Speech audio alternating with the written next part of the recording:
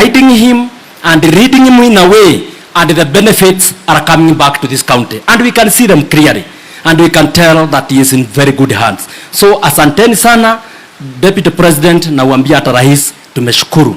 Ile ingine ndio mpatie huyu kijana wetu amani ni hii barabara ya Ihithe. Akienda kila mahali aongee kitu kingine, ndio hata mumruhusu aongee mambo mengine. Akienda mahali kila mahali anasema ni Donyojero Ihithe, Donyojero Ihithe. Hata akiwa kwa harusi ni Donyojero Ihithe, Donyojero Ihithe. Sasa Deputy President, I know it is with your ability. Hiyo ukiangalia itakuwa sawa sawa. Ya pili na ya mwisho, huyu ni kijana, he is slightly over 30 years, he is not even 35. Kazi vijana, unajua vile economy mmekuta ikiwa, and it is the time you are building the economy. As you build the economy, angalia hii kiwanda hapa, his neighbor pali amelelewa, inaitwa Midrad. Serikali one agency imestaki ingine, and we have lost about 1,200 jobs. Kwa hivyo ukitengeneza hiyo Deputy President, huyu kijana atapeleka vijana 10 hapo, wengi wetu wawache kumsubua. Kwa hivyo sisi tunasema mzee arare mahali pema peponi. We thank God for the time that he had given us, the old man, and we shall continue praying for the family. We shall continue being together with the family. Asanteni sana, Mungu awabariki, na mkienda muende salama, na msiende mkiwa hamujabeba viasi ya Nyandarua. Asante. Asante sana Mheshimiwa Wahome kwa kazi pia wewe mzuri umetufanyia wakati wa maandalizi. Ubarikiwe sana. Kuna mama ambaye ako pamoja nasi ambaye anaitwa Veronica Wanjiku. Maana alipo tafadhali naomba simama. Naona kama ako hapa nyuma. Tafadhali Veronica simama. Huyu mama ambaye amesimama ndiye mke wangu, and I am Reverend Dr. Njehia, and with much ado I wish to call upon Michael Gitonga to take us through from that point. Karibu. Asante sana. Tuwapigie viongozi wa kanisa makofi tafadhali. Naibu wa Rais Mheshimiwa Rigathi Gachagua, Speaker of the Senate Honorable Amason Kingi, Leader of Majority Honorable Kimani Ichung'wah, Mama Wanjiru na jamii pamoja na Senator Methus, mawaziri, makatibu wote ambao wamefika, viongozi wa serikali gatuzi na viongozi pia wa serikali ya kitaifa, waumini na marafiki wote. Naibu wa Rais, kwa ruhusa yako sasa ningependa nimwalike mjumbe wa eneo hili ili aweze kuwatambua viongozi ambao wamefika hapa kusimama na jamii ya Senator wetu Methus. Kwa hivyo tumpigie makofi Zakari Kwenya Dhuku anavyokuja kuwatambua viongozi akisinena machache, alafu tukiendelea na ratiba yetu. Karibu sana mheshimiwa.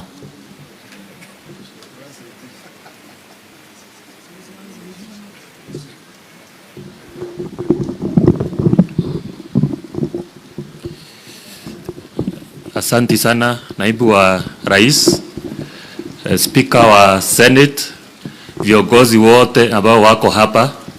Hamjambo. Kwa majina naitwa Mike Mushira, mbunge wa Orojororok. Nasimama kwa niaba ya mbunge wa hapa Mheshimiwa Kwenya ambaye amekibia pahali halafu atarudi. Nataka kwa niaba yangu na kwa niaba ya watu wa Orojororok nipeane rambirambi zangu kwa familia ya senator wetu ambaye tunapenda, Senator Methus, kwa kuachwa na mmoja wenu ambaye mnapenda sana. Na nilitumwa pia na watu wa Orojororok, pia wengi wako hapa, wamekuja kuomboleza na wewe, upokee rambirambi zako, na wakasema vile tu naendelea kuwakilisha wao kwa Senate, uendelee vivyo hivyo, unatenda mazuri. Kabla ninene mengi, naomba niite speaker, naomba niite MCA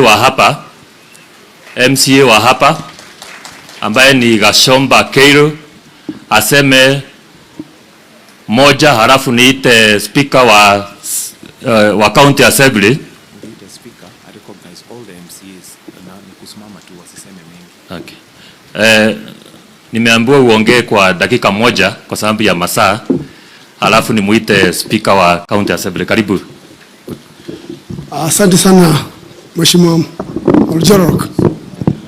Makamu wa Rais ambaye tuko naye siku ya leo, kanisa ambayo metupatia neno siku ya leo, viongozi wote ambao wamekuja leo kumrazisha huyu mzee wetu, rafiki yetu, mbamba yetu siku ya leo. Kutoa shukrani kwa wale watu wamekuja na kuombea familia wawe na nguvu wakati huu mgumu ambao historia ya baba imesomwa hapa bila amekuwa. Makamu wa Rais, huyu mzee amelazwa hapa, amekuwa kweli shujaa kwa njia nyingi. Amekuwa shujaa hata amesahau kusema alikuwa anafanya ile kazi ya kuchoma zile makaa. Hiyo haikuwa pale kwa eulogy. Tena amekuwa fundi halisi ambaye alikuwa anafanya mambo ya baiskeli na ameboresha nchi yetu kwa kutoa nafasi kwa vijana wetu ambao tayari tunajivunia kwa hiyo kazi amefanya, na baadaye akawa ameweka ile handu ya kubwa jabini ya farm inputs za watu wetu ambao walikuwa wanamtembelea ndio wapate vifaa za kulima. Mheshimiwa Makamu wa Rais, tunashukuru sana kwa sababu ya Aggregation Center ambao mlitupatia hapa Jabini kwa na gavana wetu. Sisi Makamu wa Rais kama bunge ya Nyandarua tumeweka milioni 50, 250 million za Aggregation Center. Bado tunangojea nyinyi ndio mkuje na rais wetu ndio tuizundue. Hiyo ingine Makamu wa Rais, ile hospitali yetu ya Jabini ambao tuliita Mama Mukami Level 4 Hospital. Viongozi walikuja pale wakaiangalia na bado hawajarudi, ndio tunauliza serikali kama za ingia kwa haraka sana ndio hiyo kazi ianzishwe ndio tuendelee. Hiyo ingine Makamu wa Rais, pale tuko hapa ni sasa damu hiki waja. Yale maji yote unasikia inakunywa Nairobi yatoka hapa. Tunakuomba Rais, Deputy President. Watu wa Jabini hawana maji ya kunywa. Wanazuia misitu pale. Kazi yao ni kuangalia misitu. Maji yote ya Nairobi. Tunanyenyekea serikali. Tuko na Sentiruku pale. Ile mbawa ya Sentiruku. Tungepatiwa pesa kidogo tupatie Jabini, Nyakeo, Thirafai na Magumu. Tungekuwa na furaha Makamu wa Rais. Na kwa machache, asanteni sana. Mungu awabariki, asanteni sana. Thank you. Asante sana Mheshimiwa Keiru Gashomba. Sasa nataka kualika Speaker wa County Assembly ya Nyandarua akuje aseme neno moja na atujulishe wajumbe wa County Assembly ya Nyandarua. Karibu Bwana Speaker.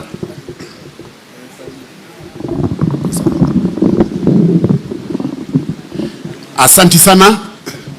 Your Excellency the Deputy President, allow me to adopt the protocol as laid down.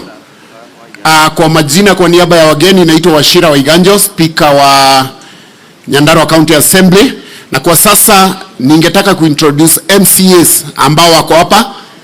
MCAs wa Nyandarua ambao mko hapa, tafadhali karibieni hapa nimtaje kwa majina. And Your Excellency, I wish to thank you kwa sababu ya the financial autonomy. Tunajua hiyo sheria iko njiani na kenye tunaweza uliza sasa ni tuweze kuexpedite so that we are able to check the executive. MCA, tafadhali harakisheni. MCA sote wa Nyandarua. Your Excellency the area MCA ambaye ni Mheshimiwa Gashomba, he's the longest serving MCA ambaye alichaguliwa 2007 hadi sasa. Mheshimiwa Keiru Gashomba kutoka Jabini, wewe watu. Tuko na Mheshimiwa Kuria Dhuo kutoka kule Gadhanje. Tuko na Mheshimiwa Morin Mugaki kutoka Geta. Tuko na the majority leader Mheshimiwa Mwangi Nyaga. Mwangi Nyaga ametoka kule Kaibaga. Tuko na Mheshimiwa Gitao, this is your area MCA, Your Excellency, kutoka kule Shamata, wewe watu. Tuko na Mheshimiwa Caroline Njarara kutoka pale Rurie. Weru, specially elected. Tuko na Mheshimiwa Mbogo kutoka Weru. Tuko na Mheshimiwa Patience Manga ni kutoka Gadhara. Tuko na Father Paul Wanjora commissioner of the board, tuko na Mheshimiwa Emma Kibiru, commissioner of the board. Tuko na Mheshimiwa Muhindi Kariuki kutoka Magumu. Tuko na Mheshimiwa Milka kutoka pale North Kinangop.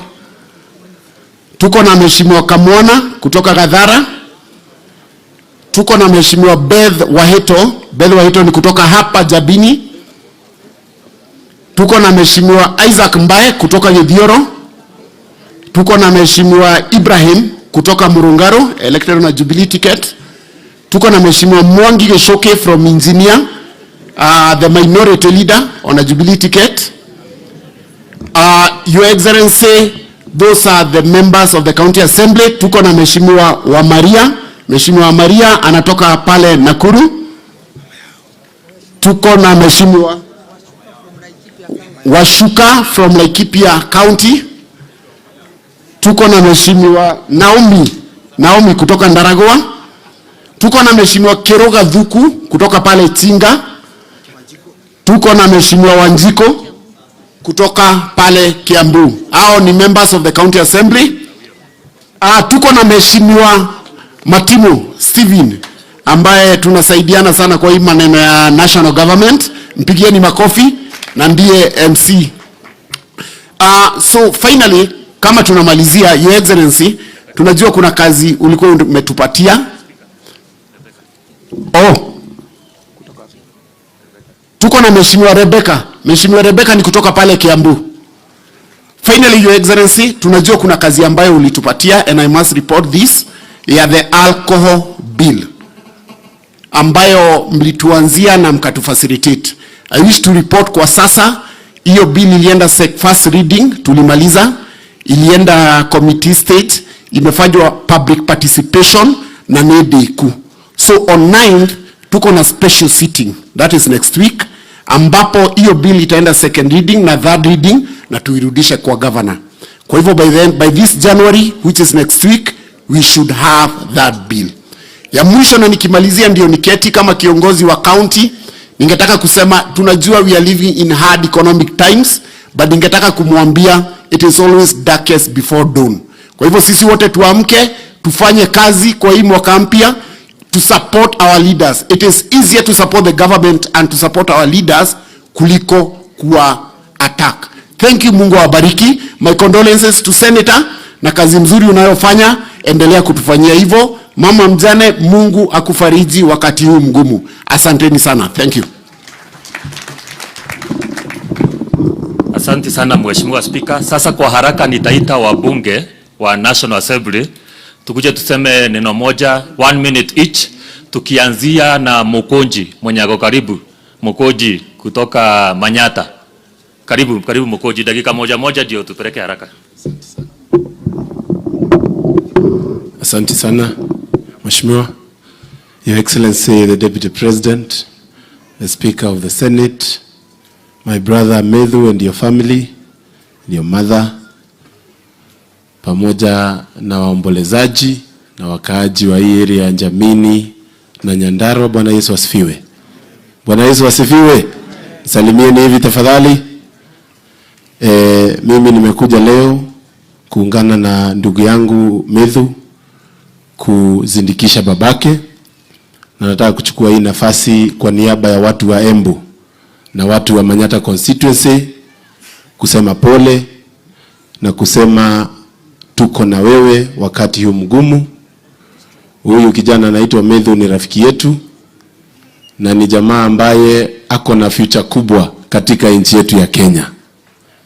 Na mimi kama chairman wa young parliamentarians in the National Assembly, nataka kushukuru watu wa Nyandarua kwa kupea nafasi Methus akuje kule Nairobi kuwatetea. Asanteni sana. Kwa niaba ya young parliamentarians, this year, Your Excellency, we want to support the government and ensure that wananchi wa Kenya wameanza kusikia the ease in their pockets. Na Your Excellency, I know the policies we have taken time to make and push in the National Assembly together with the Senate, they are going to start bearing fruits this year. And this is the year we want to see a reprieve in the people's pocket, so that now tunaanza kuona matunda ya ile maneno tumelimia for close to 1 year. Otherwise, asante sana, Mungu awabariki. Mimi naitwa Getonga Mokonji, form ni kujituma. Asante sana. Asante sana. Tukiendelea hivyo, nitaita Bwana Itubi on behalf ya marafiki wa Methu, dakika moja. Itubi, karibu dakika moja. The family values that you so dearly hold. It has been so many years, but together we have seen our children grow from toddlers to now adults. From a young couple many seasons ago to now Guka and Shosho, to our many grandchildren. I have fond memories of the priceless efforts you put to see all our children go through school. Their education and well-being was your #1 priority. You would sacrifice the best for us for the well-being of our children. You built a strong spiritual foundation on each of them, taking them to church right from the beginning. You are the glue that held us together. Rest in peace, my dear husband, till we meet again. Thank you. Your Excellency, sir, we already had some leaders who had spoken, but we shall continue with the program. And at this point, allow me to now call on the area MP, His Honorable Zachary Kwenya Dhuku, to come and proceed. Karibu sana.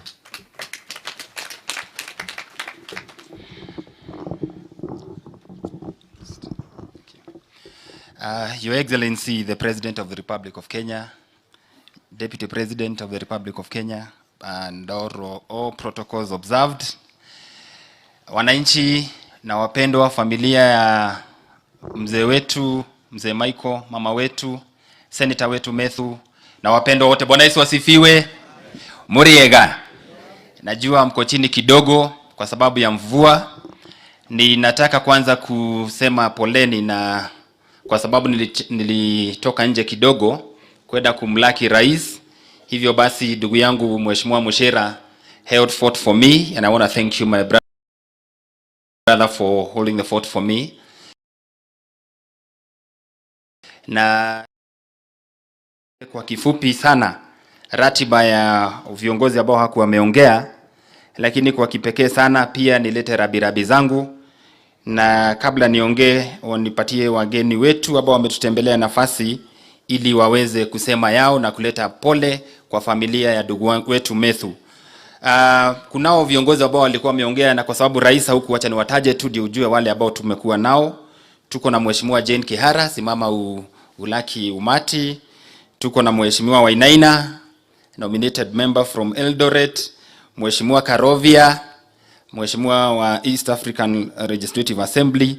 Mheshimiwa Mushira, sijui kama umeongea, kanawa hana tashosho wa shiura uria wagaire nyamu ciothe mitingo ya gitigwa tari. Riu ndi kana no wake area, but I'll give you an opportunity because I know for sure you didn't have an opportunity to pass your condolences. Mheshimiwa Wanjiko Mohia ametuma rabirabi zake. Mheshimiwa Methu, it's good for you to note that. Alikuwa hapa lakini amekimbia, alikuwa na jambo katika constituency. Mheshimiwa Mukunji, mheshimiwa kutoka Manyata, pia yuko pamoja nasi. Mpigeni makofi mazuri jameni, kwa sababu ameleta rabirabi zake. Mwingine ambaye ametuma rabirabi ni Mheshimiwa Kiaraho, ambaye hayuko karibu, alikuwa ametuma rabirabi zake. Familia, pokeeni hizo, na ametuma hata mchango wake. Ninataka kwa kifupi sana pia niwakaribishe wengine ambao haku wameongea. Mheshimiwa Gachagua, tafadhali kimbia ili useme machache ili tuokoe muda. Najua rais ako na ratiba ambayo ni imeshikana sana. Karibu sana Mheshimiwa Gachagua. Na kisha baadaye atafuatiwa na Mheshimiwa Mushera kujodio. Mheshimiwa Mushera utakaribia kwa sababu najua ulikuwa unagawa wakati hukupata nafasi ya kusema. Mheshimiwa. Your Excellency, our dear President, Your Excellency, the Deputy President, Senator Methu na family, kanisa, all protocols observed. Mungu asifiwe. Tumukumie Yesu Kristo.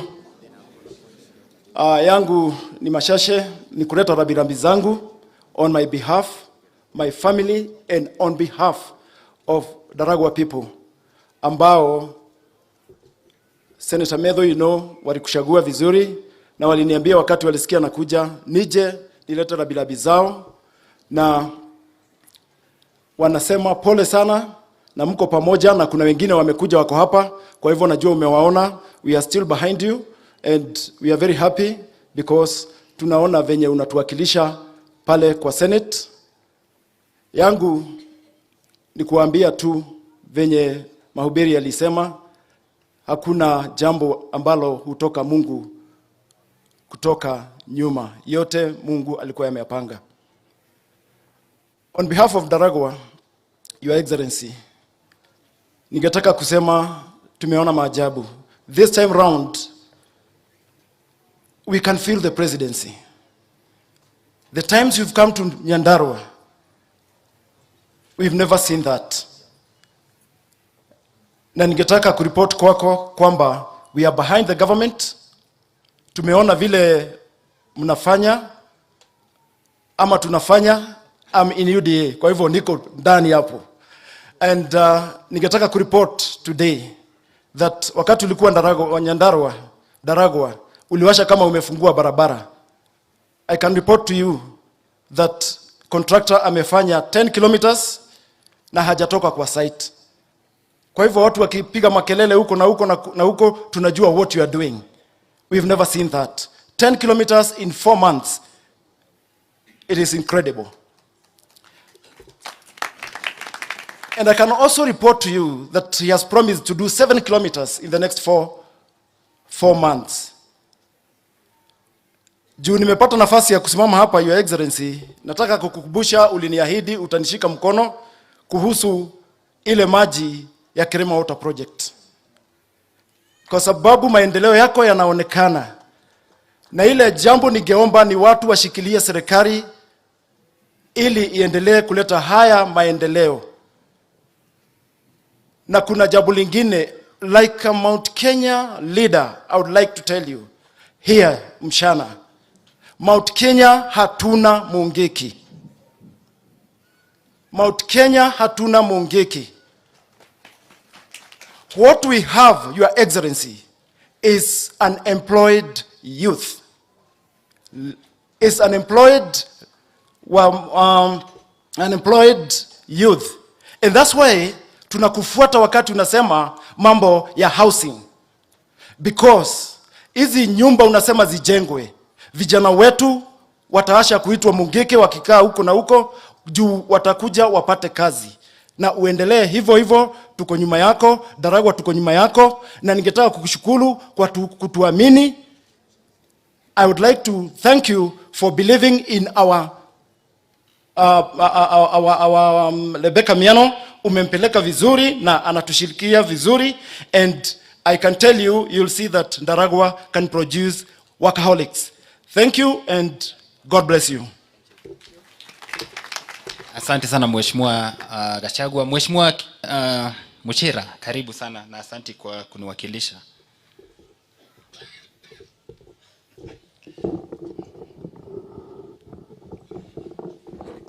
Asante sana rais wetu, naibu wa rais, familia ya Senator John. Mimi naitwa Michael Muchira, mimi ndio mbunge wa Orojororok, na nimekuja kuleta rambirambi zangu kwa familia ya Senator ambaye tunampenda sana, on my behalf and on behalf of the people of Orojororok.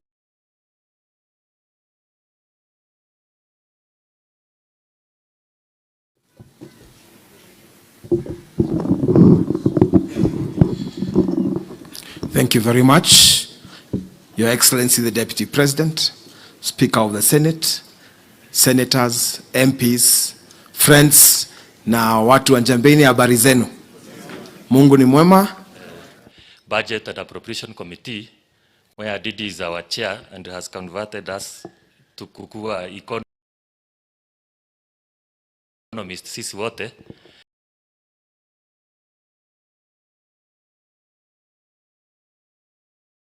Watu wengi, Mheshimiwa Rais, especially when you took over, because you took over a tattered economy, an economy that is in ICU, where ni kama mgonjwa amekuwa akipewa Panadol, painkillers, badala ya apewe proper treatment.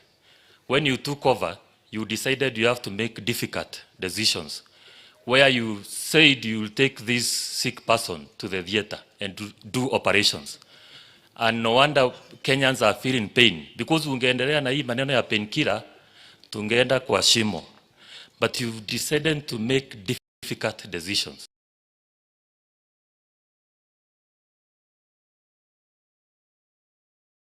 And these decisions are paying now, because tumesoma many African countries, in fact many credit rating agencies walikuwa merate Kenya chini, walikuwa mesema hii deni ya Eurobond you will default, but you saved us from that embarrassment among the failed states zenye zimeshindwa kulipa deni. So that's not a mean feat. We've had several African countries wameshindwa kulipa hiyo deni, which is the elephant in the room as far as the economy of Kenya is concerned. But Mheshimiwa Rais, umeng'ang'ana, umelipa hii deni, na najua we are seeing light at the end of the tunnel. Hii deni ukimalizana nayo, najua mambo mingi itafanyika. Kwa hivyo Mheshimiwa Rais, nashukuru sana. Endelea vivyo hivyo, tupatane next week Orojoro. Asante. Asante Mheshimiwa Muchera. Tumpige makofi mazuri. We want to bring life to this event, because really we are setting out a hero, and he should be sent as such. Napenda kwa wakati huu, in a very special way, Your Excellency, if you allow me to just recognize some leaders that we have from Nyandarua. Tuko na kiongozi wetu ambaye aliwahi kuongoza jimbo la Nyandarua, Governor Kimemia yuko hapa. Simama tafadhali, you just wave out. Pigieni makofi jameni. Asante Governor mstaafu. Pia tuko na CS ambaye alikuwa wa maji, Cabinet Secretary wa maji wa kitambo, Sisli Kariuki, tafadhali inua mkono pale. Tuko pia na viongozi wengine katika corporate leaders. Engineer David Methus is with us, who is the CEO of National Housing. Just wave at the crowd. Pia tuko na nani mwingine? Hao wengine ni wale ambao walikuwa naongoza kazi hii.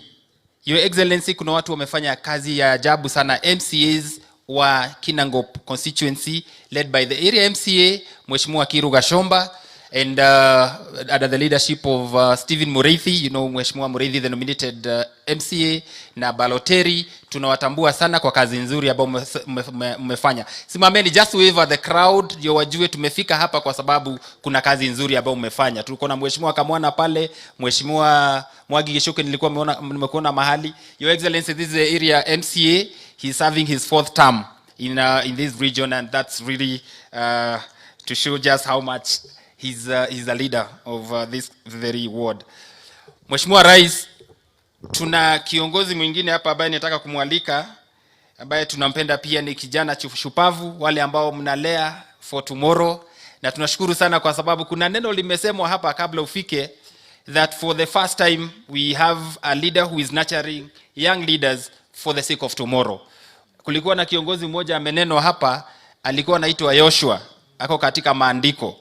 Inasemekana ya kwamba he nurtured nobody, and by the time he left, he tried to look for men and women to be the atireri fororis. I don't know atireri fororis wanaitwa nani kwa elders ambao watasimamia na kuongoza, lakini haikuwezekana. Kwa hivyo we are so grateful of your leadership and your deputy, because we have leaders that you're nurturing for the sake of tomorrow. Napenda kwa kipekee nimkaribishe mwenyekiti wa bajeti. I think he's the youngest member of parliament who have ever occupied that position, and we're so proud of him. Karibu sana Mheshimiwa Dede Nyoro, useme na makofi mazuri ya Mheshimiwa Dede.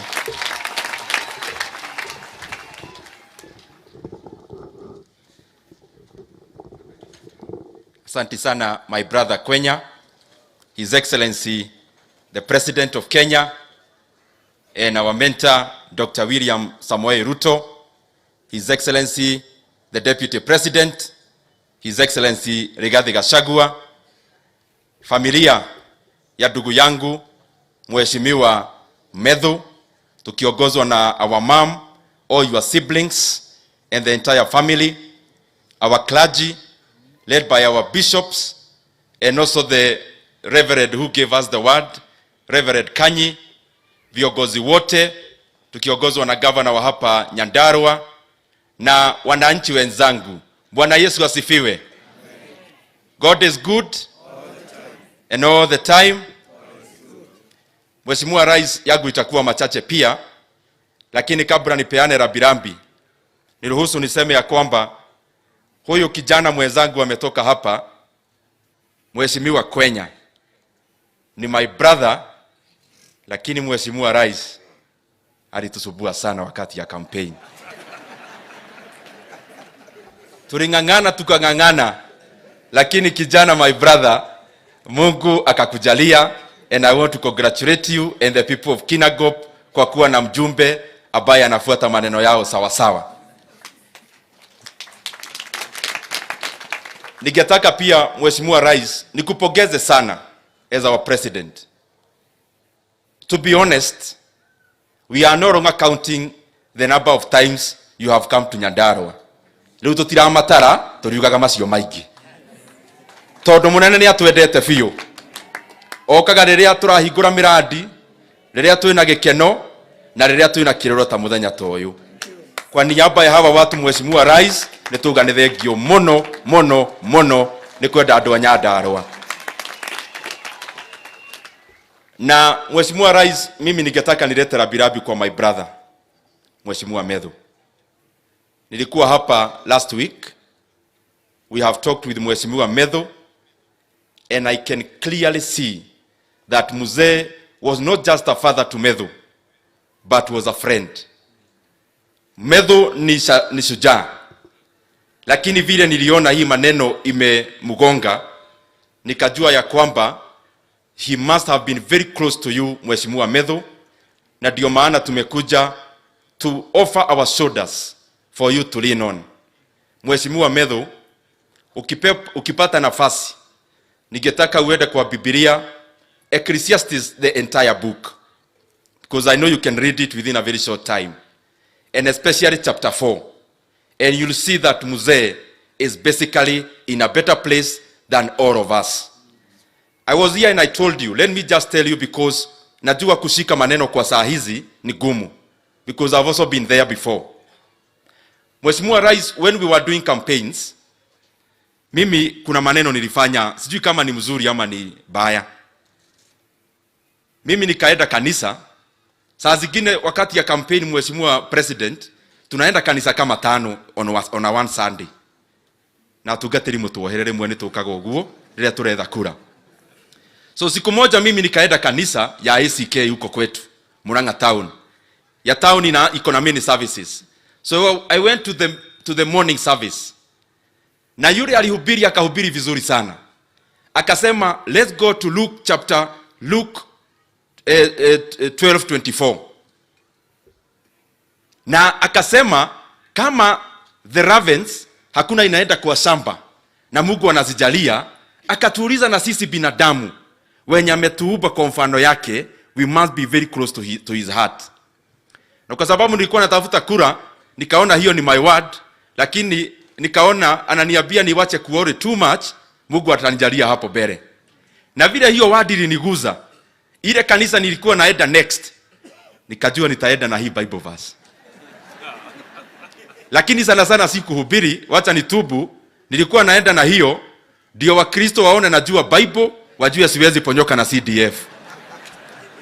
So I went to my second Sunday service, na wakati nilipewa nafasi nikasema, Christians, let's go to Luke chapter 12, Luke 24:12 ama 12:24. Nitaangalia vizuri hapo nikikaa chini. Na hiyo siku makofi ilipigwa, nikajua kura imepatikana. Lakini nataka Mheshimiwa Methus, you take it not on a light note. Ya kwamba Mungu anatupenda, alituumba kwa mfano yake. We must be very precious to him. I know he'll give you peace of mind, he'll console you, and he'll continue strengthening you. Nikienda kumaliza, Mheshimiwa President, mimi hata kama tunaaga Mzee was very hardworking. Allow me to say ya kwamba the way Mzee was hardworking, the way Methus is very hardworking, Mheshimiwa President, you have taught us to be hardworking. Juzi nimeona katika takwimu zimetolewa that the GDP of Kenya in the third quarter of 2023 grew by 5.9%, a growth that is higher than even China.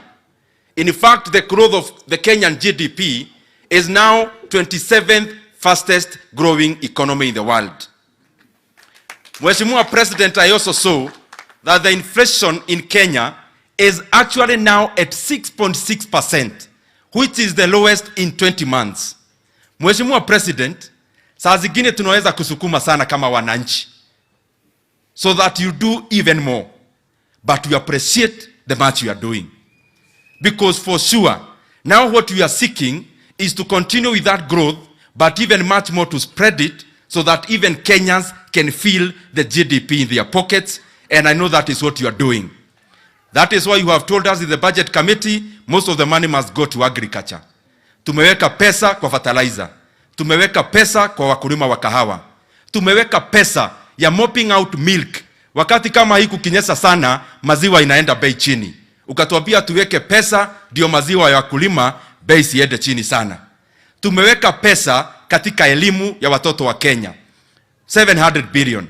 Mr. President, mimi nataka nikupongeze for the good work you are doing. And very lastly, juzi nimeona tukisherehekea maneno ya New Year.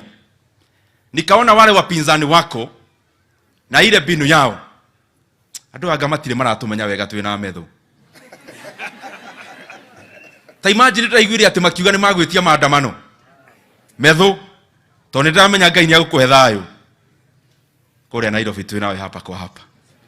Andũ acio twehererie president mũrigo ũcio, atũtigire na metho na Kĩmanisho ng'wa tumafuruce maandamano matigũkorwo mekuo.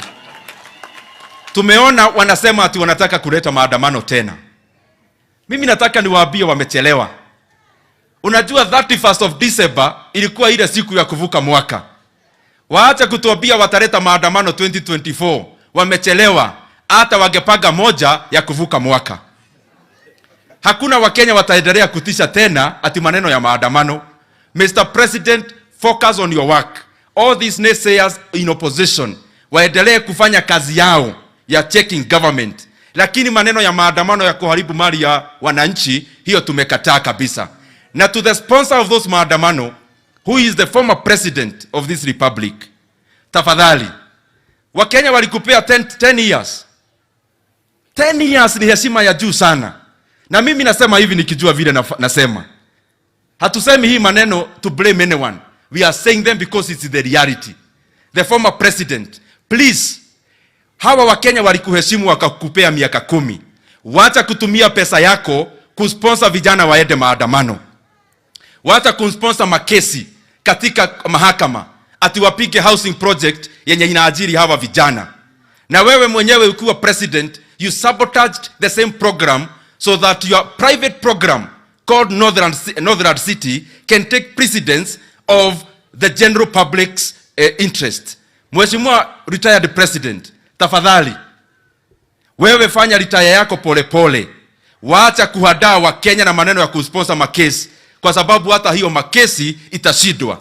Na wewe mwenyewe hiyo Northern City ulitumia pesa ya umma ukajenga barabara through Kenya. Mimi nimeiona hapo. Inapita hiyo Northlands. Pesa ya umma ikajenga barabara kwa shamba yako.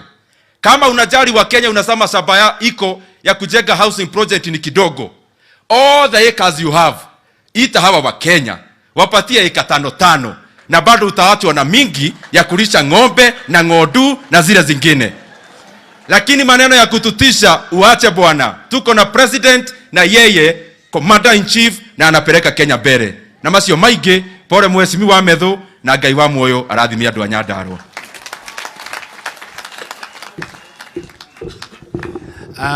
Mheshimiwa Mama County. Asante sana Mheshimiwa Dede Nyoro, tumpigie makofi mazuri. Karibu Mama County, upeane rabirabi zako. Karibu sana.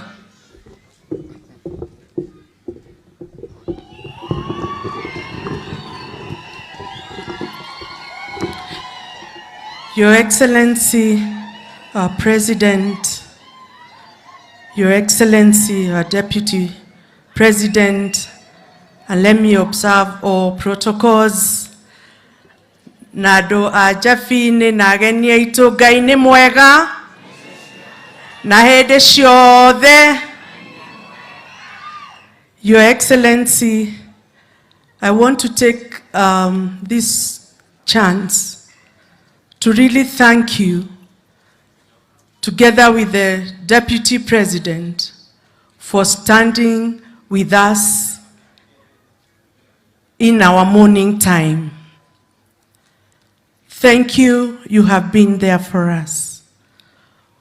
When my son lost the father, it was really tough, extremely tough. I call him my son because indeed he is my son.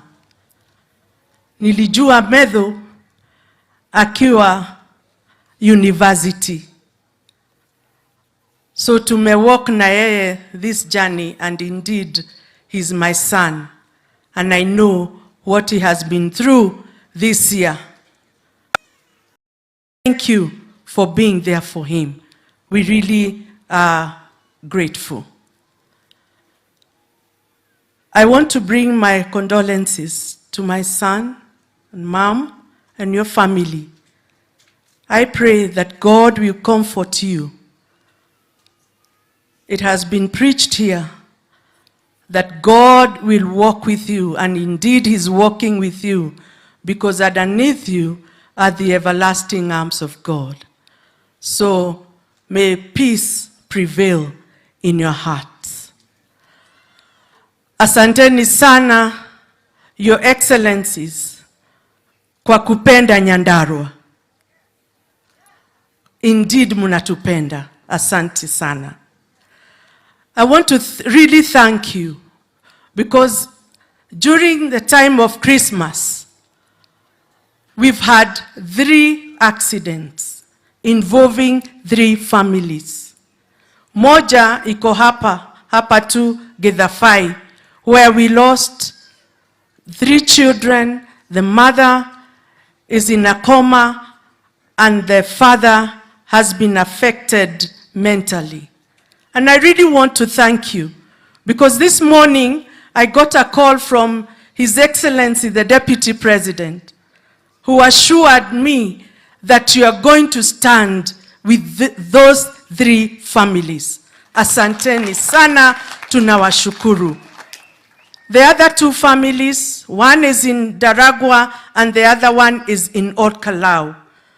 The one in Daragwa, we lost 2 lives yesterday.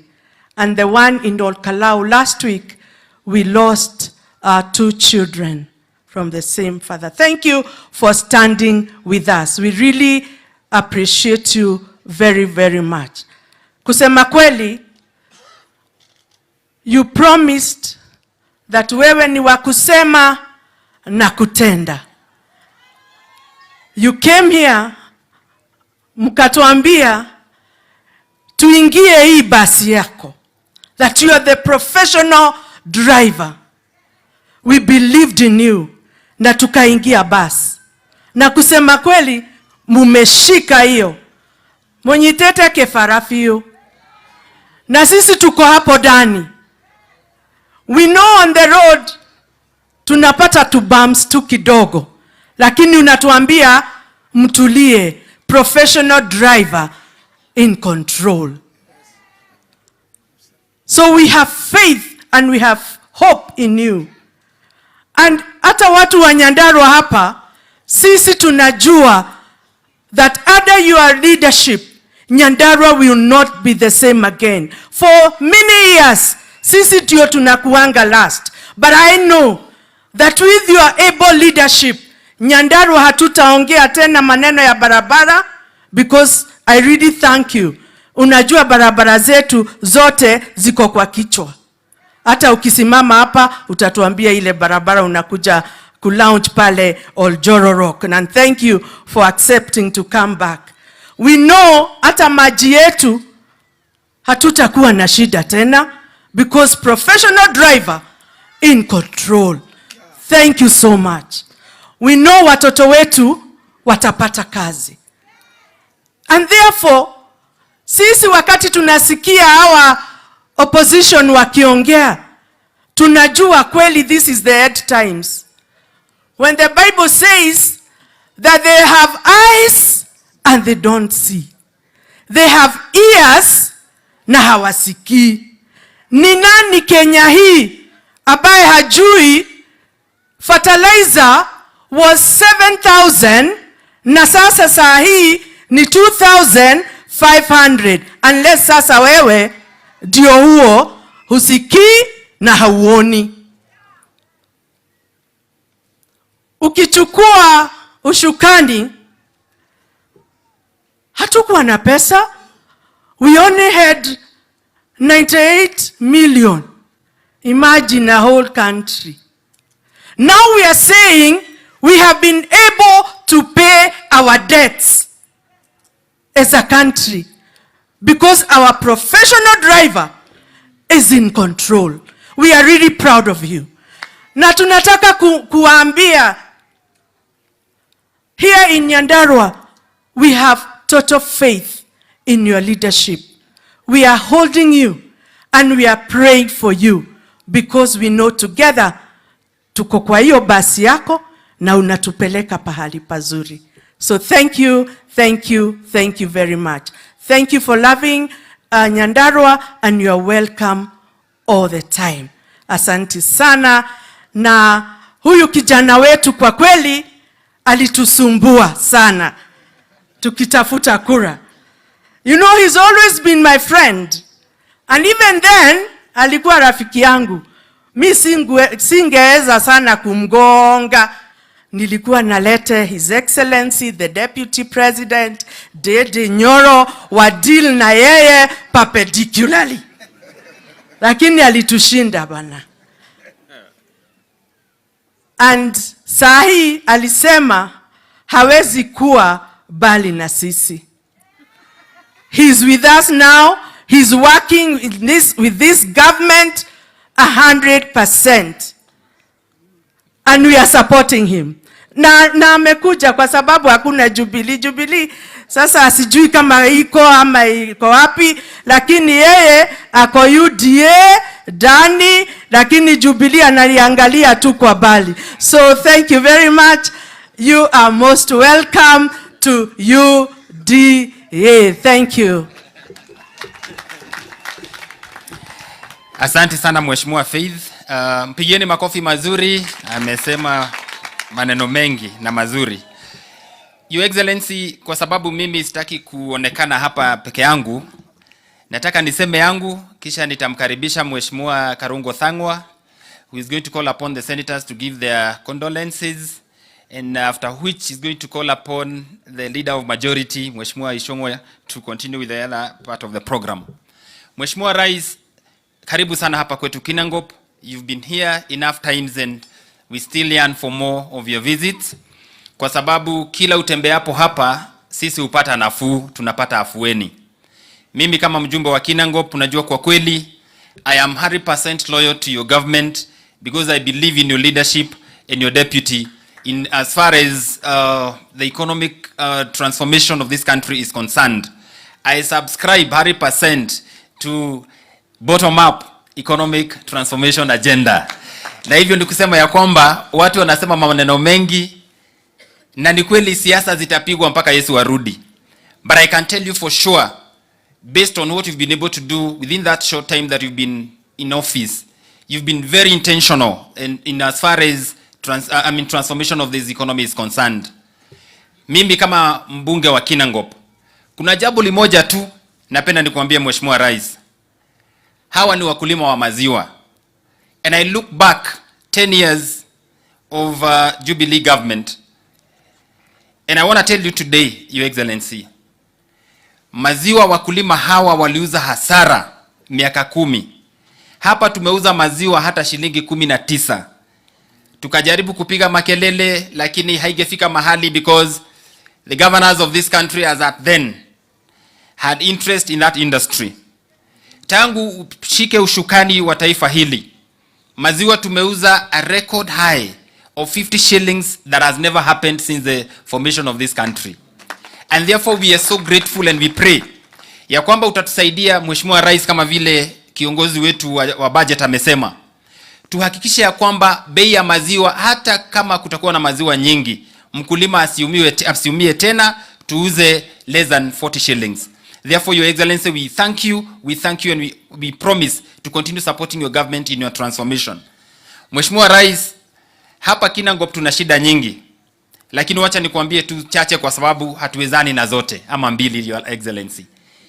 Mambo ya stima hapa Kinangop ni shida, ni kizungumkuti. Kwa sababu ile pesa tunapata ni kidogo. Na we are at 50%. Manyumba nyingi hapa hazina stima. Kuna mahali hapa Jabini siwezi kanyanga panaitwa Karwangi Central. Kwa sababu is a place of total darkness. Nikienda pale wanaona kweli kabisa nimekataa kuwekea stima. Nikitembea hapa Soil, hapa Karoboys, karibu na kwa Mheshimiwa Methus, ni shida. Tafadhali Your Excellency, we are pleading that you give us an affirmative fund as Nyandarua County ili tuweze kutabisha stima katika sehemu hizi zote. Jambo la pili na labda la mwisho, Your Excellency, kuna barabara ambazo zimeanzishwa na hazijaweza kwenda mbali sana, kama hii barabara ya Ihithe kwenda ya Donyonjeru Ihithe is a Mau Road as a Christian. Mheshimiwa Methus amekuwa mbele sana, amesukuma, lakini tunaomba ya kwamba uingilie kati, Your Excellency. It's a very important road. Inaanza mahali panaitwa Mwendado kwenda Karati, kwenda mahali kunaitwa Mwenyaka, kwenda mahali kunaitwa kwa Shem Mozet, iende ipite mahali kunaitwa kwa Balam, iende mpaka Nyeri, and it's a very important, so dear road, it's such a dear road to us as the people of Kinangop. Na ile ingine kuna mahali ulisimama hapa karibu tu panaitwa kwa Haraka. Kuna barabara iko hapo, that is the most productive area, inaitwa Nyakeo Ward. Mahali kuna barabara inaitwa kwa Haraka, Rwanyambo, kuzunguka kuja Kinamba. Tafadhali Your Excellency, tuangalilie mambo yale. Nikimalizia Your Excellency, naleta shukrani za dhati kama mbunge wa Kinangop, na nikisema hivi najua Mheshimiwa Ishong'o anajua, kwa sababu we saw your intervention when we were hard pressed, wakati kulikuwa na mabadiliko ya sheria ya CDF. Kuna mbunge fulani akona ward 3, he sneaked some amendments so that then we get an equal share of all constituencies. And actually it was such a thorn to my flesh, because I represent the biggest constituency in this region. I have 8 wards with a population that is a third of Nyandarua County, and your intervention saved the day. So that then that formula that was developed a few years ago remained, and we are forever grateful to you as the people of Kinangop. Na nikimalizia sasa kabisa, Your Excellency, I want to give you our unequivocal support that we are going to support you. To my Mheshimiwa Senator Methus, a young man with a vision, with a bright future. This is not the end. Unajua death comes at a cost and a pain. Mimi najua yale ambayo umepitia, lakini Mungu yu pamoja nawe na mama, na kuombea heri na baraka ya Mwenyezi Mungu, ili ya kwamba ufarijike, ukue na afya ya roho, ukue na afya ya mawazo na hata ya mwili, ili mzee anapolazwa, kwa sababu mzee nilimjua vizuri, ukue na afueni pamoja na ndugu zako Senator Methus, mpate amani. Your Excellency, huyu mama unaona hapa, mamake Methus alifunzwa primary school na mama yangu, shule inaitwa Rogogo Primary School.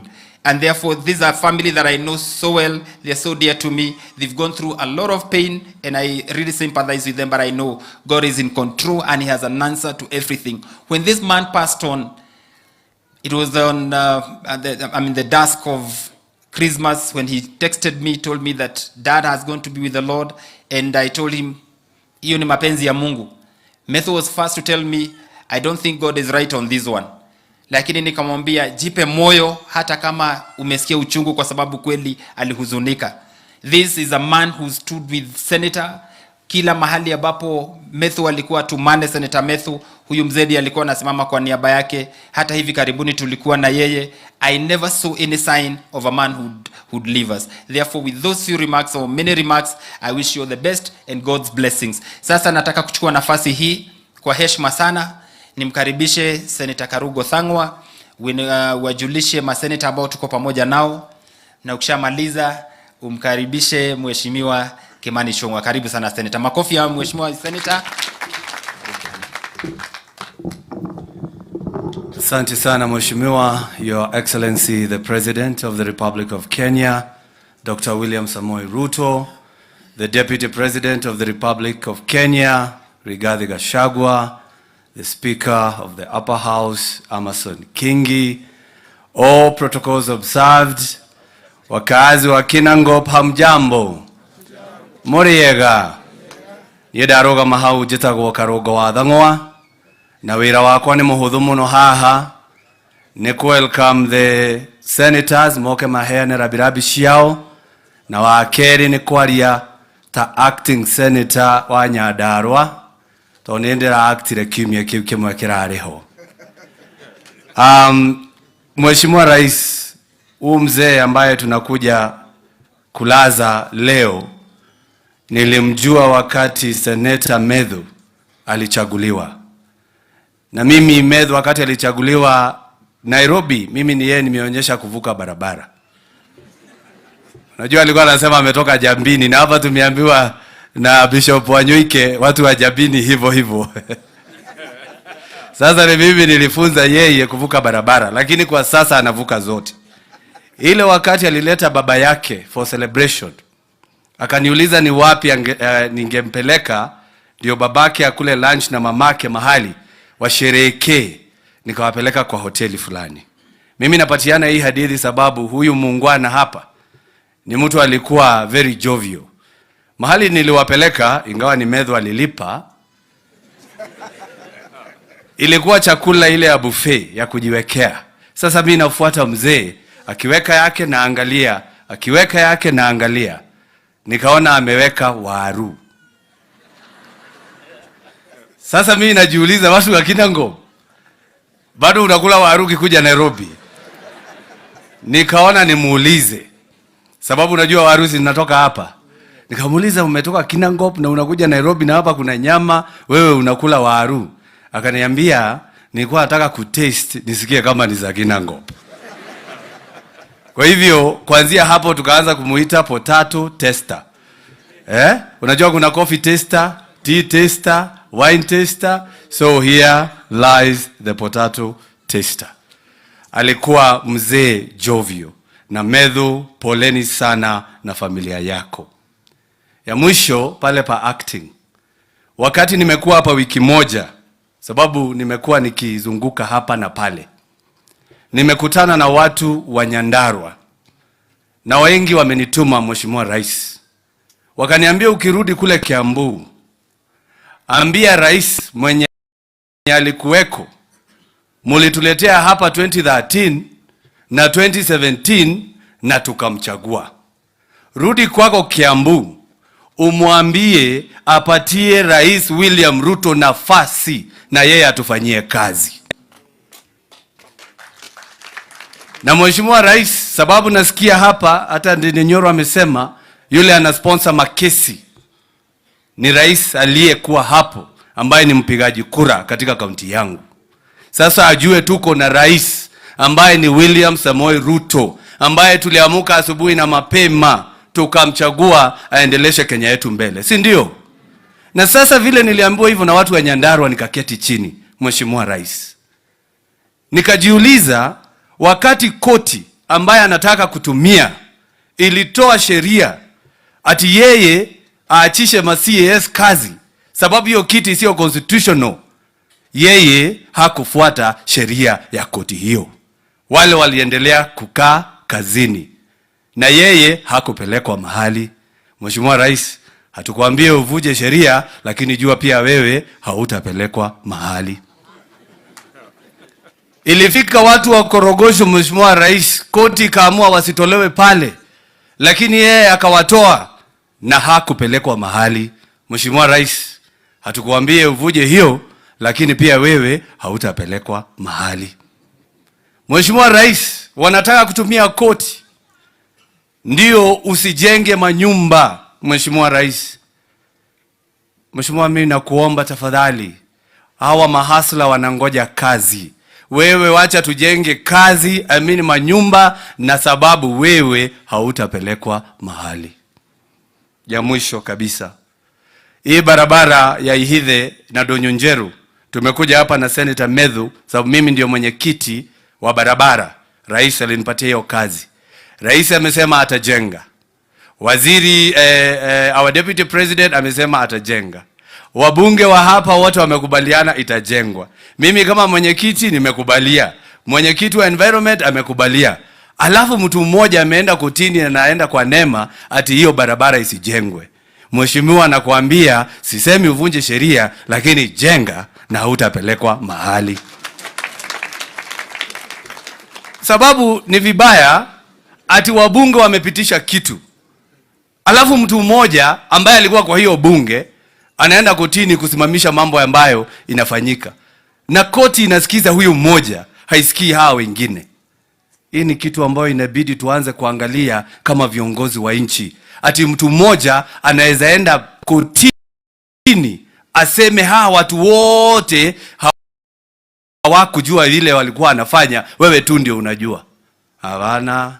Niseme kama rais, hapana. Hapana. Hiyo tunakataa. Kwa hivyo Mheshimiwa Rais, sisi ujue tunakuunga mkono. Mimi kama seneta wa Kiambu ujue niko mstari ya mbele. Kiambu alikupatia kura zaidi ya 6,600.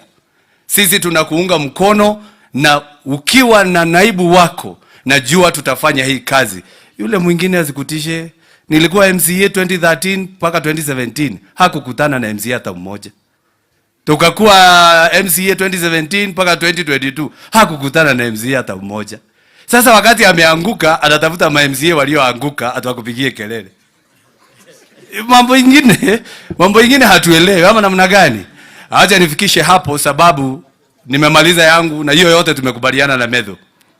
Hiyo yote nimesema tumesaini mahali na Senator Methus. Sababu sisi tumesema hii mwaka ni mwaka ya kuongea. Nifikishe hapo. Niwaalike maseneta ambao tuko nao. Ndio wakuje kwa dakika moja tu. Jina mkikuja wote sababu sikuwaona wote mkiingia. Ningewaomba tu. Kiongozwa na Senator wa chairman wa Mlima Kenya anaitwa Senator wa Matinga. Ametoka kule Nyeri. Wengine tunaweza karibia tu polepole kama anaongea ndio tusipoteze muda. Asante chairman. Asante sana Your Excellency the President of the Republic of Kenya, Naibu Rais Rigathi Gachagua, Right Honorable Speaker wa Seneti na viongozi wote walio hapa, hitifaki sote zikizingatiwa. God is good and all the time. Mheshimiwa Rais, leo nimekuja hapa kuleta lisala za lambi kutoka kwa wakazi wa Nyeri kwa rafiki seneta mwenzetu Methus, na kama ilivyo desturi Mheshimiwa Rais, pale Nyeri na Madhela sana pale tumetoka na Deputy President, hatuongeangi siasa wakati wa mazishi.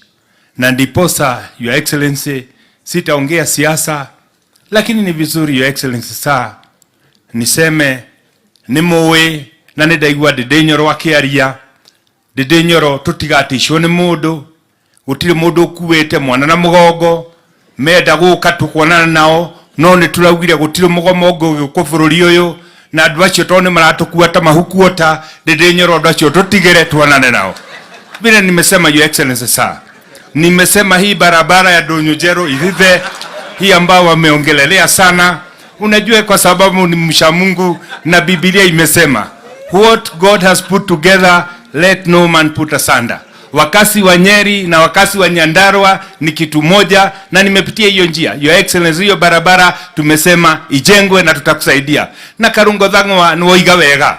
Tutigatueke ati o turekiraga ndagika 5 tugatishwo ni mundu rumio mwe na uguo ndoiga fuda tutiguthaitha muikoroko angikorwo ni migomo marenda ona ithuguo twiga ni tukuonana nao no tutigwetekira thirikari no twahandire ithukio ni mundu rume. Your Excellency, nimesema hata kama pesa itatosha mara moja kujenga hiyo barabara ulete kidogo kidogo tuendelee namna hiyo. Asante na Mwenyezi Mungu akubariki sana.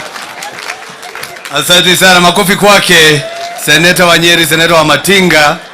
Hiyo barabara inashikanisha Nyandarua na Nyeri County. Kwa ufupi amesema muda wa rehe adu wake na keo kena adu wake. Asante Mheshimiwa Veronica, karibu. Your Excellency, the President of the Republic of Kenya, Dr. William Samoei Ruto, Your Excellency, the Deputy President of the Republic of Kenya, Rigiji, Your Excellency, familia ya Senator Methus, mama wetu, viongozi wote.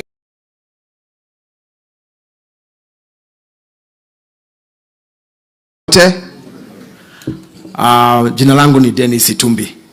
Mimi ndio nasimamia server pale State House. Ile server inatafutwa kila mahali. Mimi ndio nimeishikilia.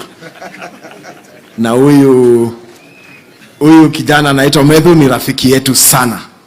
So we came to say pole to you, Senator Methus and family, and to, at this time when you're mourning, to tell you that as friends, we value your friendship. Huyu kijana ambaye mulichagua na akakuja Nairobi ametengeneza mambo ya watu wa Nyandarua kisawasawa. Amekuwa hata kama ni kijana mdogo kwa miaka, amekuwa akiongea kama yule amefikisha kama tuseme miaka 45 ama 50. Yani amewakilisha kikweli. Na tunaona kwamba baba yetu alilea familia ambayo imesimama kwa udhabiti. Na tunaomba sana Senator Methus. Sasa mama ameachwa na mzee. Na unajua huyo ndiye alikuwa wa karibu sana. Lakini our father raised a strong group of sons around our mother. Take care of her. Msikubali alie. Najua kwenu hatukutakuwa na fujo, kutakuwa na amani. Na tumeona familia imeshikana vizuri. Nataka kuwafariji na hii scripture. Psalms 34 verse 18. The Lord is close to the brokenhearted and saves the crushed in the spirit. Yani tuseme, hata kama Mungu ako karibu sana na sisi, akiona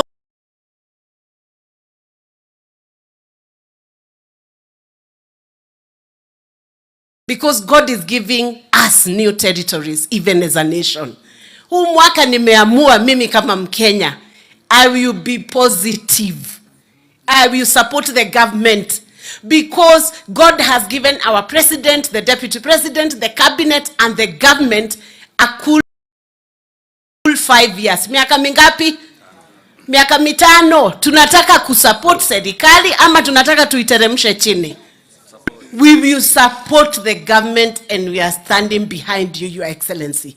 Everywhere I have traveled, I have made it my business to check what is the cost of fuel in that country. What is the cost of living in that country. Nimeona one trend which is across all the nations. It is not cheap anywhere. I have seen the difference between fuel in Tanzania, in Uganda, in Rwanda. Ukitumia facts, ni kwamba sometimes our fuel is even 5 shillings less than the countries that are around us. Does that mean that is a Kenyan problem alone? Sini yetu sisi zote duniani. Tujue ukweli wa mambo.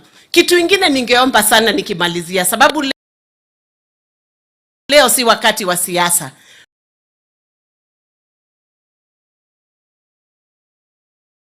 Are waiting for investments to be brought to our nation.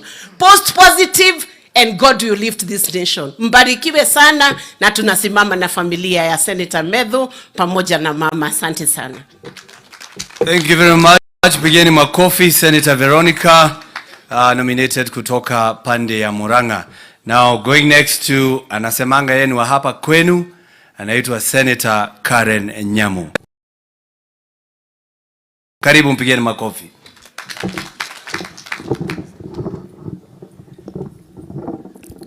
Your Excellency, the President, Your Excellency, the Deputy President, the clergy, the family, the entire family of Waweru, fellow mourners and fellow leaders. Bwana Yesu asifiwe.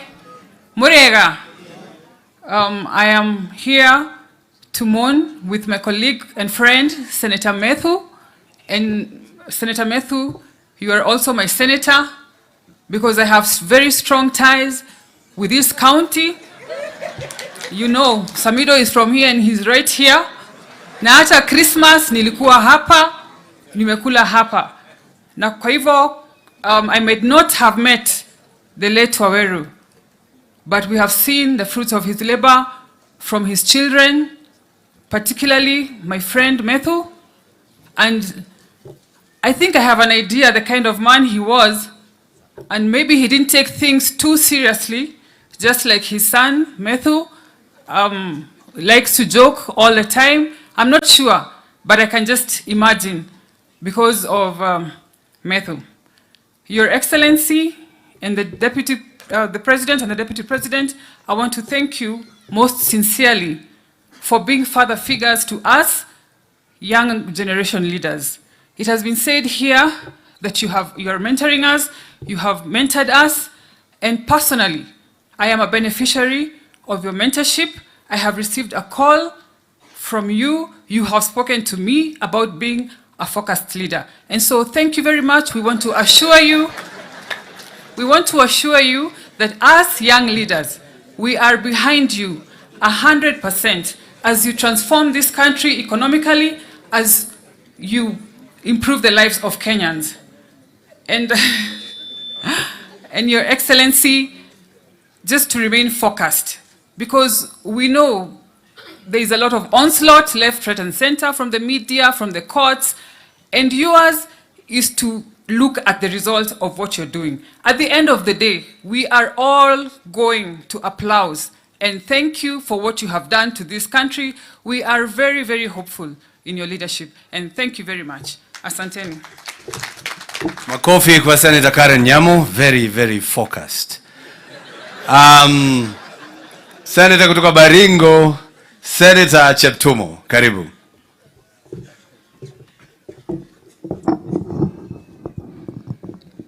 Your Excellency, let me confirm Nyamu is indeed focused. He's actually my vice chair. Your Excellency, our President, Your Excellency, Deputy President, our Speaker, Senate, fellow leaders, Nduku Methus, and your mother and your siblings, and the great people of Nyandarua, Bwana Yesu asifiwe.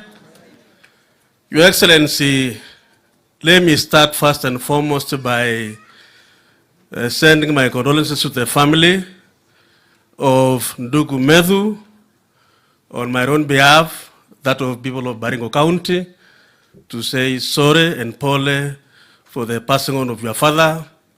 I remember last week when this situation arose, I spoke to you. I was to be here, but I was unable to come and visit. And today, God has given me a moment to be here. I want to say that we've read the testimony about your father, what he's done for you as a family.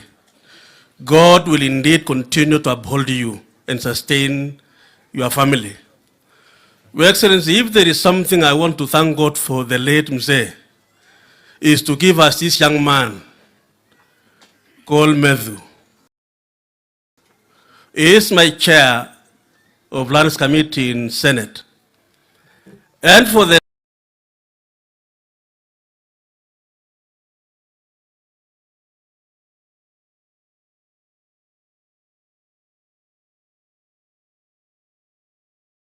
time I've been with him in that Senate, Your Excellency, he's been able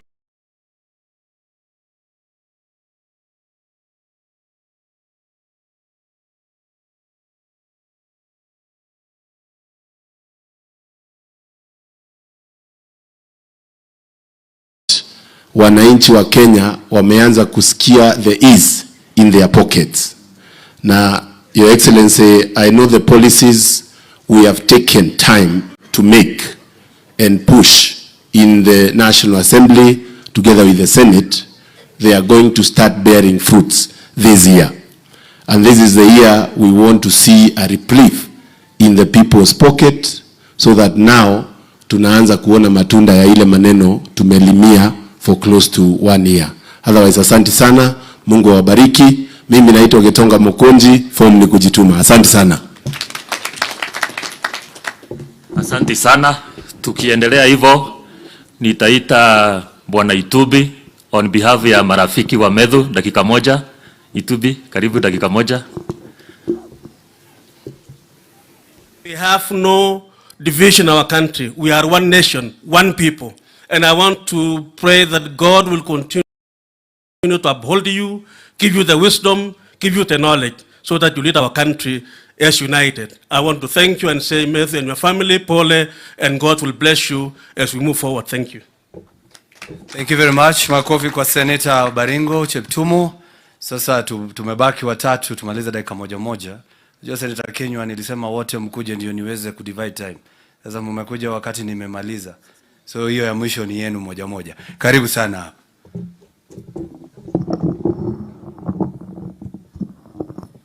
Asante sana, Your Excellency, the President of the Republic of Kenya, Deputy President, Speaker, and all protocols observed. Watu wa Nyandarua, Njambini, Bwana asifiwe sana. Mimi kwa majina naitwa Senator Alan Kiprotich Chesang, Senator kutoka Trans Nzoia County, na nimekuja hapa kwa sababu ya rafiki yangu Methus, ambaye is the youngest senator in the Senate. Many people confuse me for being the youngest, but senator ndio kitina member wetu. Mara mingi akiulizwa kwa nini yeye ni mdogo lakini anakaa mzee, anasema ni kwa sababu ati si kupenda kwangu, lakini ni kwa sababu kwa mahali ninatoka.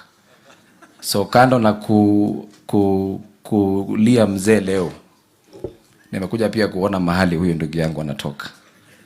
Na leo mimi ni siku ya, naweza sema, huzuni, pia kumsherekea huyu mzee. Imenikumbusha vile ndugu yangu Ndini Njoro amesema, wakati wa kura mlikuwa mnatembea kwa makanisa mingi sana kutafuta kura. Huko kwetu sana sana tulikuwa tunaenda kwa mazishi zaidi ya 6 kila siku. Wakati nilianza siasa 2015 mpaka mahali niko, tulikuwa tunatembea kwa mazishi kwa sababu iko na watu wengi sana kama wanasiasa kutafuta kura. So ulipata tulitembea kwa mazishi mingi sana kule Trans Nzoia, until one day, that was the 26th March 2021 when I lost my father. It was very painful to me. Niliwacha kutembea kwa mazishi kwa sababu ya mambo tu ya kutafuta kura na kuongea mambo ya siasa. Nikagundua I never felt the pain ya wale watu ambao wanafiwa until that day ambaye nilipoteza my dad and my mentor. So Senator Methus, mimi nasema pole sana. I know how you're feeling. I know how painful it is, but I'm sure we are praying for you. We will stand with you. God will comfort you. And thank you, Your Excellency. Umewacha kila kitu yako ingine with the weather ile ambayo imekuwa. Hata mimi nilikuwa nikikuja hapa nasema, na rais kweli vile mandege imekuwa ikianguka hivi na hii weather atafika kweli. But you've risked. Na umesema umekuja kulia na Methus. Mimi nasema shukrani sana, shukrani Deputy President, all the leaders who are here, majirani wote, tafadhali asanteni sana. Let's keep standing with Methus. After here, please, let's keep calling and checking on Methus. Na pia kwa kumalizia, Your Excellency, watu wa Trans Nzoia nimetoka huko wamekusalimia sana. Ingawa tunaona wivu kidogo, unapenda watu wa Nyandarua sana, Your Excellency. Ile mara umekuja hapa ni mingi, tafadhali kabla uende huko wamesema ni ororo. Tafadhali ile mahindi mambolea ulileta huko, kuja watu wakuambie shukrani. Ile mahindi tumekula huko, mahindi yote inakula mpaka hapa inatoka Trans Nzoia. Kuja tukuambie shukrani kule Trans Nzoia, na tunashukuru sana. Na pia tunasimama na wewe. Tunasimama na wewe with the difficult decisions that you're making. I remember one day in State House when hawa viongozi walikuwa wamesema wameleta shida kidogo kwa sababu ya ulichelewa kuwalipa. And you said one thing, you will not borrow to pay their salaries. Na baada saizi wako hapa, umetushikilia, na tunashukuru. Endelea ku make those difficult decisions, and we know it is for the better of this country. Asante sana, Mungu awabariki, and happy new year. Thank you. Thank you very much, Senator Alan Chesang kutoka Trans Nzoia. Senator Joe Nyoto kutoka Murang'a. Your Excellency, the President of the Republic of Kenya, Your Excellency, the Deputy President of the Republic of Kenya, familia ya mwenzetu Methus wakiongozwa na mama na wote waliofika hapa, Bwana Yesu asifiwe. Nimefika na mimi pia nikitoka kule Murang'a ili kuja kuleta na mimi risala zangu za rambi kwa ndugu Methus, ambaye watu wengi hufikiri kwamba tunafanana na ambaye tumekuwa tukicheka kuhusu hilo, lakini tulikuwa tunafanana pale mbeleni wakati nilikuwa mweusi. Siku hizi nishamwacha akiwa mweusi peke yake, atanitafuta nimpe siri ya kidogo kuwa na ngozi nyeupe kidogo. Na kwa hivyo ndugu, tukitoka hapa njoo nikushauri. Maitu doka gukwira pole tondu we niyo tigitwo ni mwendwa waku. Methwe na mwendwa wake mukurino uraugaga ni atengerire muno atanaroterwo mundu ungi, koguo ni mundu ura kwenda kune pole muno ni maitu tondu niyo tigitwo ni mwendwa wake. Na aria muciaranirwo nao, mimi nataka niwaambie pole sana. Bwana Yesu awafariji kwa sababu ndiye mfariji mwema. Mimi sina mengi, lakini nimwambie ndugu yangu hapa siku ya Jumapili weka rugo abotige gwasya mwana wene no horagia mwaki na niguo waria haha rugamo haria. Nataka nilimwambia Methus kwamba ashukuru Mungu kwamba Mungu alimpatia babake uhai mpaka akaona kijana wake akiapishwa kama seneta.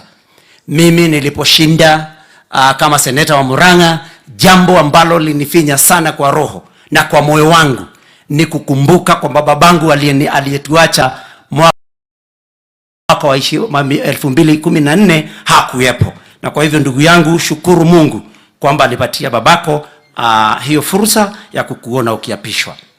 Mimi sitaki nizidi sana, lakini Mheshimiwa Rais, nataka nikushukuru kwa yale yote ambayo umekuwa ukifanya. Sisi tutakuunga mkono na tunajua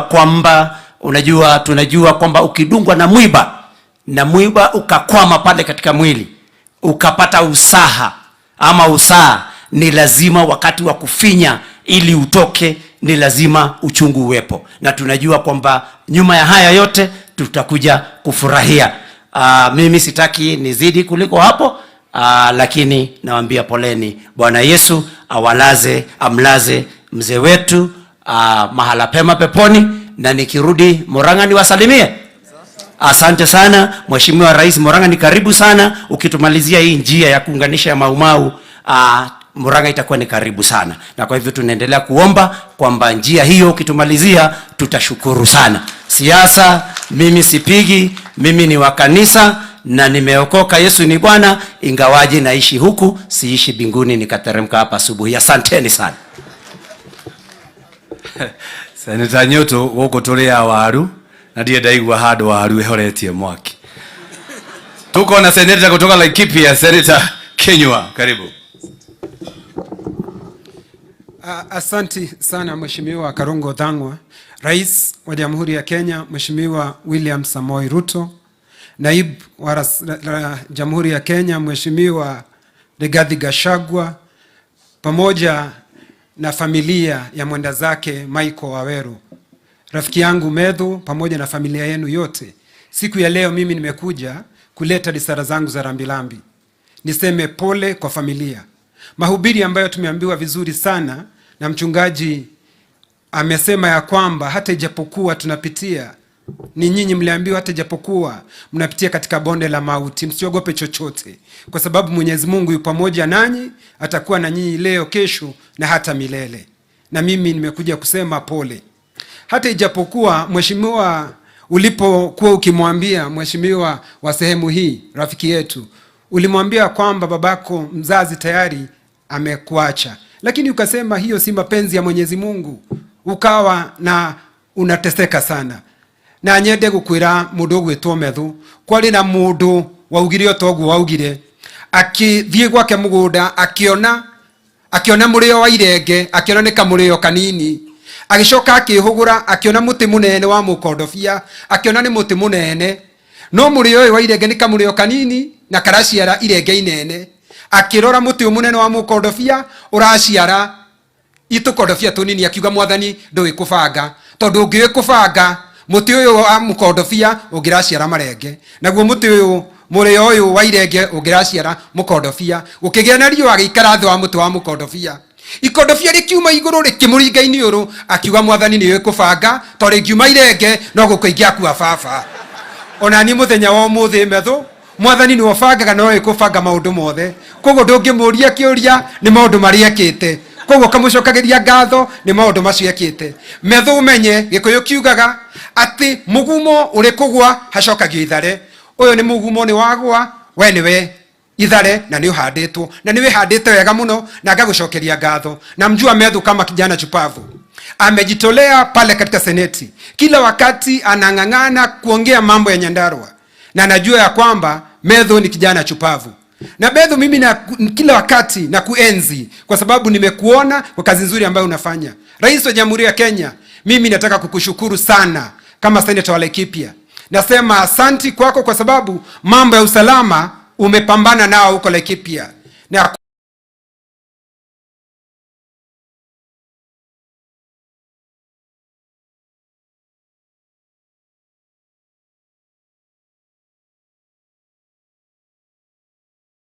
huo utakuwa next week tayari katika bunge, ndio haya mambo yaweze kuendelea mbele. Lakini rais, nimesikia kitu kidogo hapa nikakanganywa kidogo. Nikasikia ndugu yangu mbunge akisema ya kwamba ati hakuna Mongiki. Mongiki iko. Mimi kazi yangu mimi huwa napambana na hii Mongiki. 2017 nikapambana na Mongiki. Hii juzi karibuni nikapambana na Mongiki. Na rekei demwere Mongiki ndukamakie mundu ndaigwa marauga ati arenda gutuika ati niwe kingpin. Ucio ndagathumbure mundu ndimuinagia mucungwa ngamuinia muthirigo gikinya kumuinia moboko meri na kunari akarigwo ni ikinya tondu na niene ni dawa yake. Wazi nimekuwa nikiambia Deputy President Rais, nataka kunamwambia kwamba hili jambo la hawa vijana wetu ambao baada ya Deputy President kufanya kazi hii nzuri ya kupigana na pombe, kuna mkora ambaye kazi yake ni kuwaunganisha katika hizi vikundi haramu. Na mimi namuomba waziri wetu wa usalama, kwa sababu ni mtu ambaye amebombea katika kazi yake, apambane na hii vikundi haramu vile ambavyo anapambana na hawa magaidi ambao wanaiba ng'ombe. Kwa sababu hata tukifanya kazi nzuri namna gani, halafu vijana wetu ingizwe katika sehemu ambazo hazifai,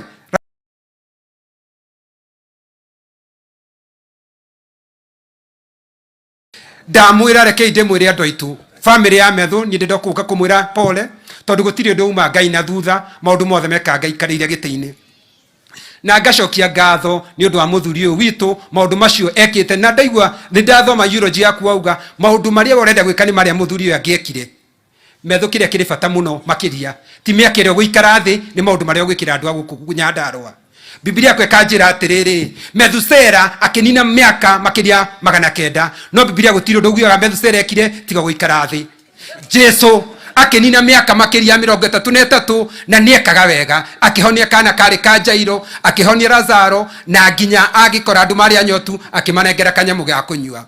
Andu itu kogo kiria kiri bata ni maundu maria ugwika withiini wa thino. Na jamani, kwa hayo mengi o machache, nataka kusema Mungu wa Isaka, Mungu wa Ibrahimu, Mungu wa Yakobo, Mungu wa Yusufu awabariki sana, apabariki asinsawata. Na mimi John Kenywa, asanteni sana.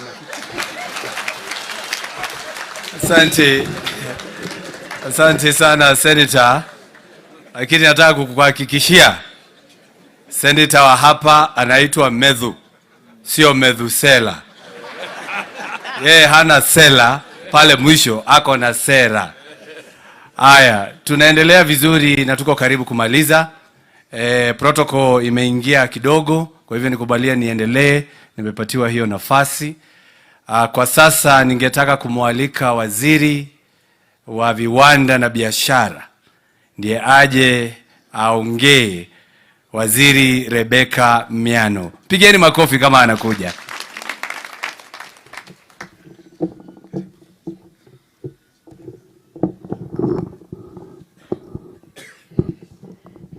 Your Excellency, the President of the Republic of Kenya, Excellency, the Deputy President, all leaders present, the family of the late Michael, ladies and gentlemen, nawatakia salamu za mwaka mpya. Happy New Year. Na pia kuleta rambirambi kwa familia iliyowachwa na mpendwa wao. Ombi letu kwenyu ni kwamba Mungu awapatie amani. Ile amani tunasoma kwa Biblia ambayo inapita akili ya mwanadamu. Atemaito Ngai yakohe thayo uria utagimenyeka ni mundu. God to give you peace that passes all human understanding. After that, I would like to recognize some of the senior officials who have not been introduced. We have the government spokesperson who is here with us, Mwaura.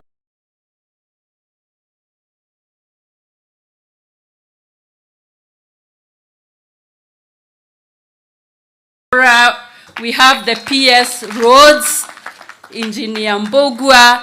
We have chairmen and directors of state corporations, and they are all here for this very sad moment. Having said that, Your Excellency, I want to tell you that the year 2024, we shall double our efforts. We shall work. We shall ensure that what we do is in support of your dreams and your transformation. You have told us in cabinet what you expect of us. I want to tell you, I do understand your dream. I'm very happy because history is made by people who were at first doubted, people who had good dreams. Your Excellency, you are making history. Laughter, praises, and other things do not make history. You are making history of this country. From where I am, the Minister of Investments, Trade and Industry will be right behind you to be part of the people who will make your history. We will put effort. We will ensure that we produce enough for use in our country to reduce imports. We shall produce enough to export. We shall support our industries, attract investments, and that's why the industrial spaces that we are working on, county aggregation and industrial parks, the EPZs, the special economic zones, will be there to support those three things: to reduce imports, to grow exports, and to attract investors. With all that, may 2024, for you, Your Excellency, and for you, the Deputy President, may 2024 be that. Pigeni makofi mazuri waziri wetu wa viwanda na biashara.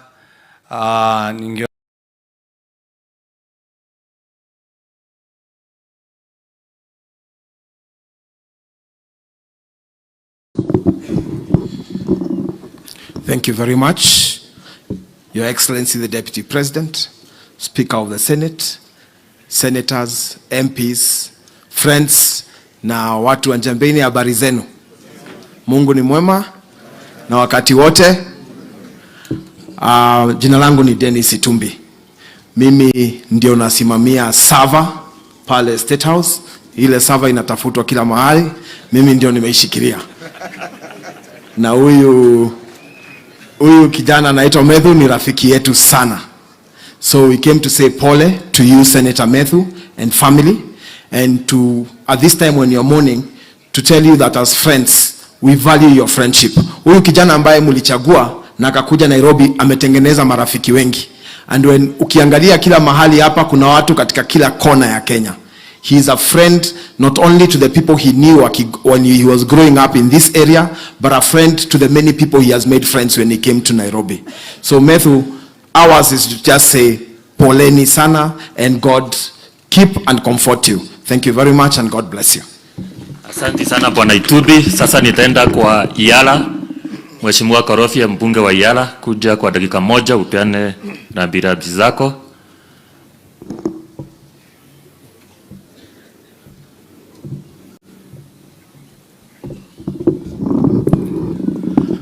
Asante. Our Deputy President and our leader, His Excellency Rigathi Gachagua, our Speaker, Right Honorable Amason Kingi, Senator Methus. Shukuru pia huyu kiongozi anaitwa Methus. Amenisaidia sana Your Excellency kuunganisha kaunti hii. Unajua kaunti hii ilikuwa imeenda hivi na hivi. Lakini vile tulichaguliwa na yeye na mama kaunti hapa kama viongozi wa kaunti tukakaa chini na tukaleta wale wabunge, wale MCAs wakiongozwa na Speaker Bwana Wiganjo hapa. Na kwa hivyo ninataka kukuhakikishia ya kwamba Nyandarua inaenda vizuri na tutaenda mpaka mwisho namna hiyo. Nataka nijulishe viongozi wachache walikuwa wamesaurika. Tuko na deputy governors ambao wako pamoja na sisi. Nasikia deputy governor wa Nairobi yako hapa. Bwana Mushiri apigiwe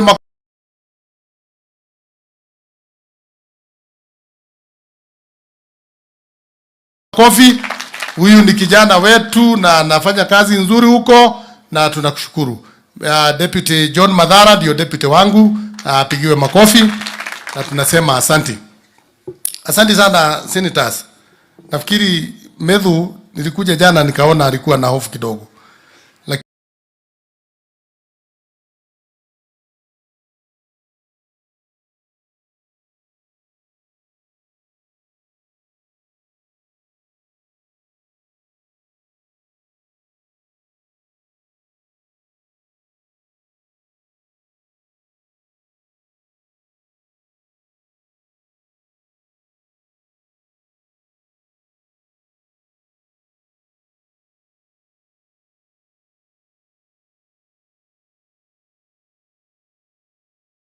Huko Eldoret kucheza football. Your Excellency, walitupiga vibaya sana. You know they have time to practice and to do everything. Sisi magavana unakaa peke yako kwa kaunti yako, you have no time to come to. Sisi kama watu ya Nyandarua tunataka kusema ya kwamba tumeona mazuri ya hii serikali. Na ni wale watu tu ambao hawana macho ama wako na macho wataki kuona, wana masikio ama hawataki kusikia, kwa sababu Your Excellency wakati uliingia na ukaona hali ya afya ya Wakenya, ukaintroduce kitu inaitwa UHPs. Bereni walikuwa volunteers. Wewe ukasema hapana. Hapa Nyandarua tuko na vijana 1300 ambao wana cover Nyandarua yote kule mashinani. Mtu akikojeka usiku, mtu akikojeka ilikuwa wapi last year ama miaka hiyo ingine haikuweko. Your Excellency, hapa tuko saizi Jabini. Hapa ndio tunajenga industrial park. And in the history of this country, sijawahi ona especially kama hapa Nyandarua tukiwa na project moja ambayo inagharimu 500 million, ambaye ulikuja na hiyo idea Your Excellency, na tumeanza kuactualize. Saa hizi contractor wetu wa Nyandarua anaingia next week hapa do validation and people will have money in their pocket. So wale watu wanasema ati mambo iko hiyo pande hiyo ingine, I don't understand what they are saying. Your Excellency, Mheshimiwa wa Ndaragwa amesema kwamba Ndaragwa since 1993 haijakuwa even a single kilometer of tarmac. As we are seated here, testify 10 kilometers have been done. Na barabara inaendelea. Kwani watu wanataka namna gani? I think people must realize that this government is working, and with us Nyandarua here, we have hope in this government and we are praying for this government, and we know that tutaendelea na tutaenda mbali. Ni kusema tu Your Excellency, yale machache ambao tumeongea hapo mbele, na mimi najua uko na mpango yake, tuliongea kuhusu hii hospitali inaitwa Mama Mukami level 4 hospital, na waziri alituma watu walikuja wakaangalia, na sasa tunagojea sasa wafike ili tuendelee na hiyo hospitali. Your Excellency, pia nakumbuka tuliongea kuhusu Orkarao Stadium ambaye pia waziri alituma watu wake na wakakuja wakaangalia. We are now waiting for the real job to start, na mimi ninajua hiyo mpango ni vile unajipanga na hiyo itakuwa ni sawa. Tuko na JM Hospital ambaye Your Excellency tuliahidiwa hapo mbele. Hiyo hospitali tumengangana naye. It is the only facility in this county. We do not have a level 5 in this county because our level 5 ilienda Laikipia na senator hako hapa, na tuna ubaya, wacha itibu watu huko tu, lakini tunaomba Mungu atusaidie hii yetu naye, na chairman wa budget ametingiza kichwa ni kama anajua iko kwa mpango. So tutaomba kwamba tusaidiwe hiyo. Tulikuwa tumeongea na waziri akasema hawezi pata hiyo 500 million etago, atakuwa analeta kidogo kidogo. So tunasubiri this year tuone ni nini inaweza kuja ili tuendelee. Your Excellency, you also say that kule Le Corbrosat tuweze kufanya surveying of that area, na department ilichukua hiyo shughuli. Tunaomba tu kwamba Your Excellency, the chief surveyor na KWS waweze kuja, kwa sababu hiyo bahari hatutaki aibu. Wewe ulienda huko Your Excellency kule ngambo ukaongea mambo ya climate change, sisi zote tulisimama kwa ma TV.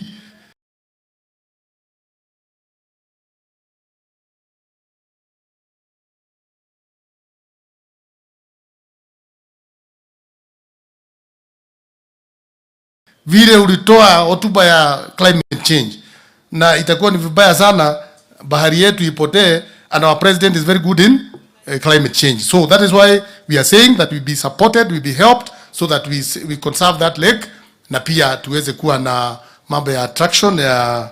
Nataka tu kushukuru, tuko na municipality yetu ya engineer hapa, na vile uliambia waziri tulimtembelea kwa ofisi na niliona anakumbuka kwamba engineer inahitaji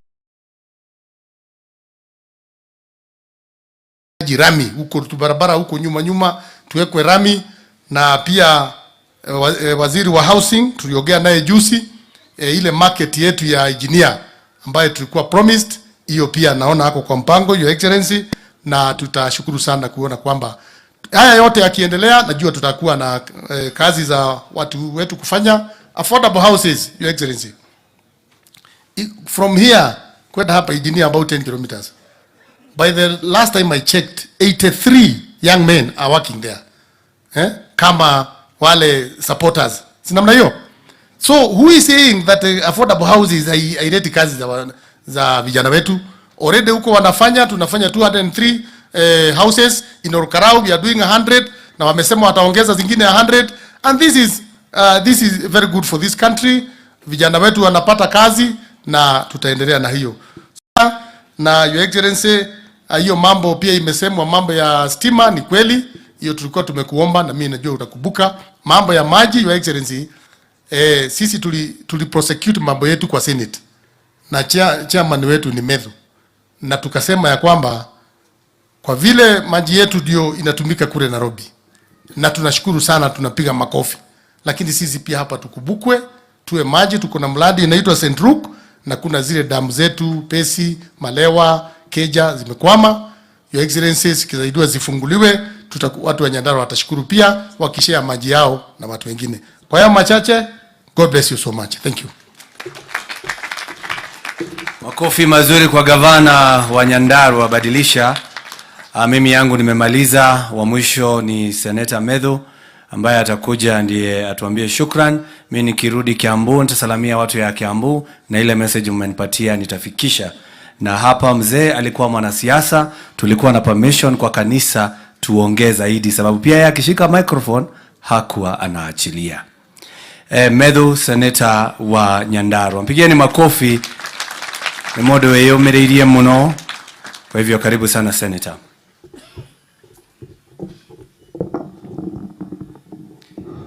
Asante sana Senator wa Kiambu, kiongozi wetu mkuu, Your Excellency President Dr. William Ruto, Your Excellency the Deputy President Rigathi Gachagua, the Right Honorable Speaker of the Senate, Amason Kingi, my Governor, Your Excellency Dr. Badlisha, viongozi wote, waziri na indeed all protocols observed, viongozi wetu wa kanisa, watu wetu wa familia yetu.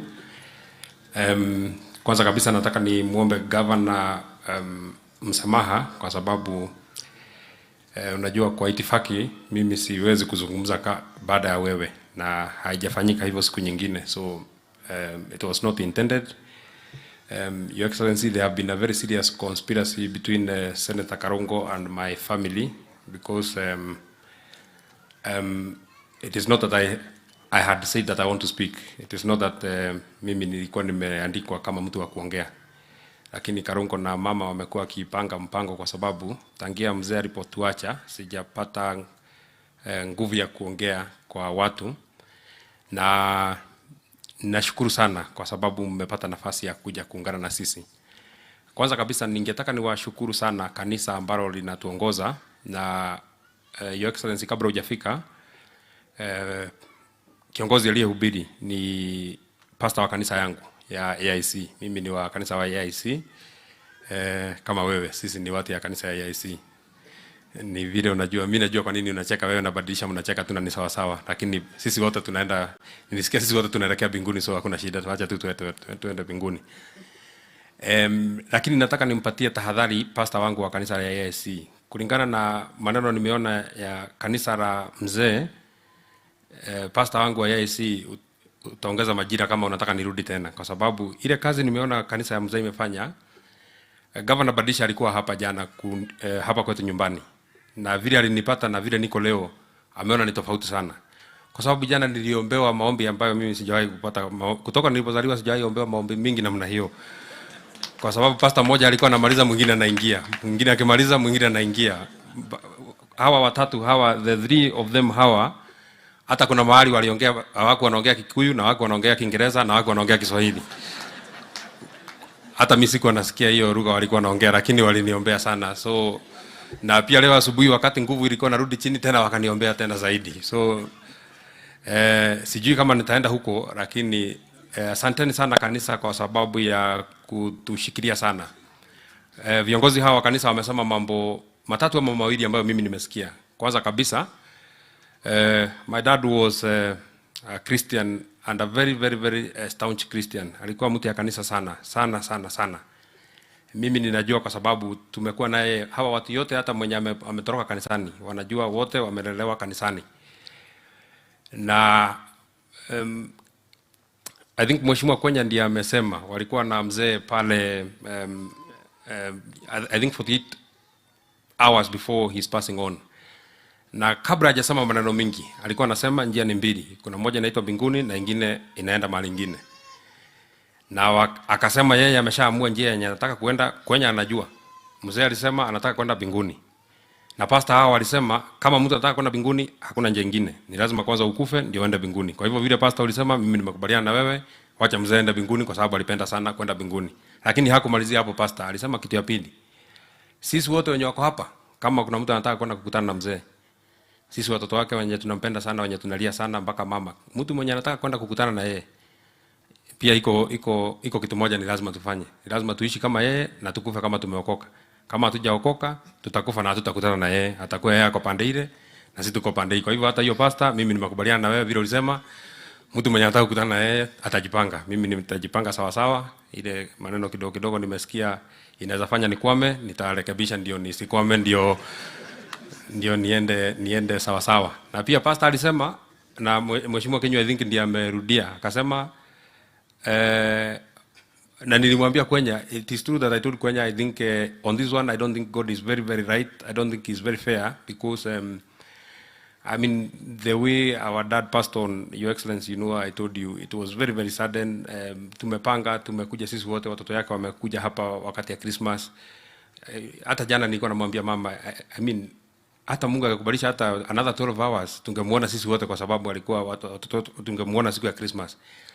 Na alisema pastor, kama mzee ameenda tena ataweka mtu mwingine kwa familia kama mzee. Yetu kukubaliana nawe kabisa because this man is priceless. The man who lies here ni mtu mwenye sidhani kuna mtu mwingine anaweza kuingia kwa viatu vyake. My sisters wamesoma tribute hapo wakasema, mwenye alisoma anaitwa Virginia, akasema my dad was a disciplinarian. Which is actually true. Mimi nilisikia alikuwa anacharaza watu viboko, lakini mimi sikupata nafasi ya kucharazwa viboko kwa sababu si kila mtu alikuwa anacharazwa viboko. Mtu alikuwa anacharazwa viboko ni mtu alikataa shule, na mimi sikupata nafasi ya kukataa shule hata siku moja. Kwa hivyo speaker, ukiona maneno inaharibika pale Senate, ujue ni wakina Karongo wananiharibu. Mimi ni mtu mwenye nimewekwa sawa. Mimi I've been brought up kwa njia straight kwa sababu hiyo maneno ya disciplinarian mimi hapo siko. I was seated there wakati walikuwa wanasoma eulogy ya mzee, wakasema mahali ametoka because this man by the time aage, na kama your excellency utapata nafasi ya kwenda pale nyumbani utaona alikuwa rise kutoka mahali chini sana. Huyu amekuwa fundi wa baiskeli, hata watu wengi hapa wanamuita Maikwame Dhikiri. Huyu amekuwa fundi wa baiskeli, just a normal mtu fundi ya baiskeli, na ameweka bidii sana mpaka akakuwa mtu wako na vitu yake kidogo. Amenunua gari mwaka ile mimi ninazaliwa, ametengeneza baiskeli mpaka ananunua gari hiyo wakati. So huyu ni hustler mwenye ametoka chini. Is a demonstration kuwa unaweza toka chini uende mpaka juu. Baba yangu alipenda maneno ya masomo sana. Out of watoto yake 9, watoto 7 wako na degree, na wengine walipata kwa nguvu kwa sababu walikuwa nakatazwa. Iko wengine pale mimi naweza taja mtu, lakini kwa sababu sitaki maneno iingie kwa familia, wacha mimi niwachie hapo, lakini iko watu pale walipata kwa fujo yenye hata wenyewe wamesema si uzuri. Wamekuja hapo wakasema walikuwa wanawekewa kwa nguvu. Maybe I would not want to read that tribute that I wrote, but to just tell you the demonstration of who this man is, Your Excellency. Wakati mimi nilisema ninataka kuomba kiti ya kuwa senator, it is important nikwambia kwa familia yetu, kuanzia my great grandfathers kwa pande yote mbili, pande ya mama na pande ya mzee, hakujawahi kuwa mtu mwenye ameomba maneno ya siasa. Hata hakuja kuwa mtu amekuwa hata chief, level ya chief, labda uongozi ya kanisa, lakini uongozi hii ya kuomba kura sijasikia mtu mwingine amewahi kuomba kura hapa kwetu nyumbani. Hata mtu mwenye anapenda kuongea mbele ya watu, si watu wengi sana walikuwa napenda mambo hayo. Na mimi mwenyewe sikuwa nimemuona baba yangu akifanya kampeni hata siku moja, kwa sababu najua yeye ni mzee ya kanisa, anajua maneno ya kanisa. I think that time alikuwa na kama wale wazee wengine wenye wanaona kama siasa ni ya watu wenye sio watu wazuri. Unajua watu wa zamani walikuwa watu ya siasa walikuwa watu wabaya, lakini siku hizi wako watu wazuri kutoka watu ya kanisa kama wewe walipoingia. So wakati nilisema ninataka kusimama kiti 2017, nilikuwa mtoto wa shule. I was still a student at Pwani University. So I didn't know how to tell mzee that I want to run for a political office. For some reason I just chose to run for Senate.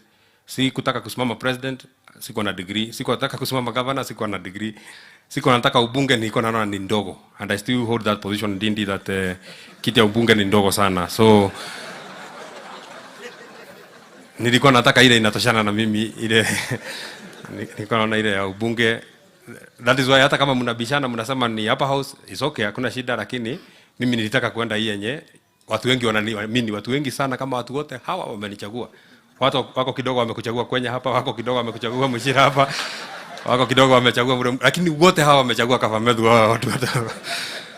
So mimi niliposema nataka kusimama kiti, nikakuja nikaambia mama, mama nataka nisimame kiti because my mother is my friend. So nikamwambia wewe uende umwambie mzee kwa mimi nasimama kiti.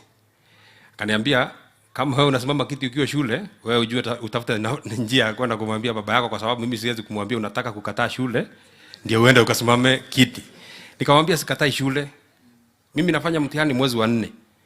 Kwa hivyo ile kitu sitafanya, sitaingia chama ya Jubilee kwa sababu Jubilee ikifanya nomination mimi nafanya mtihani, so sitaweza kushikanisha.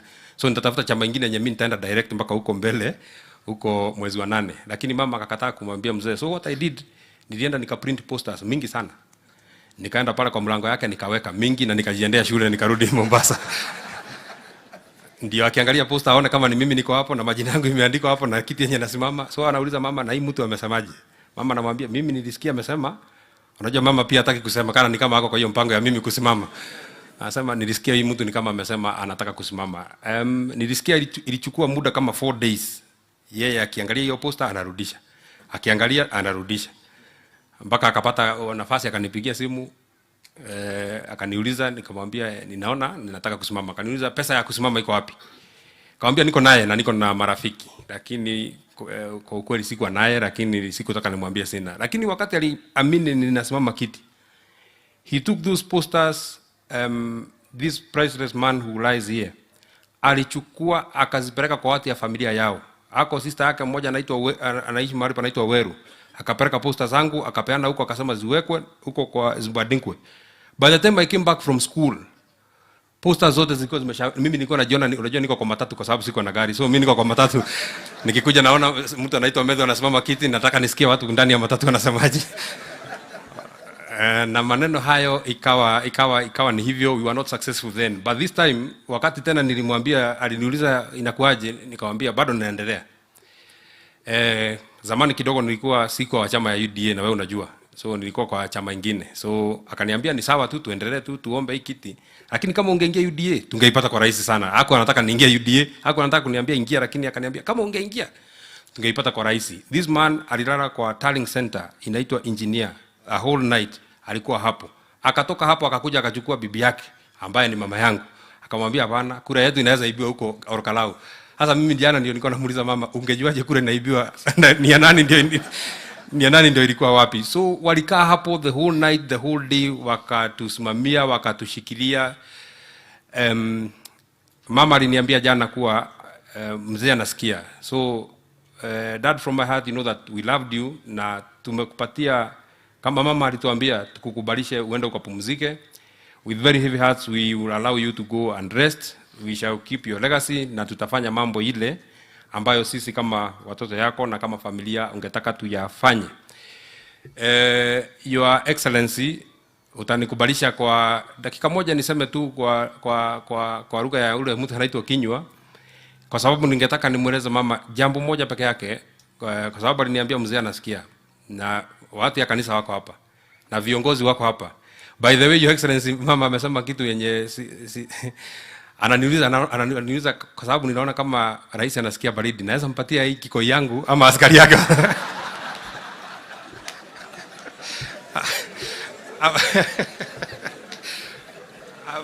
ama askari yake watakataza. So asante sana kwa kuja kuungana na sisi. Uguo maitu kuma kuri nie na ciana citu ciothe na nitwaritie nacio, tutingihota kuikarira giti kiria kiraikaragirwo ni baba, no nitukunyitana muno na umenyage nitukwendete muno kuma ngoro-ini citu, na nitugutungata muno matuku maria mothe Ngai egukuhe guku thi. Nitugukwenda muno na nitugukuhe thayu, na nituguthingata muno urumwe uria baba arendete, tondu ni arendete tutwarane na tunyitane muno, na gitio kiria turahete baba tondu ni turamuhete giothe turi kuheaga giaku na giake, na wendo uria turendete baba tugukwenda we, wendo wake na wendo waku, na ciugo ciaku nicio ikoragwo cie ciugo cia baba. Umenya nitukwendete muno na nitugukurora muno na nitugutungata muno makiria, na nitugukenia muno. Ni njui ni urarigwo kana nitukuhota gutwarana wega o uria uranjirire ira giti kia kiraikaragirwo ni baba giguikarirwo ni Ngai. Mheshimiwa Rais, nilikuwa namwambia mama kuwa mambo hiyo itakuwa sawa sawa. So leo unajua mimi siwezi kusema maneno ya siasa. Ile siasa imesemwa na Karungo, mimi nimekubaliana nayo, hiyo ndio siasa hiyo yenye amesema. Hata hiyo Dindi amesema, na ni vizuri sana Dindi na mtu anaitwa Ichungu amekuja, na Rais William Ruto amekuja, na Rigathi Gachagua amekuja. Because mama anajua wakati any of these 4 leaders wenye nimetaja wako Kiririmbi, hakuna mtu mwenye anaweza karibia remote ya pale nyumbani. Mzee alikuwa anapenda these men sana, alikuwa ananiambia ukue mjasiri kama Dindi. Kwa hivyo kama Dindi amesema tunafanya maneno huko, mzee alisema niseme vile ulisema, so hata mimi nafuata vile ulisema. Mimi nafuata tu maneno ya mzee vile umesema. Kama Karungo nimesikia mko na shida na mpiga kura ya kwenu, vile mtangangana na mpiga kura ya kwenu, mtapanga vile mtashughulika huko, lakini Hata sisi tulikuwa na mtu alikuwa anatusumbua hapa, na mimi nilikuwa nampiga kura, alikuwa anavaa sufuria kwa kichwa, na sasa unaona siku hizi mimi nimeshapanga yeye. So na wewe upange mpiga kura yako, watu wote waache kusumbua rais, ndio tuende mbele. Lakini Your Excellency, kwa sababu ile siku tulikuwa hapa kwa mama Mukami Kimathi, tulipangana kazi na tukafanya sawa sawa. Mimi unajua nimekatazwa leo, Deputy President anajua. Nimeambiwa kutoka leo nisirudi kutaja barabara inaitwa Ndunyunjeru kwenda Ihithe, kwa sababu nikiitaja tena itaitwa ni kama jina yangu. Mtu anaweza niita John Muhia Kafamedhu Ndunyunjeru Ihithe. So kwa sababu ya ndio uniokoe kwa hiyo maneno, mimi ile nusu uliniambia nikafanya, nilishafanya. Haujasikia wanyama kama wanapiga kelele. Mimi uliniambia niende nishughulike wanyama, nishughulike maneno ya environment, hiyo tayari nimeshafanya. Kitu inabaki ni wewe. So isipojengwa watu ya Nyandarua, mnajua mimi tayari yangu yenye niliambiwa nusu nimeshafanya. Nusu nyingine mdosi atafanya na tutamsaidia. Hatutakusaidia by the way, kwa sababu hatuwezi, wewe utajua vile utangangana naye, kwa sababu ni pesa inatakikana na hatujui mahali. Hatujui mahali hiyo pesa itapata. Hiyo hatutakusaidia, hiyo wewe utajua vile utangangana na Mungu atakusaidia. Lakini ile kitu ya hapa tu, just one thing that I would want to ask so humbly. Governor ametaja St. Luke Water Project, and I think Mama County ametaja, and Mama County I'm sure you are very happy, kwa sababu asubuhi ulikuja ukaniambia nisilie mbele ya watu, na wewe umeona mimi sijalia mbele ya watu. Kwa hivyo mimi ni mtu mwenye ninasikiza maneno vile watu wananiambia. Kwa hivyo ukitaka nifanye kitu kingine, wewe unaniambia tu vile unataka nifanye na nitafanya. Lakini kuna project inaitwa St. Luke's Water Project, Your Excellency. That project, unajua siku zote tumekuwa na shida ya Sasumwa, na uliniambia na mimi niende nifanye investigation mzuri sana, nione watu ya hapa watapata resource ya maji namna gani. That St. Luke Water Project ukiangalia design yake, itapatia watu ya ward 4, ward ya Githapai, ward ya Jambini, ward ya Nyakio, ward ya Magumu, 34,000 households watapata maji. Na jambo la kushangaza Your Excellency, ile pesa inatakikana hapo ni pesa kidogo sana. Hata ni pesa unaweza peana leo na maji yaanze kuwekwa. 1.7 billion, pesa kidogo sana ya watu ya Nyandarua. Hiyo hata si ile hata unaweza hata uwezi, hiyo ni kuambia tu dindi kwa ile budget wewe weka 1.7 billion. Hiyo watu ya Nyandarua ni watu yako, na nimesikia Chesanga na kasirika watu ya Nyandarua ati president anakuja hapa sana. Hata wewe watu wanakupenda, wewe unawapenda. So nyinyi mjifunze muongeze mapenzi yenu huko Trans Nzoia, ni kama imerudi chini sana. Si unasikia next week sijui ni Monday ama ni Tuesday tuko Orjororok. Na hiyo wiki nyingine baada ya wiki mbili najua iko kitu itakuja hapa Nyandarua. Kwa sababu wewe unajua watu wanakupigia kura 99%. Si utakuja tu, hakuna shida. Hata wewe mtu wa Trans Nzoia wapanga wapiga 99%, atakuja siku nyingine. So na nyinyi mjipanga hivyo, na sisi tumejipanga hivyo na tutaendelea hivyo. So Your Excellency, St. Luke's Water Project, hiyo ukifanya peke yake, mimi sina maneno mengine.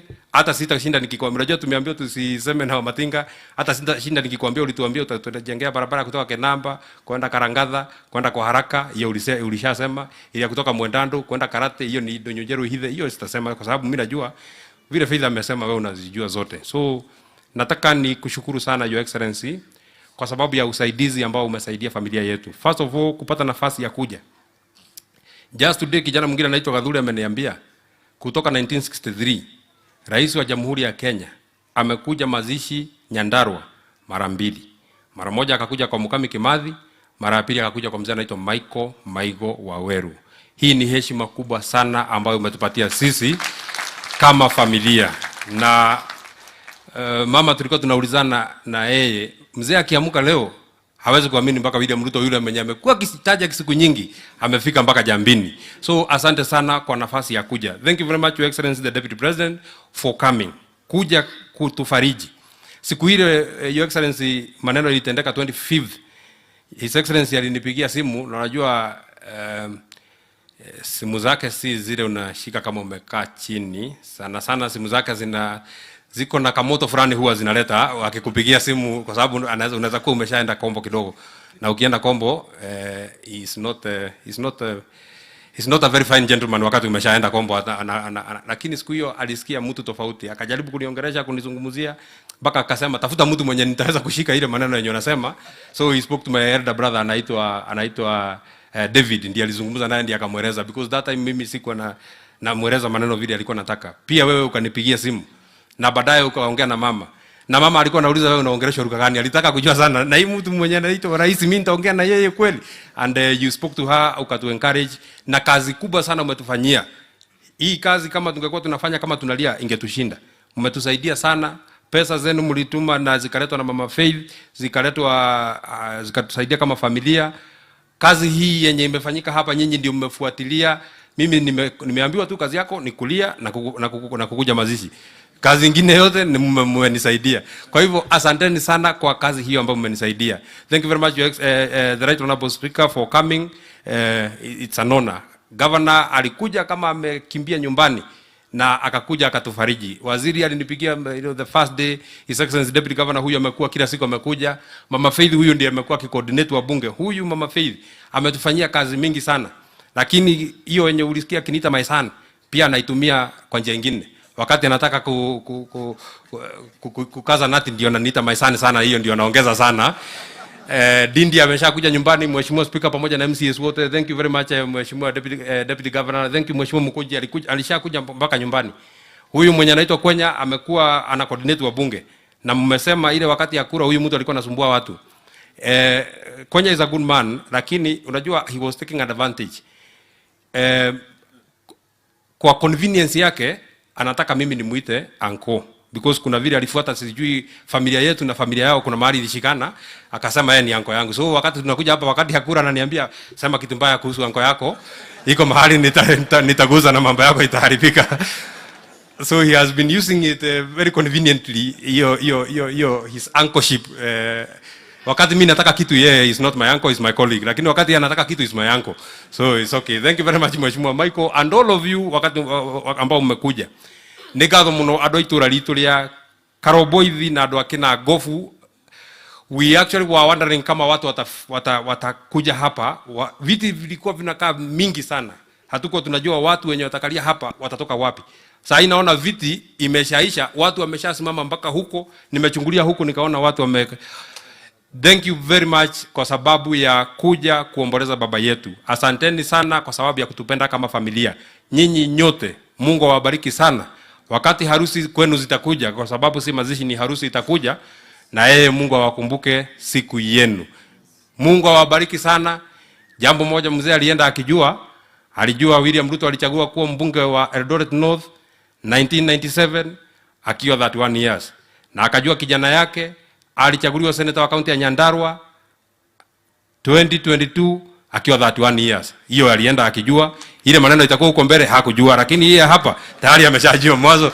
Hakujua mwisho, lakini mwanzo alishajua. Nataka nimkaribishe Mheshimiwa Anthony Kimani Ichung'wa ambaye alikuwa pia rafiki ya baba yangu, lakini hawakuwa wanajuana kwa sababu alikuwa anamuona Kililimbi. Thank you very much. Asanteni sana kwa kutufariji.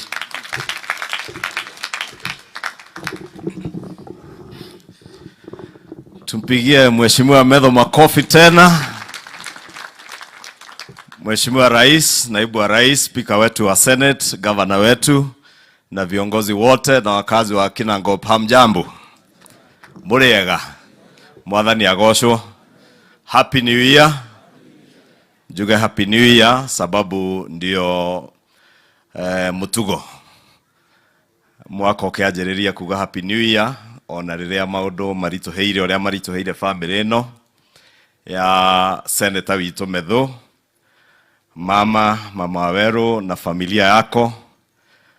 Kwa niaba ya familia yangu na watu wa Kikuyu na wabunge wengine wote ambao hawako hapa, wabunge wa bunge la kitaifa na Senate, niseme pole sana na nipeane rambirambi zetu zote kwa familia yenu.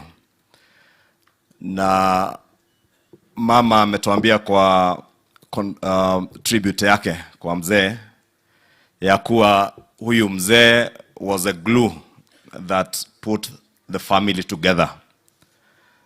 Na pia Medho amesema mama alimwambia ya kuwa Mwenyezi Mungu atakuja ajaze pengo ambalo mzee ameacha. And Senator, I want to confirm to you that what mom said is indeed true. Ya kuwa hata kama baba ameondoka, ambaye alikuwa ni glue iliyoshikanisha familia yenu, aliwezeshwa kufanya hayo yote na Mwenyezi Mungu. Na Mwenyezi Mungu mwenyewe anajua sababu ya kumpumzisha mzee wakati alimpumzisha, hasa ikiwa wakati wa sikukuu ya Krismasi na wakati ambao familia nyingi zinakutana kusherehekea sikukuu. The best we can do is to pray for you and your family that God will continue to console you as a family and give you strength to be able to forge on with life, even in the absence of your dad, husband to your mom, and a mentor, as you have said, to all of you as his children and other people in this community ya hapa Kinangop. Kwa hivyo tuwaambie pole na tutaendelea kuwaombea. Na muishi mkiamini ya kuwa hilo pengo mzee ameacha, Mwenyezi Mungu mwenyewe atalijaza. Na vile mama alikuelezea, kiti alichokuwa akikalia mzee, Mwenyezi Mungu peke yake anajua venye amepanga, na ataweza kuja akalie hicho kiti kwa nyumba yenyu. And we can only pray that you continue to be united as a family vile mzee alitaka. And we are happy, Senator, ya kuwa umesema vizuri ya kuwa mzee ameondoka, lakini amewaacha nyinyi na amewaachia Mungu. Na najua kawaida kwa familia zetu, and I say that because I'm also my dad's last born son, na nimeona wewe pia ndiye kitinda mimba wa vijana wa mzee. Kawaida kijana kama Waweru, who is your first born, huwa ako karibu sana na mama. Na kijana yule last born huwa ako karibu sana na mzee. Na nimeona ya kuwa ni ukweli pia wewe ulikuwa karibu sana na mzee. Kwa hivyo wewe ujue kama pia kiongozi uko na jukumu kubwa zaidi kwa hii familia, kuishikilia na kuhakikisha ya kuwa mmeishi pamoja vile mzee angetaka muishi. Kwa hivyo poleni, and may God bless you and rest the soul of mzee in eternal peace. Mheshimiwa Rais, viongozi wengi wameongea na mengi yamesemwa, na sitaki kurudia yale yamesemwa. Na Mheshimiwa Rais aliyekuwa spika wetu hapa Nyandarua, Mheshimiwa Wahome, aliongea juu ya kiwanda cha Midlands cha potato processing. Na ni ukweli that industry together with the industries, our governor ameongea juu yake na waziri wetu Rebecca Miano, zenye zitakuja kwa KIPES na the EPZ centers. All those industries zitakuja kusaidia uchumi wa nchi yetu. Na hapa Nyandarua, vile Senator Karongo alisema, hasa hapa Kinangop mulijulikana sana kwa kilimo cha viazi. Na taithio andu ake abu ne kioraigwa Karongo ake muringa ithero andu a waru. Togugaga waru ciothe ne cia Kinangovu. Lakini Your Excellency, hiyo kazi ama ukulima wa viazi uko hatarini ya kuangamia sababu ya kuendelea kukatakata mashamba sana. Tukiendelea kukatakata mashamba sana, watu kujenga, hiyo industry ya Midlands haitakuwa na kazi. The KIPES and aggregation centers and EPZs that we are investing in will not be viable kama kilimo cha Nyandarua, iwe ni kilimo cha maziwa ama viazi, hatutakuwa na mashamba ya kufanyia hiyo kazi. Na ndio maana Mheshimiwa Rais, ile mpango uko nayo ya housing is critical in ensuring that we do not continue to subdivide our land further than we have. And I want to encourage Your Excellency, because a lot has been said about the state of our economy, but I stand here in the new year, Your Excellency, to assure the people of Nyandarua and the people of Kenya that our economy is stable. Our economy is regaining its foothold, courtesy of the good leadership, Your Excellency, that you have set out. Tumeona, Your Excellency, yale tumeambiwa takrimu zinatuonyesha not just our GDP growth at almost 5.9 heading to 6%. Inflation imeweza kudhibitiwa. Na umeona hata reports za World Bank zikituambia ya kuwa Kenya is among the countries in the world that have been able to contain inflation. Na ndio maana Mheshimiwa Rais, mimi sina wasiwasi. nikisema na nikiambia Wakenya ya kuwa umeweza kudhibiti uchumi wetu, and the next thing is now the economic takeoff. Your Excellency, sina wasiwasi mimi nikisikia watu wakati wa Christmas, wakati wamekula vitu zingine, wakisema wako tayari kurudi kwa maandamano. Na mimi nawaombea tu. Nikajiuliza, walituambia last year wanaenda kwa maandamano sababu bei ya unga ilikuwa 260. Leo bei ya unga iko nusu ya hiyo bei. Sasa utaambia watu unaenda kwa maandamano kuandamana nini kama bei ya unga imeteremka? Courtesy of the subsidized fertilizer, Your Excellency, ulianzisha program yake, courtesy ya mvua yenye Mwenyezi Mungu ametubariki nayo, na ile mipango dhabiti ya kuinua uchumi umetuwekea.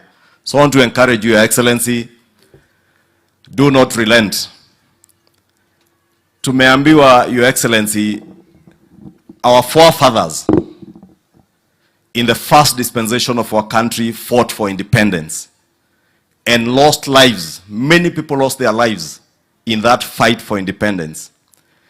The second dispensation, Your Excellency, of our country was that of the second liberation, which culminated in the enactment of a new constitution in 2010.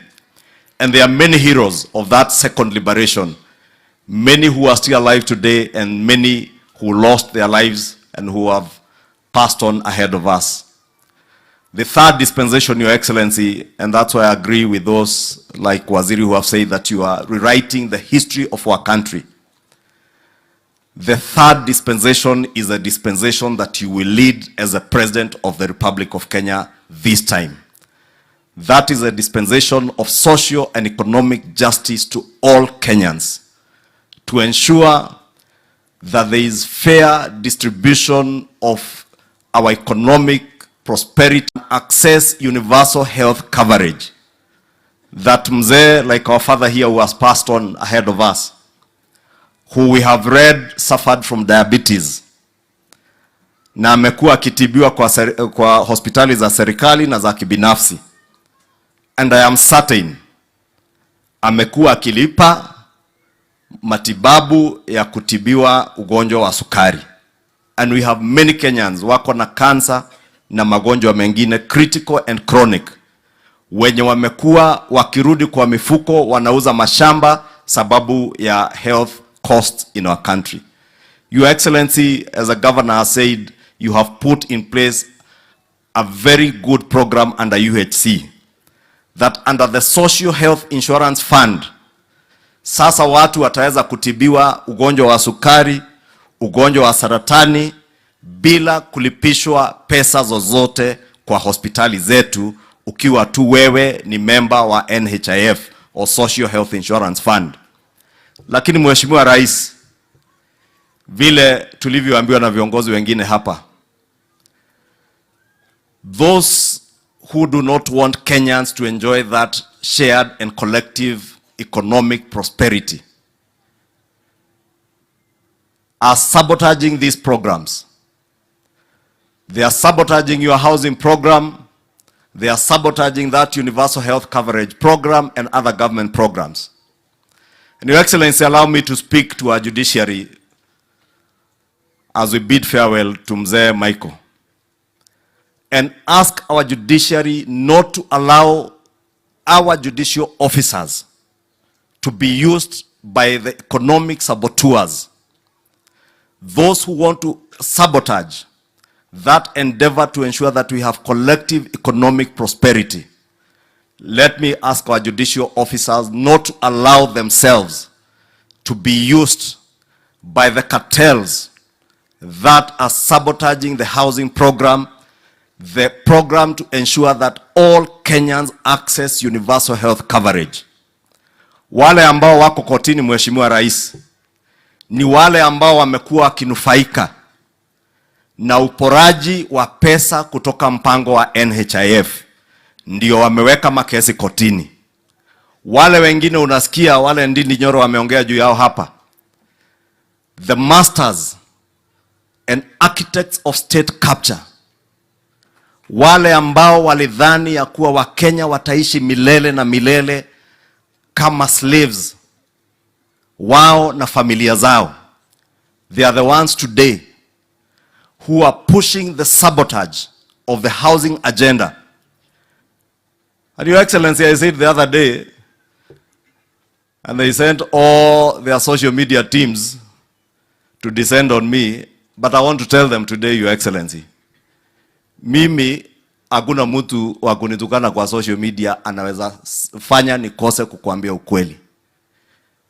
If through state capture wewe ulifanya a Chinese contractor ajenge nyumba 2,000, zaidi ya 2,000 affordable housing on private land, as we have been told, through state capture, Kenha, a state agency, inaenda kujenga barabara on private land, ili wewe ujenge your own private city, Wakenya waendelee kuwa tenants on your land. Your Excellency, I want to ask you, do not relent, never relent on the endeavor to ensure that the housing agenda becomes a reality. Those who are ahead of you, courtesy of state capture, sabotage that program so that they benefit themselves and their families. Your Excellency, you are now the architect of that third dispensation of our country to ensure that we have social and economic justice to all Kenyans, that all Kenyans can access affordable housing, young Kenyans can access jobs. Huyu Senator Methus, Your Excellency, unakumbuka na amesema vizuri. Na ni vizuri sababu ni kijana husikiza huyu senator wetu. Unakumbuka wakati tulitembea hapa mara kadhaa tukiomba kura, mkiwa na naibu wa rais, siku moja amesimama juu ya gari akiongea, ukaniambia mkiwa na Mheshimiwa Rigathi Gachagua, tafuta huyu kijana atoke kwenye yako akuje UDA, wakiwa na Mheshimiwa Karongo Wadhangwa.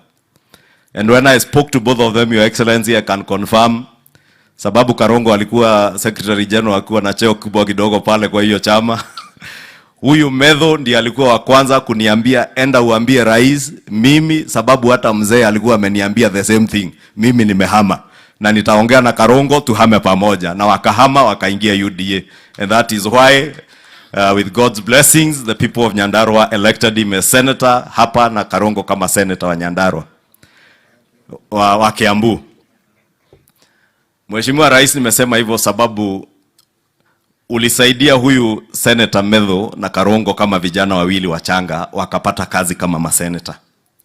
But the bigger challenge in our country today is millions of young people, their age and below, who have no jobs.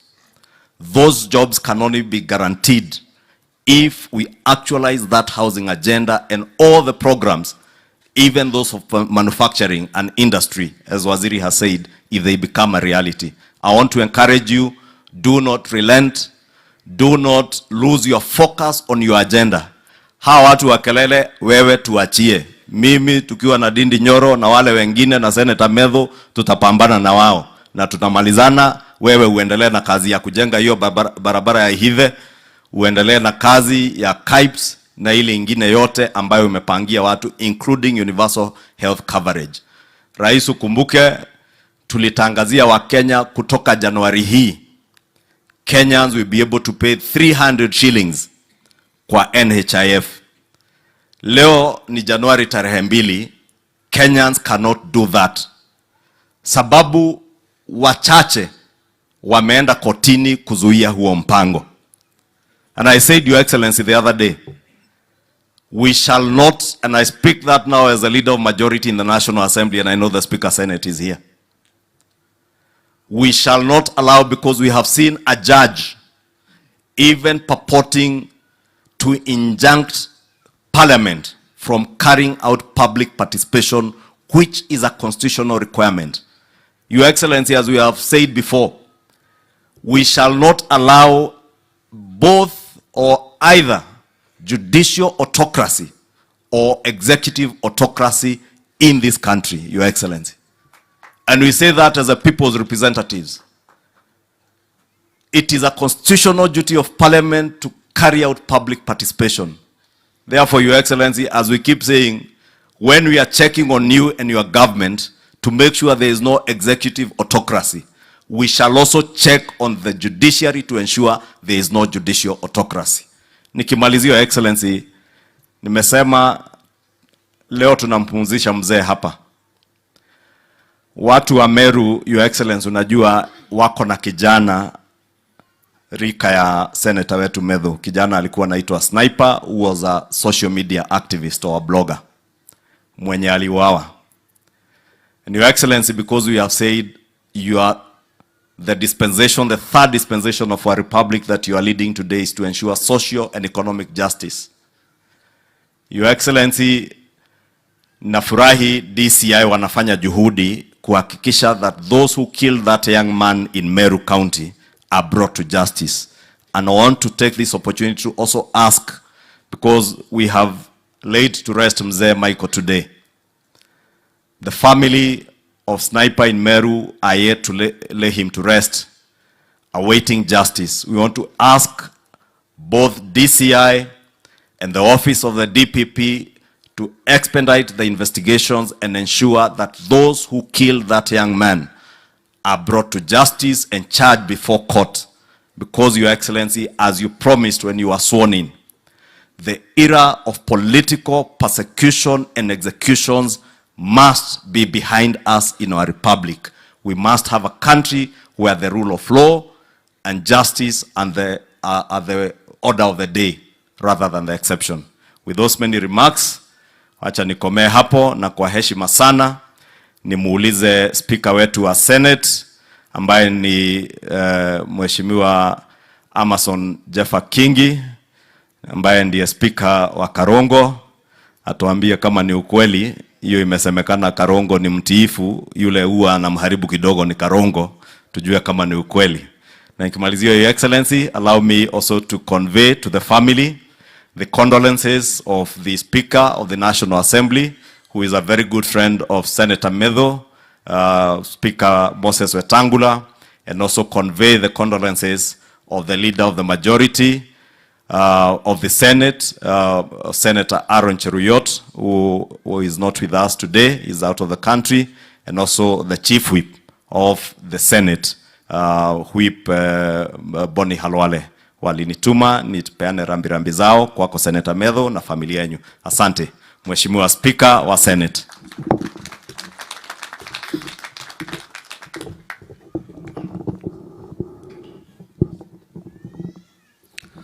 Rais wetu wa Jamhuri ya Kenya, naibu wako Mheshimiwa Rigathi Gachagua, familia ya mwenda zake kiongozwa na seneta wa Nyandarua, Senator Methus, na mama mjane, Mama Janet, governor wa Nyandarua, Mheshimiwa Badilisha, viongozi mliofika hapa, majirani, marafiki na waombolezaji wenzangu. Bwana asifiwe. Nimekuja hapa nikivaa kofia tatu. Mwanzo nimekuja hapa kama rafiki wa Senator Methus. Pili, nimekuja hapa kuwakilisha familia yangu, na pia kuja hapa kupeana rambirambi kwa sababu ama kupeleka rambirambi zangu kwa niaba ya Senate.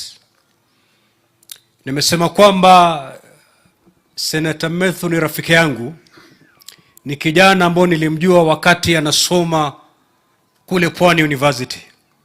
A very daring young man.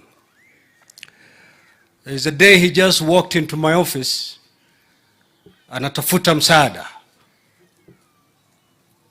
He never knew me before. Alijua tu kuna governor wa Kilifi, and because he was in need, he decided to come and knock at the door of the governor, and that is the time I got to know about Senator Methus. Ni kijana shupavu sana. Senator Methus speaks very slowly, but he speaks deep. Maneno yake hayambatani na umri wake. He's like those young men that Chinua Achebe was describing. Kwamba you could be a young man But if you wash your hands clean, you can dine with the mighty and the kings. That is your senator as Nyandarua people. And I wasn't surprised when I go to the Senate to see Senator Methus. Because hata kule pwani alijaribu kutafuta viti vya the students organizations and universities. I remember he ran for one of those positions. Sijui alishinda ama alishindwa, but his task to lead actually started pretty early in his boyhood days. So nimekuja hapa kufariji rafiki yangu. Pili, nimekuja hapa kupeana rambirambi zangu na za familia yangu. Tatu, kuja hapa kupeana rambirambi za Senate. As a Senate, we live as a family. The joy of one senator is the joy of all of us in the Senate. And the pain of one senator is the pain of all of us in the Senate. Unlike the National Assembly, we are very few. And that's why we live as a family. Senator yoyote ule akipatikana na janga, we all of us come together and lend a shoulder to that senator so that they can lean on during those turbulent days. And that's why today we may not see all the senators present, but I want to assure Senator Methus that the entire Senate as an institution is here standing and praying and lifting him in prayer.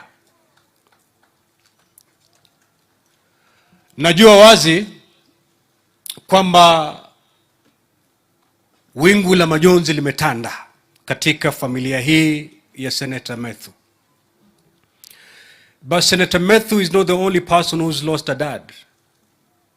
So has the Senate.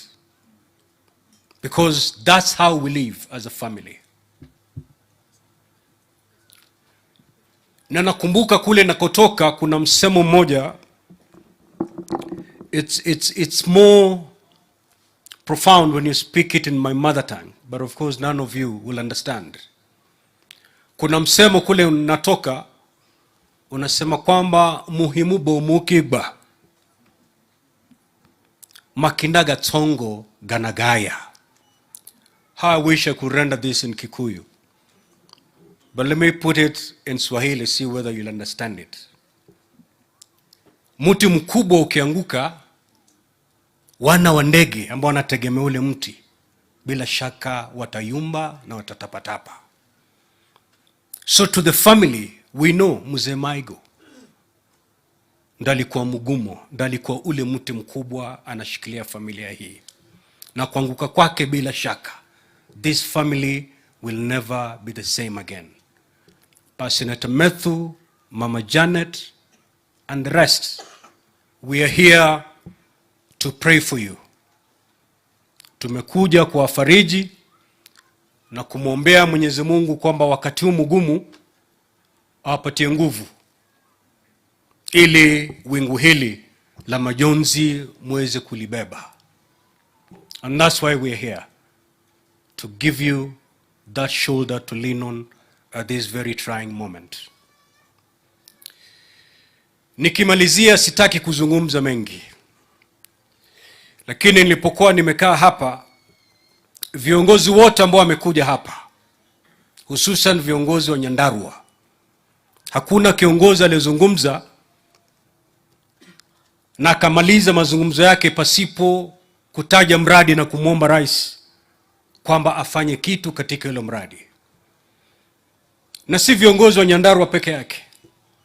If you take the president anywhere in this country and you give even a citizen the microphone, the first thing they'll say is, hospitali yetu, barabara yetu, maji yetu, shida zetu.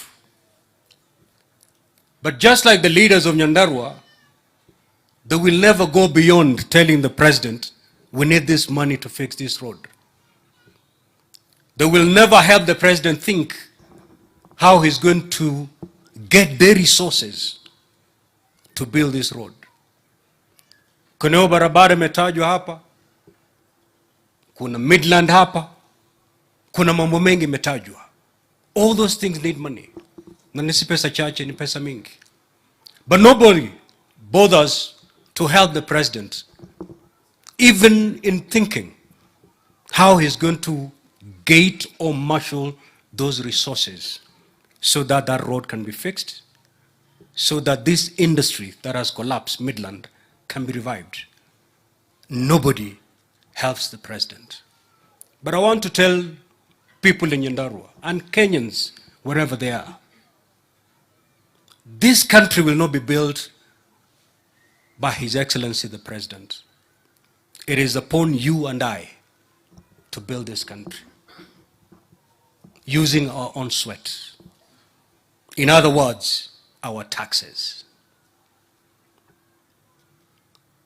The road that has been talked about here will be built if we pay our taxes. There's no other place the president can get money.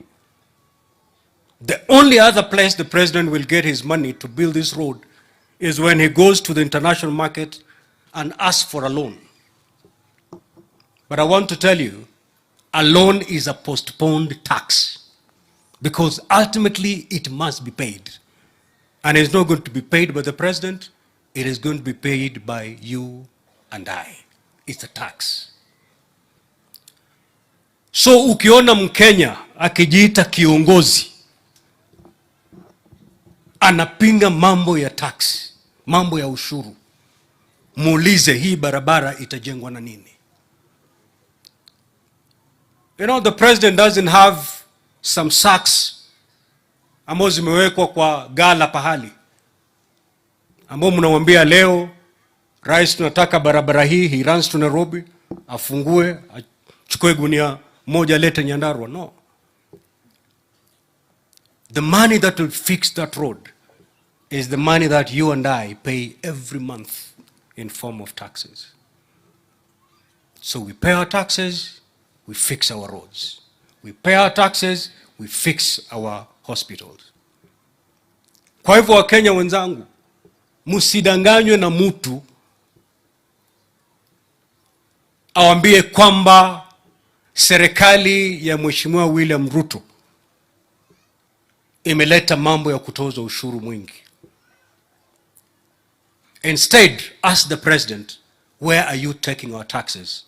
And he has the answers. The plan has been elaborately given to us by my brother Kimani Ichung'wah, where this money is going. Ukiona mtu anakuambia uchukue sufuria weke kwa kichwa ili usilipe ushuru, that is not a leader. And I want to thank the president for the bold decisions he's made. You know, where I stand as the Speaker of the Senate, I'm not here to defend the executive, but I'm here to speak the truth. Na nataka kumpongeza rais for the bold decisions he made. You know, in this country we have leaders and we have politicians. A leader will take his people where they're supposed to go. A politician will take his people where they want to go. Because all they want ni kura. Watu wako wakisema tukachome hii nyumba kwa sababu utaki kuwakosea, utasema twendeni. But a leader will tell them no, we cannot do that. Even if that decision will be unpopular with your people, but that is the right decision. And these are the decisions that our president made. Tough, unpopular, but yet the right decisions. In fact, sometimes I used to wonder, is our president going to defend his presidency in 2027? Because he had a very easy thing to do, to play politics for the first 5 years. Play to the gallery. Hakuna haja kuleta tax nyingine, manake ukiweka tax, watu watapiga mayowe, that's unpopular. Angeacha. He could have gone to the international market, borrowed and borrowed and borrowed, just like his predecessor. But he knew that was not the right thing. Though it was the most popular decision, it was not the right decision for this country. Because when he took over the reins of this country, we were in a hole. And the first thing you do when you find yourself in a hole is to stop digging. Borrowing more would mean continue digging. He decided, I'm stopping this hole because this country is already in a deep hole. And he made the bold decisions to take us back to the ground. Those decisions are extremely unpopular. But because of those decisions today, nafikiri viongozi wamezungumza hapa akasema kwamba sasa uchumi umeanza kudhibitiwa vilivyo. Why? Because of those decisions. The president could have decided to continue with the subsidy programs. Unaenda petrol station, unapata mafuta iko chini, but get to know those subsidy programs, the kind of monies that they're consuming, you borrow to subsidize services. When these loans mature, ndo utajua cha mtema kuni. Just ask our neighbors here, Ethiopia. You will get to know that the decision that the president made was the right decision for this country. Today, this country is celebrated by international lenders because it's keeping its financial obligations. Why? Because of those tough decisions the president made. Kwa hivyo, Mheshimiwa Kimani Ichung'wah, ukisikia jamaa wanataka kurudi kwa maandamano, just let them be. It should never be our business. Because in this country, there are some people, even if you pipe milk to their kitchens, they will still fight the president. Hata wafanye nini? Kule pwani tunaita mahasidi, na hasidi hana sababu. They'll just fight. In fact, every Sunday wakienda kanisani, their prayer point number 1 is, may William Ruto fail. Not knowing that the failure of the president is a failure of the country, is the failure of the citizen, is the suffering of all of us. So, ukiona mevaa masufuria, that should not in any way derail us from the plan. And I love the consistency that our president has in implementing the plan. You know, Your Excellency, there's a technique I read about in leadership. It is called the Stockdale paradox. I don't know whether, Excellency, you've read about it, but if you haven't, you're implementing it without even having read it. It is a technique that combines the brutal acknowledging of tough challenges facing you, the reality of today,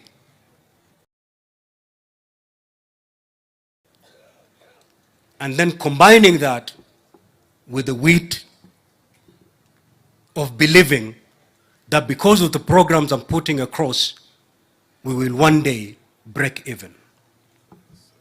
Your Excellency, when you took over the reins of this country, leadership,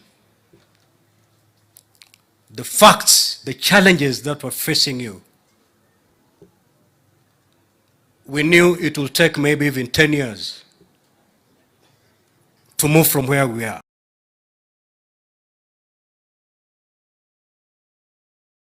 But under 1 year, we have started seeing the positive changes because of the programs that we've brought about in this country. The only thing we can do, wananchi wenzangu, is to pray for our president. You know, me, I was told whenever we go for prayers with the president, kanisa wanasema kwamba tulimuombea rais, akawa rais. That's a good thing. Lakini kule pwani tunasema kwamba kupanda mchongoma si ngoma. Ngoma ni kushuka mchongoma. Praying for the president to be president si huja. Huja ni kumwombea ili afanikiwe katika urais wake.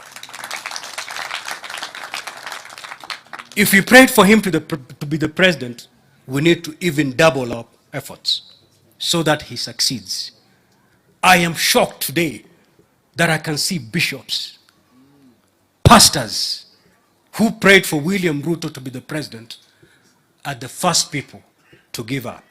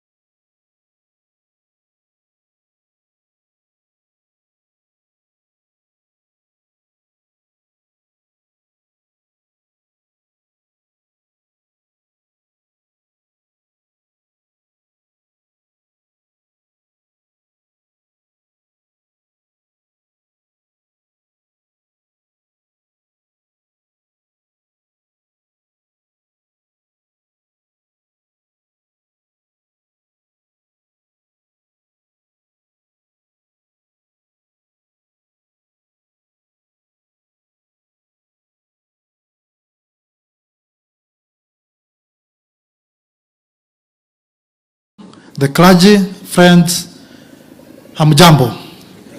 Mungu ni mwema na kila wakati. Kwanza ni kusema kwamba hii mvua ambayo tumepewa leo ni mvua ya baraka kwa hii familia ya Methus.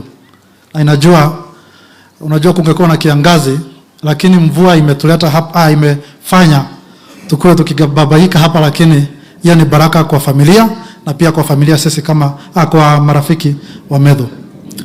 Methus, mimi nitakwambia 3 months ago I lost my father. It is not a light duty or a light moment, but I know God is going to be with you.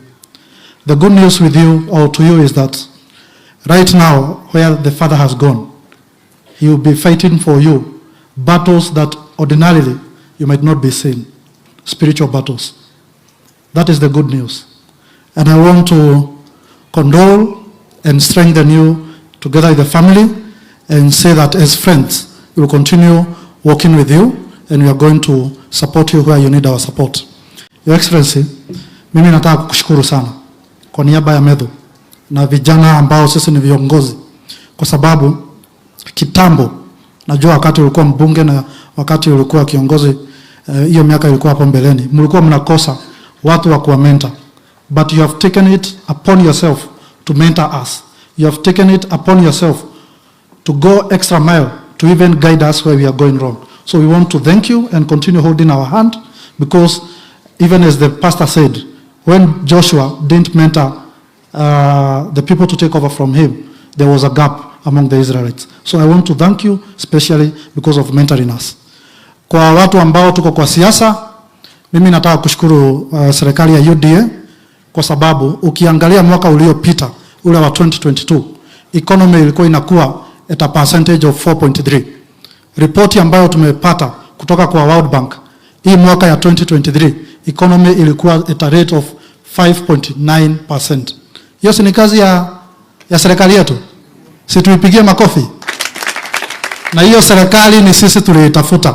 Na mimi kitu ningetaka kuhimiza wa Kenya, let us continue supporting our deputy president and our president so that we continue growing our country. This is our country, na hatutategemea watu wengine wakuje watuletee maendeleo. Sisi wenyewe ni sisi tutajenga hii taifa letu, na tuendelee kushikilia naibu wa rais Rigathi Gachagua ambaye ni kiongozi wetu, pamoja na rais William Samoei Ruto. Asanteni sana na Mungu awabariki. Methus, you know you are my brother. Where you are, I'm always there.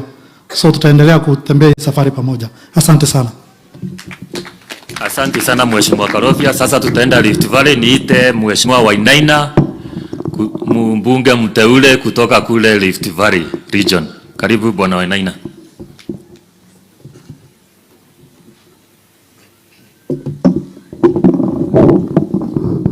You've been a great leader for all of us in great times and difficult times. And the real test of leadership is standing with your people during difficult times. Your Excellency, for those of us who are in your team, you have always come through for us in difficult times.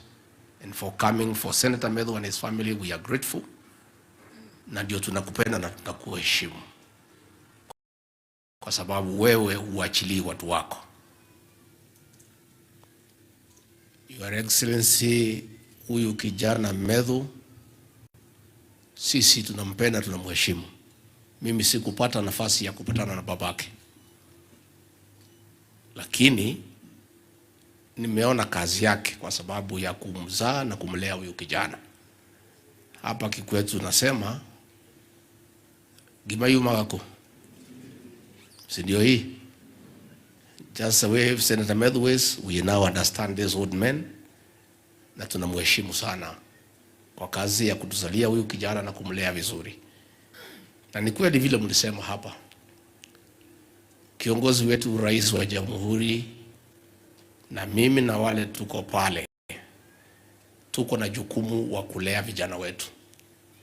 We have a responsibility to mentor our young leaders and prepare them for leadership,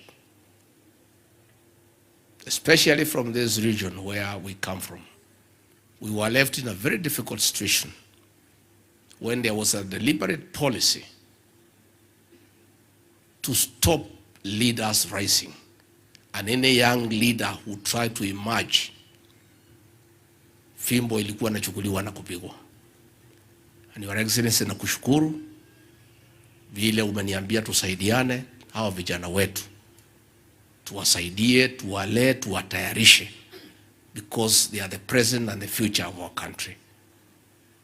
Na kwa hivyo vile ndugu ya Methus wamesema hapa ya kwamba unaona sisi kuna mambo tunajua, hawa kanisa wanajua na nyinyi hamjui, ni uhoro wa maithu kuri kaundu tuitu na muthuri uya hario kaundu tuwe ni ndide muge muno no ndide kiri mundu wa gatagati iyo nyu muti we ndio hau gatagati kuri kaundu njikirete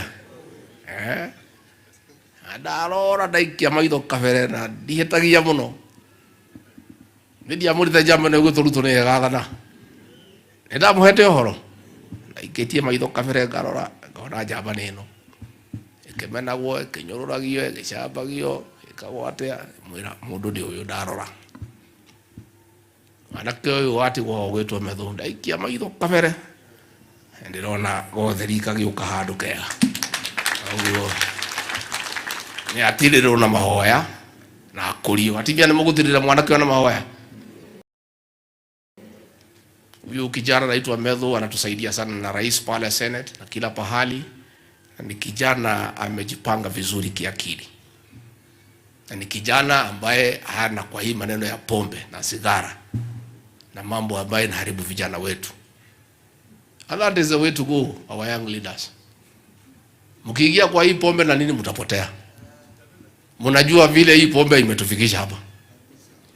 And we have a problem, Your Excellency. This region, Your Excellency, kama si wewe, nilikuja kwako nikakulilia. Nikakuambia rais wetu, watu ya hii mlima alikuchagua almost 100%. Lakini serikali iliondoka, iliwachilia hawa. Ile pombe yote mbaya ndani ya Kenya ilielekezwa hapo kwa mlima Kenya. Kweli ama uongo? And nobody was bothered, Your Excellency. Sumu ilikuwa nauzwa kila pahali. Vijana ni walevi saa 4 saa 5. Hao vijana na ni vijana wameoa, kuliko kulala kwa kitanda wanalala chini ya kitanda. As a community we were getting almost extinct. Rais ukakubaliana na mimi ukaagiza tuanze vio vita. And I want to report to Your Excellency, nimetembea area hii wakati ya Christmas, and 70% we have succeeded we have young people. Mimi nikiwa hapo 24th nisema akina mama wakuje na wazee tukule sikukuu pamoja. Tukasema wakina mama wale wazee wapige line kwanza wachukue chakula, wakachukua. Tukasema next ni ile akina mama wako na watoto. Line ikapigwa kutoka hapa mpaka huko. Tukaona hata chakula itaisha. Bado tukasema next wale wamama wajawazito expectant. Line ikakuwa mrefu zaidi.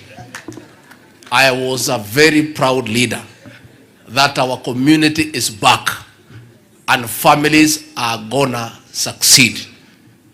Na rais hapa Nyandarua, nataka nishukuru speaker and MCs. Tulikuwa na shida because there was no law to regulate matters of illicit drinks. But hapa Nyandarua bado kidogo. Atimia nethirete biyo kana yo kuo nethirete kere yo kuo county commissioner and your team bado Kirinyaga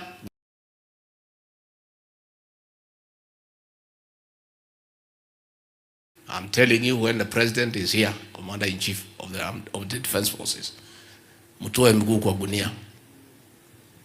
Mtoe miguu kwa gunia. Neguo. We must protect our young people because we have a responsibility to do so. And if it has succeeded in other counties, it will succeed here. And now that the law is almost ready, even before that law, other counties have succeeded. We must do what we should do. Na kiongozi wetu, rais wetu, tulipotea kama nchi kwa sababu watu hapa chini wote waliingia kwa pombe na viongozi wakaingia kwa pombe. That's how we almost lost a country.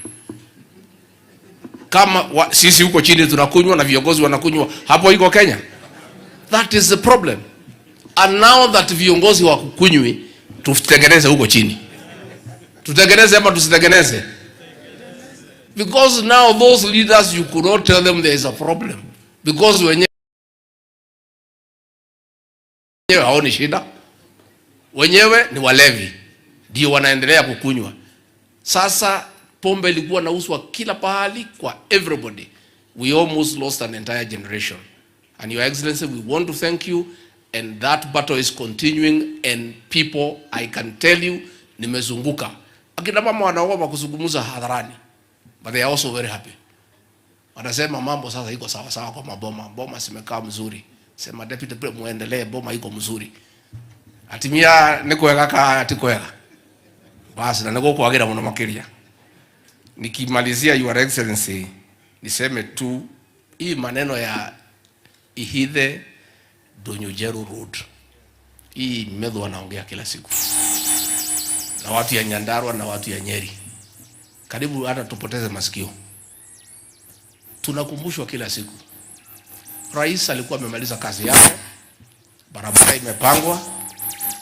Imekuwa advertise, watu wameanza kuuliza tenda. Watu wengine wanasema wanatetea haki za wanyama, wakaenda kotini. Sasa hii haki ya wanyama imeshida hii haki ya Wakenya.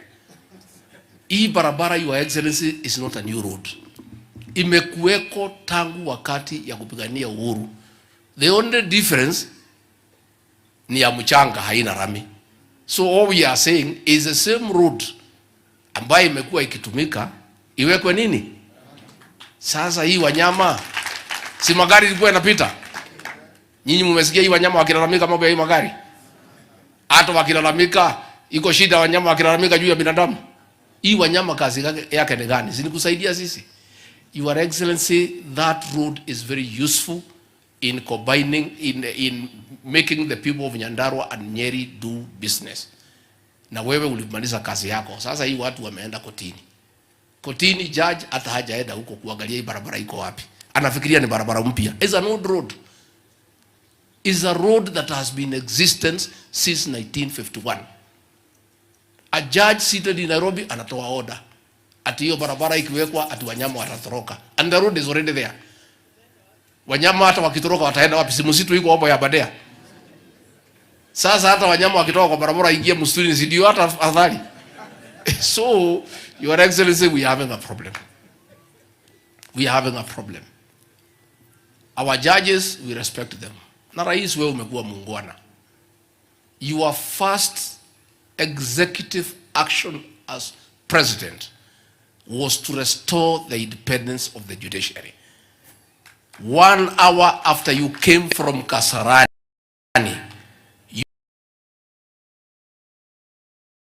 you gazetted the judges who had been refused to take their positions by the previous administration. Kutoka hapo, ukawaongeza pesa from 18 billion to 22. You have never interfered with what goes in court. Mambo yote ya serikali yako imeletwa, wameangusha. Hujaongea, umenyamaza. We are asking these judges, they are part of Kenya. Hii housing munasimamisha. Hii vijana hawa munataka waenda wapi? Why don't you go mufanye an open court, muulize watu maoni yao kuhusu hii housing? Hii health bill munasimamisha, mambo ya hospitali.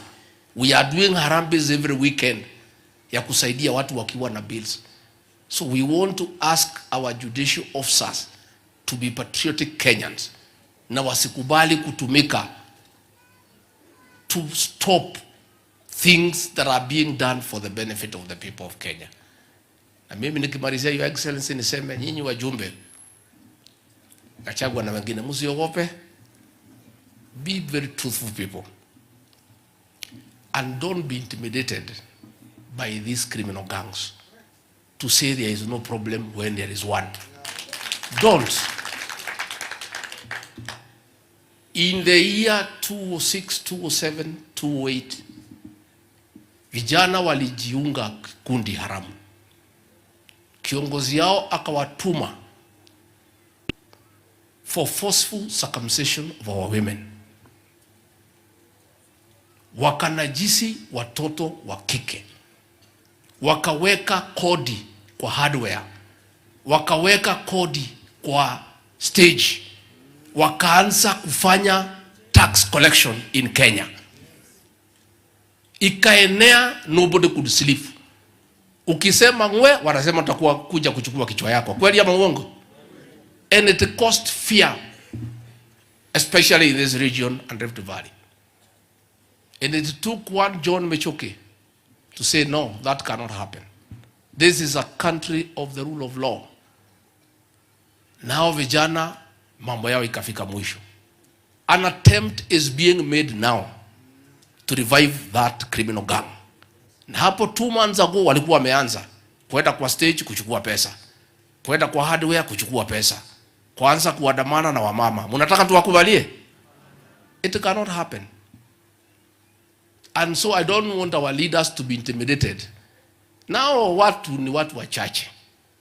Na hakuna vijana ati wanachokota pesa wakatumie, wanapelekea huyo kiongozi yao 90%. Yeye anajenga manyumba everywhere in the country. Anatumia vijana vibaya. Ile sisi tunapinga ni kutumia vijana kutoka hapa to engage them in crime. We have a responsibility to protect our young people from being misused by anybody to engage in criminal activities. Na mtu asituambie ati vijana ni ya jamii yetu. Hao wakina mama walifanyiwa hiyo vitendo baya ni wa jamii gani? Ni wa jamii gani? Hawa watu ya matatu walilazimishwa kutoa kodi ni wa jamii gani? Hawa wasichana walibakwa, wasichana wadogo ni wa jamii gani? Are you telling us that because criminals come from our community waharibu wa mama wetu tukiona? Let nobody tell us, Your Excellency. Na mimi niko tayari, if there is any political price to be paid to protect these women and our young girls, kama kura itakosekana kwa sababu ya hiyo, afadhali ikae. Afadhali ikae. We cannot. Hatuwezi kubali. And I want to ask our young people, tafadhali vijana wetu, msikubali kutumika vibaya. Mwende mkachukue kodi kwa watu ya matatu kupelekea mtu ajenge manyumba. Msikubali kuambiwa mwende mkasumbue wakina mama ambaye walizaa nyinyi. muwafanyie vitendo ya kinyama ambaye hawezekani katika karne hii ya dunia hii yetu. So we are saying, Your Excellency, we want to thank our security teams in Central Kenya and in the Rift Valley for their swift action in the last 3 months. That hiyo maneno imesimamishwa, sasa watu wanafanya biashara, watu matatu wanafanya kazi yao, and that is what will continue to happen. And we will never allow anybody to intimidate us na kujificha kwa jamii yetu. Jamii yetu is not jamii ya criminals, and we will never protect a criminal ati kwa sababu wewe unatoka hapa. Jana mimi nimekuwa jela pale Kingongo kutembelea wale watu ambao wamefungwa hapo, karibu watu 2,000, na wengi sana majority ni watu wa jamii hii, na mimi sikusema tulalamike wako pale. If they have committed crimes, the law is there, and we are saying criminals will be treated as criminals, not because of where you come from. Kwa hivyo tusiambiwe na mtu asiatuambie sisi ati wewe deputy president, ati hivi vijana ni wetu, wachieni hao wafanye vile wanataka. Tukubali wasubuhi wa kina mama tukiwekwa kwa serikali kweli? Tunaweza kubali? Hatuwezi. And that one, people should know very clearly that it cannot happen. And the 5th administration led by President William Ruto is not the one that will allow the resurgence of that criminal gang or other gangs ya kuja kusubuana na wananchi. And in the same token, even what has happened in Meru, huyo kijana ameuawa, the law must take its course. Na tungetaka DCI to quickly conclude those investigations, and whoever is responsible must face the law, irrespective of your political position, irrespective of your status in society, because the law is uniform to the people of Kenya, and that is what must happen. Kwa hivyo Rais, sisi tungetaka tukushukuru kwa kupata nafasi kuja kufariji na sisi hapa Nyandarua, na Rais anapenda Nyandarua, Senator wa Trans Nzoia. If you don't know, ametoa naibu wa rais hapa ya Nyandarua. Sasa atakosa kuja hapa, aende wapi? Mimi ni mtu hapa. Sasa hata mimi namwambia rais twende nyumbani. Tena watu ya Nyandarua wamemuonesha mapenzi. You know, everybody likes being loved. Najua kina mama wanafikiria nyinyi ndio mnataka kupendwa peke yenu. Unajua tu ndio takuwa dokate huo. Goro yako ni rakena.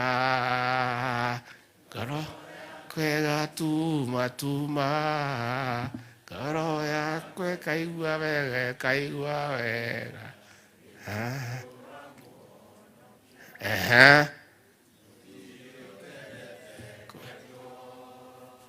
ona nie nyendete kwedo na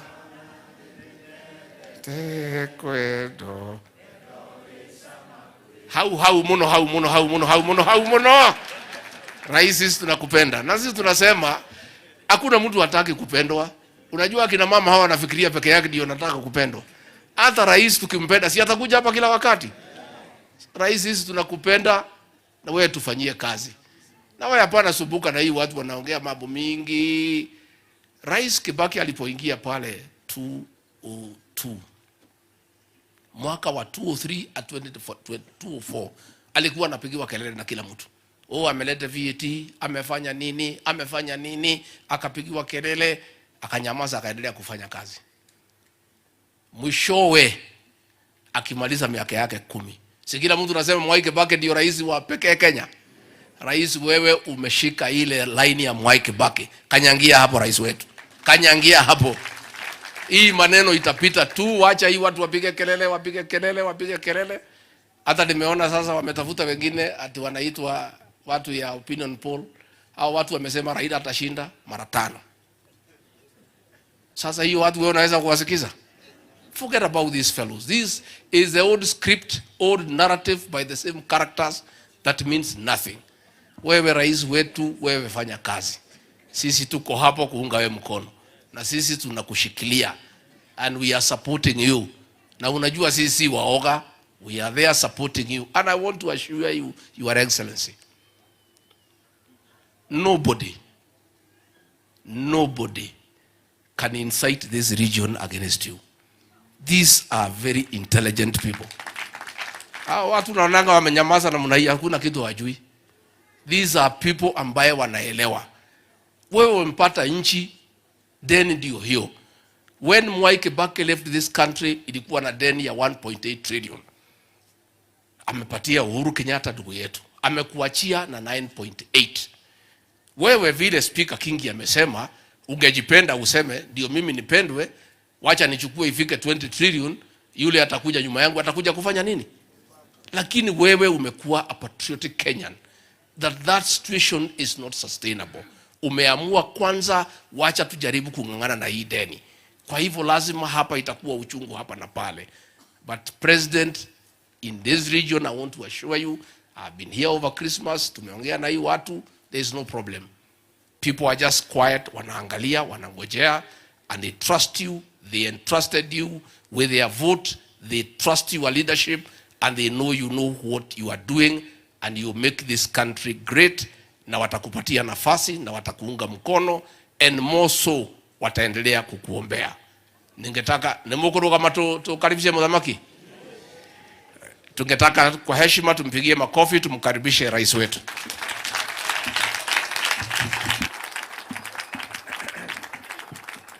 Asanteni sana, tafadhali tuketi chini, asanteni. Mama wetu, Mama Janet Maigo na family ya ndugu yetu Senator Methus wa hapa Nyandarua, maaskofu wetu wote, viongozi wenzangu na watu wa Nyandarua, amjambo.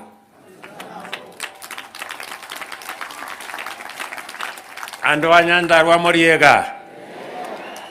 Mwathani agosho. Bwana Yesu asifiwe. Hebu mnisalimie hewani hivi nione. Asanteni sana. Kwanza mimi nataka nimshukuru Mungu ametupatia nafasi hii hata katika mambo magumu ambayo tumekuja kufariji familia ya mzee wetu Michael Waweru. Poleni sana kwa family ya mama wetu Janet na watoto wako, na huyu kiongozi wetu wa hapa Senator Methus, poleni sana.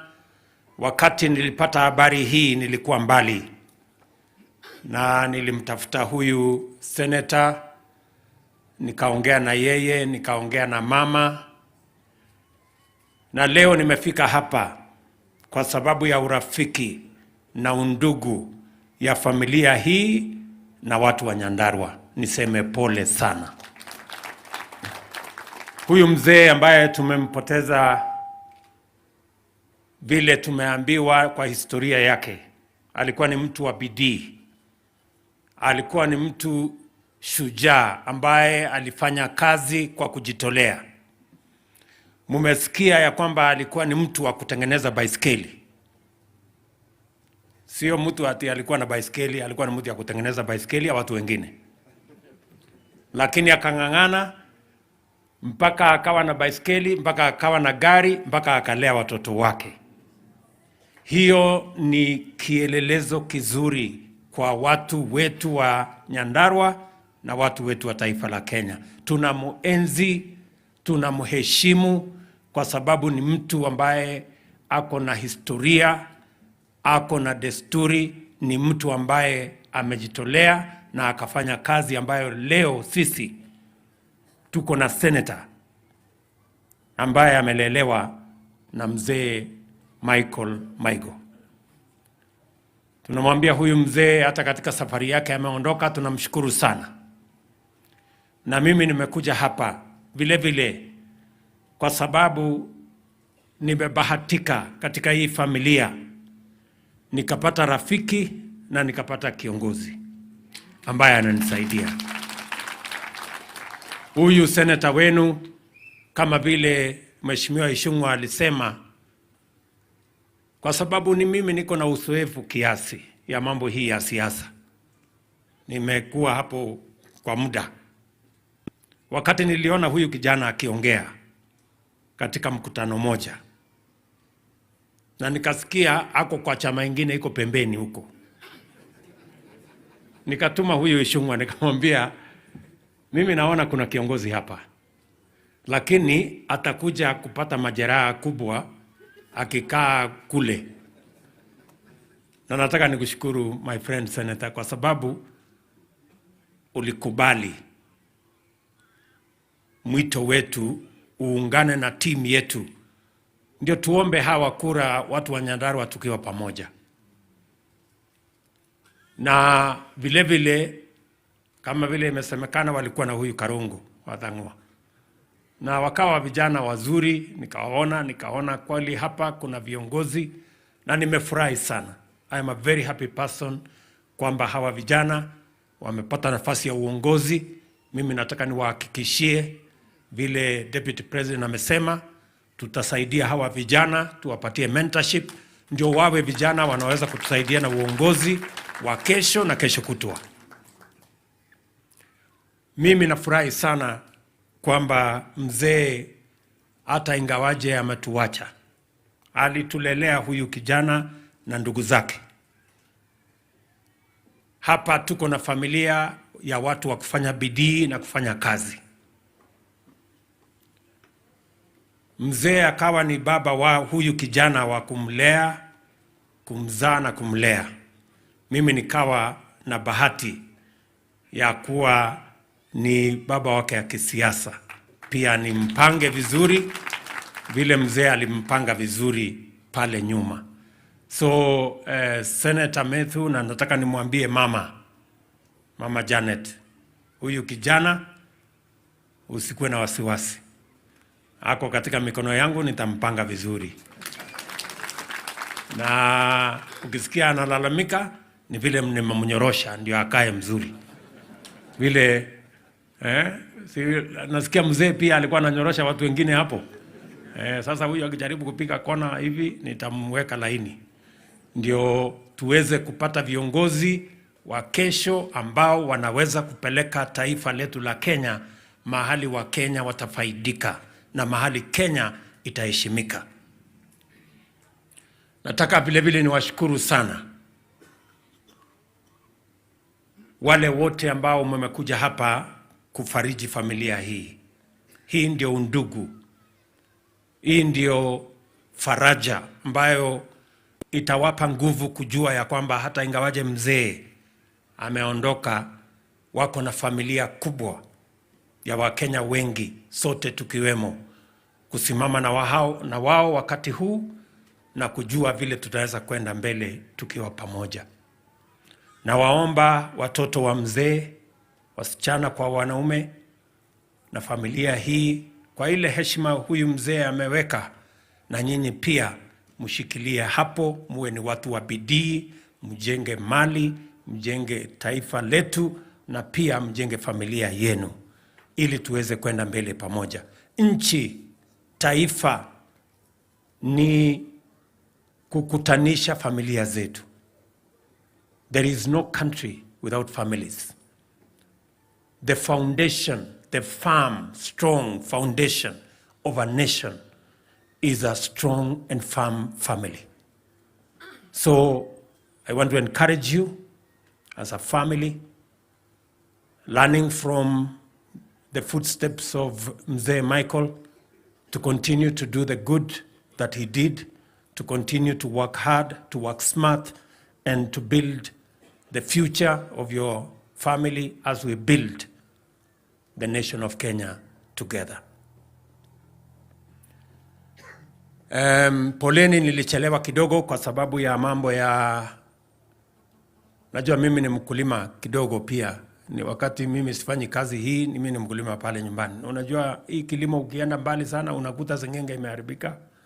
Unakuta sijui kazi gani imekwama. Sijui kazi gani ng'ombe imekwama kidogo. So nilikuwa nanyorosha watu pale, panga masaa kumbe inakimbia. Alafu pia tukawa na shida kidogo ya mambo ya weather. Lakini nilisema kwa vyovyote lazima nije hapa ili tuungane pamoja kuhakikisha kwamba familia hii inajua ya kwamba Wakenya wanasimama na wao, na pia tuweze kufarijiana pamoja. Watu wa hapa Nyandarua, mimi nataka niwashukuru sana kwa kuwa marafiki, kwa kuwa washirika, na yale mambo yote mmesema hapa nimeyasikiza kwa makini, sio mambo mageni, ni mambo tumeongea pale mbeleni. Nataka niwashukuru pia ninyi na Wakenya wengine wote kwa sababu ya kutupatia muda. Mwaka mmoja uliopita tumepanga mambo mengi kwa sababu ilikuwa inatupasa tufanye hivyo. I want to thank the people of Kenya, the people of Nyandarua for giving us time to plan properly for our country so that we don't make mistakes that we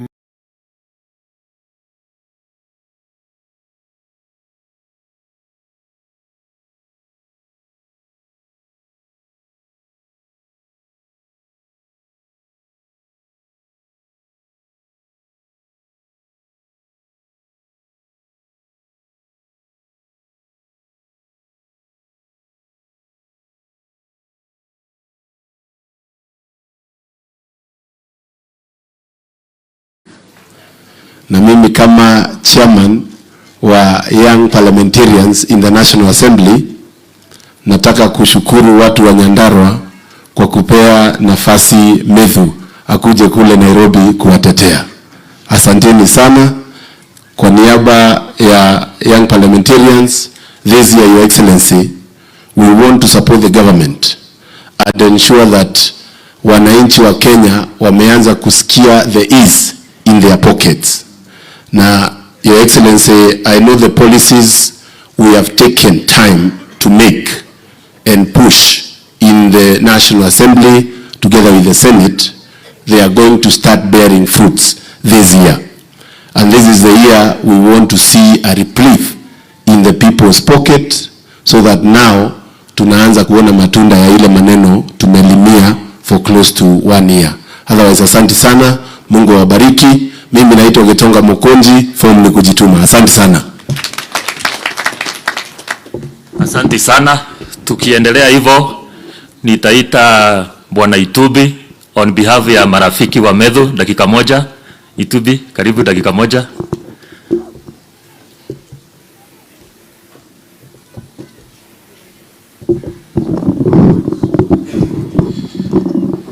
Thank you very much. Your Excellency the Deputy President, Speaker of the Senate, Senators, MPs, friends na watu wa Njambeni, habari zenu. Mungu ni mwema na wakati wote. Jina langu ni Dennis Itumbi. Mimi ndio nasimamia server pale State House. Ile server inatafutwa kila mahali. Mimi ndio nimeishikilia. Na huyu kijana anaitwa Methus ni rafiki yetu sana. So we came to say pole to you, Senator Methus and family, and to at this time when you're mourning, to tell you that as friends we value your friendship. Huyu kijana ambaye mlichagua na akakuja Nairobi ametengeneza marafiki wengi. And when ukiangalia kila mahali hapa kuna watu katika kila kona ya Kenya. He is a friend not only to the people he knew when he was growing up in this area, but a friend to the many people he has made friends when he came to Nairobi. So Methus, ours is to just say poleni sana and God keep and comfort you. Thank you very much and God bless you. Asante sana Bwana Itubi. Sasa nitaenda kwa Iala. Mheshimiwa Korofia, mbunge wa Iala, kuja kwa dakika moja upeane na biradi zako.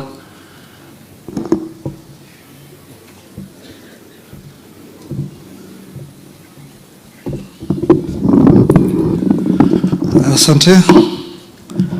Our Deputy President and our leader, His Excellency Rigathi Gachagua, our Speaker, Right Honorable Amason Kingi, Senator Methus na familia ya Michael Waweru, the clergy, friends, hamjambo. Mungu ni mwema na kila wakati. Kwanza ni kusema kwamba hii mvua ambayo tumepewa leo ni mvua ya baraka kwa hii familia ya Methus. Na unajua kungekuwa na kiangazi, lakini mvua imetuleta hapa, imefanya tukue tukibabaika hapa, lakini hiyo ni baraka kwa familia na pia kwa familia sisi kama kwa marafiki wa Methus. Methus, mimi nitakwambia 3 months ago I lost my father. It is not a light duty or a light moment. but I know God is going to be with you. The good news with you, or to you, is that right now, where the Father has gone, He will be fighting for you battles that ordinarily you might not be seeing, spiritual battles. That is the good news. And I want to condole and strengthen you together with the family and say that as friends, we will continue working with you and we are going to support you where you need our support. Your Excellency, mimi nataka kukushukuru sana kwa niaba ya Methus na vijana ambao sisi ni viongozi, kwa sababu kitambo, najua wakati ulikuwa mbunge na wakati ulikuwa kiongozi, hiyo miaka ilikuwa hapo mbeleni, mlikuwa mnakosa watu wa kuwamenta, but you have taken it upon yourself to mentor us. You have taken it upon yourself to go extra mile to even guide us where we are going wrong. So we want to thank you and continue holding our hand, because even as the pastor said, when Joshua didn't mentor the people to take over from him, there was a gap among the Israelites. So I want to thank you especially because of mentoring us. Kwa watu ambao tuko kwa siasa, mimi nataka kushukuru serikali ya UDA kwa sababu ukiangalia mwaka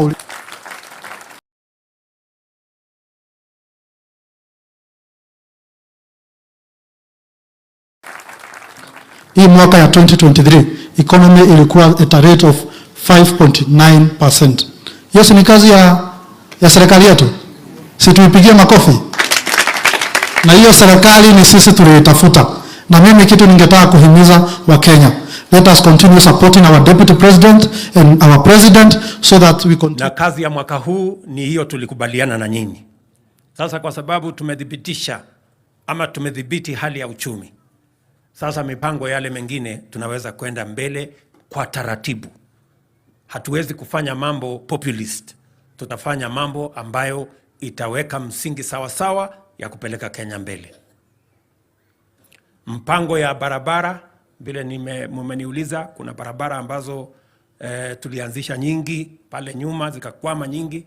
Sasa tutaanza polepole, nitakuja next week kuanzisha barabara ya kwanza, nitakuja hiyo wiki nyingine nikuje nikwamue ya pili, namna hiyo mpaka barabara zetu zote tuzijenge vile mmetuuliza.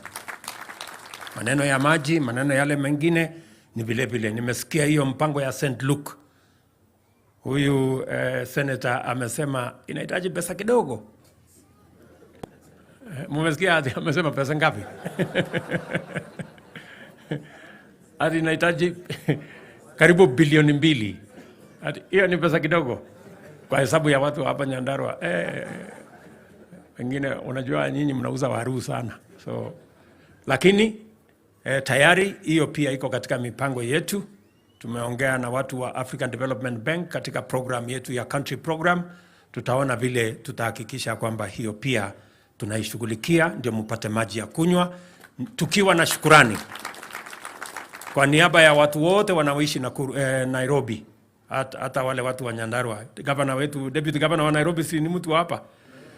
So tukiwashukuru kwa sababu ya kutupatia maji kule Nairobi. Wakenya wengi wanakunywa maji kule Nairobi.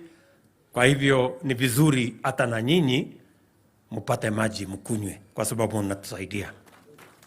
So tutashirikiana namna hiyo na tutapangana namna hiyo.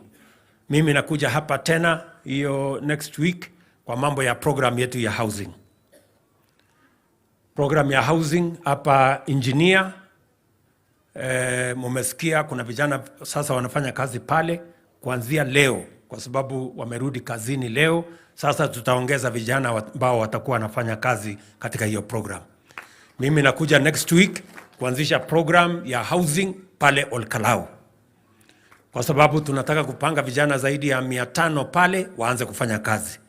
Alafu nikimaliza ya hapo Olkalau nitarudi tena, kwa sababu mpaka tupate vijana 5,000 wanaofanya kazi katika program ya housing hapa Nyandarua mwaka huu. Kwa sababu nimesema mwaka huu ni mwaka ule. Ule mwaka tulikuwa tunangojea. Si namna hiyo? So tutapangana hivyo. Na kazi hizo zingine zote tutapanga kwa pamoja. Ile kitu mimi nataka niwahakikishie ni kwamba we are going to be prudent And we are going to make sure that we do that which builds our economy for now and for the future. Barabara yenu ya Ihide hapa ambaye mumeniuliza huyu Methus, wacha ni confirm, amejaribu sana kufanya sehemu yake, lakini wale watu bado wako na kesi. So na hii kesi itabidi sasa tuwe na mjadala na watu ambao wanapeleka makesi kotini kuzuia maendeleo katika taifa letu la Kenya. Itabidi tuulizane maswali. Ni kweli ama si kweli? Yes, itabidi tuulizane maswali. Haiwezekani ya kwamba Kenya, maendeleo ambayo tumekuwa tukingojea miaka nyingi, mipango ambayo iko katika katiba ya Kenya, mipango imepitishwa katika bunge la Kenya, mipango ambayo wananchi wa Kenya wamepigia kura katika manifesto ya chama wamechagua, ati watu wachache, wawili watatu, wameenda kotini, wakahongana kotini, mpango hiyo ikasimamishwa, barabara ikasimamishwa, universal health coverage inasimamishwa, mambo ya housing inasimamishwa. Lazima tuulizane, lazima tuwe na mjadala. We must ask ourselves, ama namna gani? Yes, lazima tuulizane maswali. Na ndio mimi nataka niseme, we are a democracy. We respect, we will protect the independence of the judiciary. What we will not allow is judicial tyranny and judicial impunity. That we will not allow. That will not happen. Haiwezekani ya kwamba wakati tunaheshimu uhuru wa mahakama, watu wachache, watu ambayo ni beneficiaries, kama wale beneficiaries ambao wamekuwa wakiiba pesa yetu pale NHIF, 50% ya pesa ya NHIF zinafujwa na mahospitali chache, wakora chache, fake hospitals, fake doctors, wanafuja pesa ya NHIF. Tumesema ya kwamba tunabadilisha sheria. Hawa wabunge wamebadilisha sheria. Mimi nimeweka kidole, imekuwa sheria ya Kenya, kwamba sasa tutabadilisha vile mambo ya NHIF inaenda mbele, ili tuzuie pesa ya umma isipotee. Tukawa na digital health bill ambayo sasa itaweka a digital system that will protect resources that are meant for health in Kenya. Alafu watu wachache ambao wamekuwa wakiiba hiyo pesa, wameenda wakatafutana na corrupt judicial officials, wakapanga njama ati wazuie ndio waendelee kuiba pesa ya NHIF, nusu ya pesa ya NHIF. I want to tell you my friends, hiyo haiwezi kuendelea. Sijui kama tunaelewana. Mimi nataka niwaulize, mnataka pesa ya hospitali iendelee kuibiwa na watu wachache ati kwa sababu wameenda kotini kwenda kuhonga judge? Bana. No. Hiyo hapana.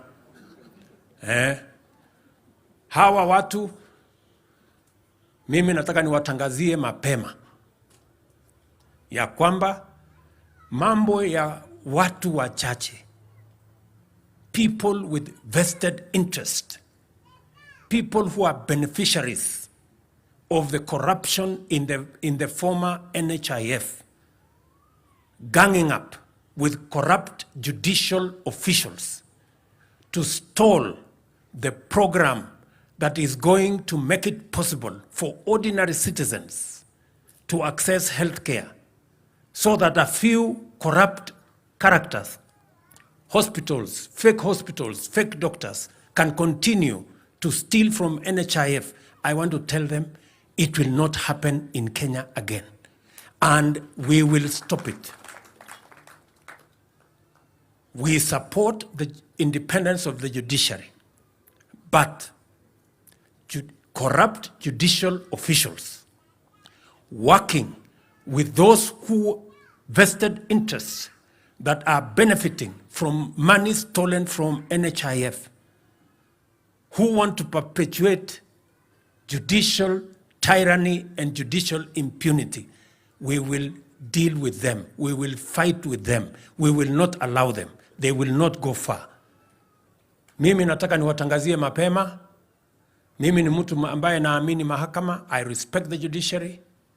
I respect the independence of the judiciary.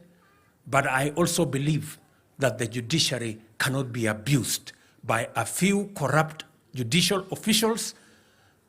Imagine niwaulize hata wale watu wako mahakamani. Niwaulize.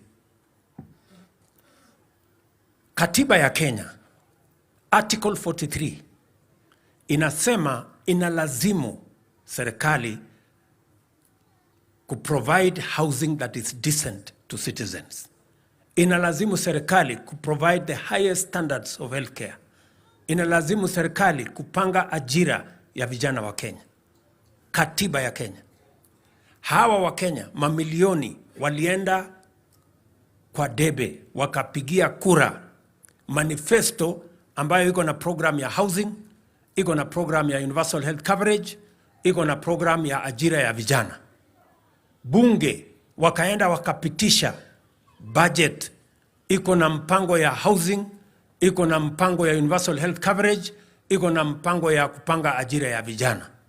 Ati alafu watu wachache ambao ni beneficiaries ya ukora wanaenda kotini, wanaenda kutaka kusimamisha hiyo kazi yote, ati vijana wetu waendelee kurandaranda wasipate ajira.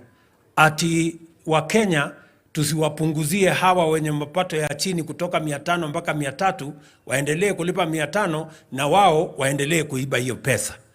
Ati wa Kenya waendelee kuishi kwa slums. Ati wa Kenya wasipate nyumba. Na hawa ambao wako kotini ni watu wako na medical insurance inalipwa na wa Kenya. Wako na magari inalipwa na wa Kenya. Wako na housing inalipwa na wa Kenya. Je, huo ni ungwana? Hapana. Hiyo hapana. Our judiciary, we respect you, but judicial impunity by corrupt judicial officers must stop in Kenya. We will stop it, and whatever it takes. Kwa sababu sasa hawa wananchi wanataka kujiuliza, ile barabara ya Ihithe munataka tujenge ama munataka tungoje mpaka judiciary watuambie tujenge? Judiciary wanasema tusijenge. Munataka tujenge, nijenge hiyo barabara ama tungoje hawa watu? Tujenge barabara? Bwana Mbogwa, wewe bwana PS, weka pesa ya hiyo barabara tuanze kujenga. Ndio. Tuache kusumbuana kwa sababu the judiciary must be answerable to the must submit itself to the constitution and to the people of Kenya. Ama namna gani? Mimi rais na hawa wabunge wote ambao tumechaguliwa, sisi we submit to the people of Kenya, we go to elections, we are tunapigiwa msasa, yule ambaye amekosa anafukuzwa, yule mwingine anapatiwa kazi. Si ni kweli? Sisi wote tunakubaliana. So I want to tell all of us, those of us who are leaders in the judiciary, those of us who are leaders in the executive, those of us who are leaders in the legislature, we are all subject to the constitution and the people of Kenya are sovereign. Tumekubaliana? Mimi nataka niwaulize watu wa Nyandarua, hii program ya housing ambayo itapatia vijana hapa Nyandarua kazi 5,000, niendelee naye ama ningojee hawa watu watupatie ruhusa? Tuendelee. Ile program ambayo tumepitisha iko kwa katiba ya Kenya. Katiba inasema kila Mkenya na katiba ndio supreme, haikuandikwa na rais. Katiba iliandikwa na Wakenya, si ni kweli? Katiba inasema every Kenyan is entitled to the highest standards of healthcare. Number one. Number two, hawa Wakenya walienda kupiga kura. Katika ile manifesto kulikuwa na mambo ya universal health coverage. Ya tatu, bunge wameenda wakapitisha sheria 4 ya kuhakikisha kwamba mambo ya universal health coverage inasonga mbele, na wananchi wale wako chini tunapunguza gharama yao kutoka 500 mpaka 300, na tunahakikisha ya kwamba hakuna Mkenya tena ataenda kuuza mali yake ili aende kulipa hospitali, hata kama ni ugonjwa wa saratani, hata kama ni ugonjwa wa diabetes, hata kama ni ugonjwa wa hypertension. Sasa kwa mara ya kwanza kila Mkenya ataenda hospitali atibiwe na aende nyumbani bila ya kulipishwa pesa. Alafu hiyo program yote, kuna watu wakora wachache wameenda kotini wakakutana na wengine wakora huko kotini ati wasimamishe waendelee kuiba pesa ya mambo ya afya. Hiyo mnataka tungojee hiyo maneno? Tuendelee na hii program ya universal health coverage? Tupunguze ile nini, tuendelee nayo? Bas, sasa maneno ndio hiyo. Sasa wakitaka kuuliza wakuja waulize wananchi. Ama namna gani? Yes, kwa sababu we must all be responsible and we must act responsibly. Na mimi sina shida na wale viongozi wengine, si ndio? Si tuko na hawa watu wengine wote, watu ya upinzani. Watu ya upinzani waendelee na kazi yao, waongee, waletuambie mambo yao. Ile kitu mimi nataka niulize watu wa upinzani, tafadhali niwasaidie kwa mawazo. Badala ya kusumbua wananchi na kulete fujo na kulete vita, ambieni hawa wananchi mpango yenu tofauti na yetu ni gani? Yes, what is the alternative? Nyinyi, sisi tumesema tunataka tulipe ushuru, tuokoe Kenya kwa madeni. Nyinyi mtuambie yenu ni gani? Msituambie ati mnapanga ati vita, ati maandamano, ati kwenda kupiga kuharibu mali ya watu, ati kwenda kuumiza wananchi, ati kwenda kumwaga damu. Kumwaga damu, kuharibu biashara ya wananchi itaweza kusaidia Kenya kwa njia gani? Iko njia itasaidia Kenya?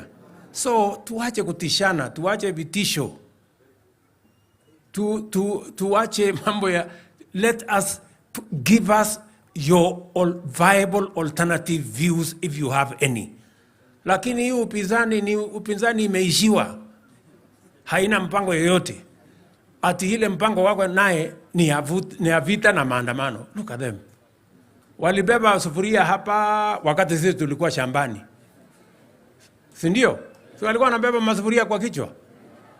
Hii bei ya unga imekuja chini, imekuja kwa sababu watu walipaa sufuria, si kwa sababu wakulima walienda shambani na wakapata mbolea. Na mimi nataka niwatangazie mbolea ya mwaka huu tayari tuko na magunia 200,000. Ile magunia karibu 2,000,000 inakuja mwisho wa hii mwezi. Mkuwe tayari, turudi shambani, tulime, tuzalishe chakula, tuondoe aibu ya njaa. That is how we are going to sort out the cost of living. That is how we are going to sort out hunger in the Republic of Kenya. Tumeelewana jameni? Mimi niko na shughuli mingi, lakini niliona lazima nikuje hapa niseme pole kwa Mama Janet na kwa rafiki yangu John Methus na watu wa hapa Nyandarua. Mambo yale mengine mengi si nitakuwa hapa next week. Si mtanipasha habari alafu ndio tuone vile tutasonga mbele. Mimi nawashukuru sana. Na mimi nataka niseme pole tena kwa mzee, familia, kanisa na watu wa Nyandarua. Na mimi nitarudi hapa tena na tena mpaka hii Nyandarua tuibadilishe na Kenya tuibadilishe. Asanteni sana. Mwathani amurathime. Asanteni sana.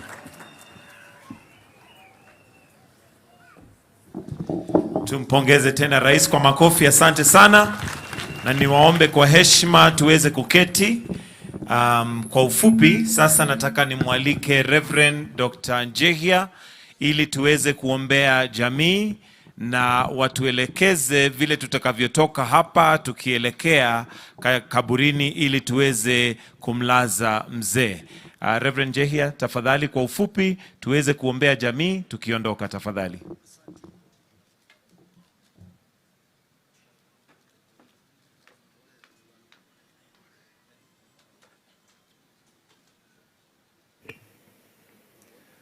Thank you so much. Sorry. Napenda kwa niaba ya jamii ya baba wetu mzee Michael niweze kumshukuru rais wetu wa Jamhuri ya Kenya for your personal contribution towards the demise of our father. I also would like to appreciate on behalf of the family of Michael, Your Excellency, once again I wish to appreciate you personally for your personal contribution to the demise of our father. I also would wish to appreciate on behalf of the family the contribution of our leaders towards the same. And I also on behalf of the family wish to appreciate the contribution of each and every one of us who are with us at the moment. Na niseme kwamba Mungu wa mbinguni awabariki. Hatuna muda mrefu mwingine. Hatuna muda mrefu wa kufanya. Your Excellency, we want to spend the remaining 6 minutes so that we can pray for the family. But slightly before we pray for the family, we would wish to pray for you, for your government, which is also our government. Before you came to lisema ya kwamba this is our government, we prayed for it. And as a Kranje family, we are very much behind you and behind your administration. And allow me, Your Excellency, to say one of the reasons as to why we are behind you is because we have noted your credibility. We have noted your strategies, your policy, and your consistency, and we are very, very proud of you.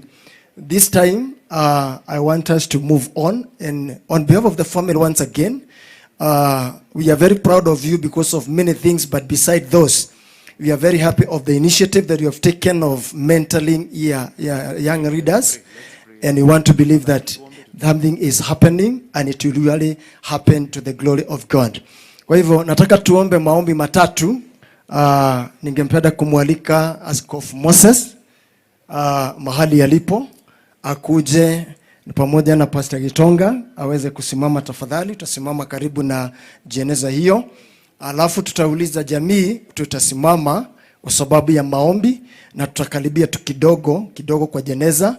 Tutaombewa na ndugu wetu Gitonga, lakini kabla tuombewe na kwa familia, tutamuuliza Bishop Moses atuombe kwa sababu ya serikali yetu, na vile vile atuombe kwa sababu ya mwaka huu mpya ambao Mungu ametupa, na ili tupate muongozo katika mwaka huu, serikali yetu tupate muongozo katika jina la Yesu. Kwa hivyo Bishop Moses atuombe, kisha baadaye tuombe na Gitonga kwa sababu ya familia, kisha baadaye nitawaambia vile tutaondoka. Karibuni. Amen. Bwana wetu asifiwe.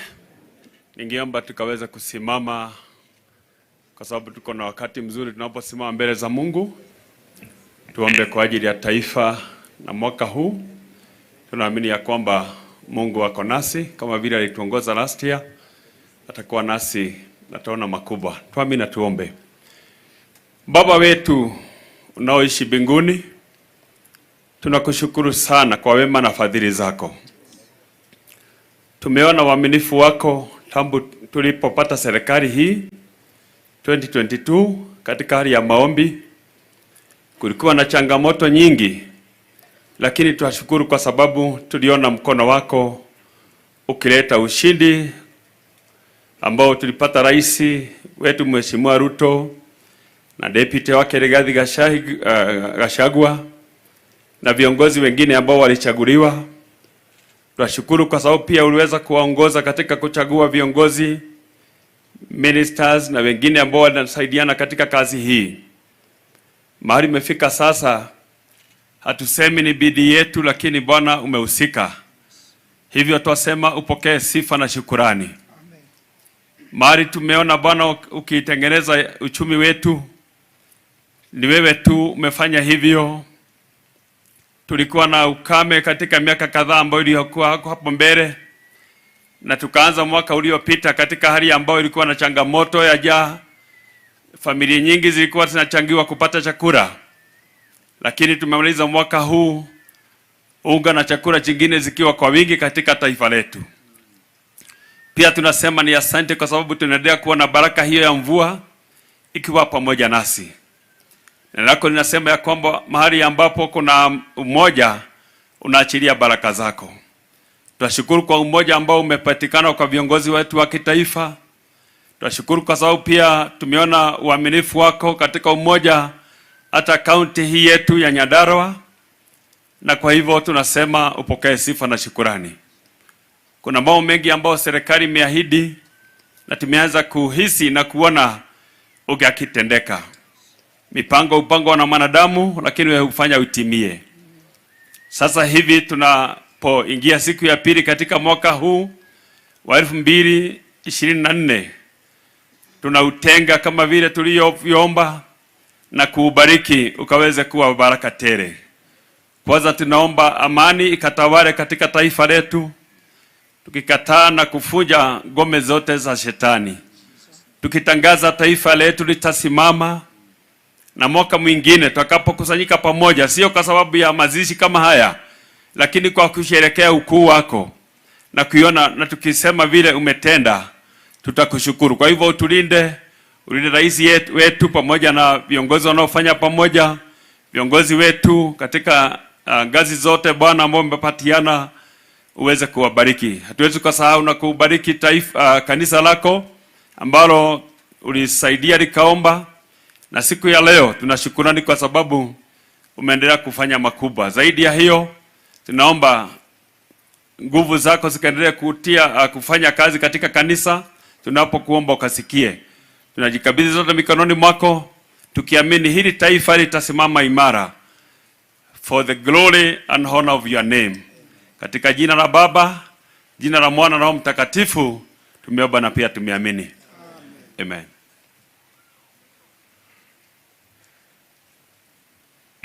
Baba yetu katika jina la Yesu Kristo, tumenyenyekea sana tukiwa hapa mbele zako Baba yetu. Tumeona upendo wako mwingi, tumeona upendo wako mwingi, hata rais wetu tuko pamoja naye. Tuko hapa ndio tuweze kukumbuka hii familia ambao imewachwa na baba yao, sababu uliona ni vyema umchukue sababu siku zake zilikuwa zimeisha. Sasa tuko hapa ndio tuweze kuinua hii familia mbele zako, ndio uweze kuwaonea huruma Baba. Wewe ndio unatenda kulingana na mapenzi yako Baba, na tunajua wakati ulipanga kumchukua Musa, ulikuwa umemwandaa Yoshua ndio akakalia hicho kiti cha Musa. Hata wakati huu tunaona hii familia pengine inaona shida sana sababu kiongozi wao ameenda. Lakini wewe Baba, simama na hii familia, mama Waweru na watoto wake, ukubuke seneta wetu sana sababu ameguzwa sana na hii kifo cha baba yao. Tumekwambia Baba, tukijua utatenda yote. Wewe ndio unaweza. Sisi tunajaribu kusema kwa maneno, lakini maneno pengine inashindwa. Lakini kwa uwezo wako Baba, hii familia itasimama sababu utasimama na wao. Tumesema asanti, ukiendelea na familia hii kuwapea nguvu, na mahali baba yao alikuwa anakaa, wewe Mungu unajua nani mwingine atakakaa. Tumesema asanti, hata tukiendelea kutamatisha utakuwa pamoja nasi, na tumesema asanti kwa vile umetupatia mvua ya kuonyesha ya kwamba unatubariki.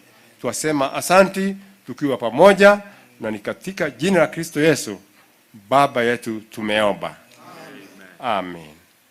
Nitaomba wachungaji mtatutangulia pale mbele, alafu kanisa mtatusaidia kubeba hii mwili kisha baada ya mwili familia itafuata mwili, na nyuma ya familia hapo ndipo rais wetu pamoja na naibu wake watakuwa, alafu ili tuendelee mpaka mahala ambapo tunaenda kulaza mwili wa baba yetu. Wachungaji tafadhali, alafu kanisa tafadhali karibuni, na ili mtusaidie kubeba mwili. Wachungaji tutangulie mbele, alafu mwili utafuata, familia ndio itafuata mwili, alafu naye rais wetu pamoja na naibu wake na watafuata familia. Tafadhali.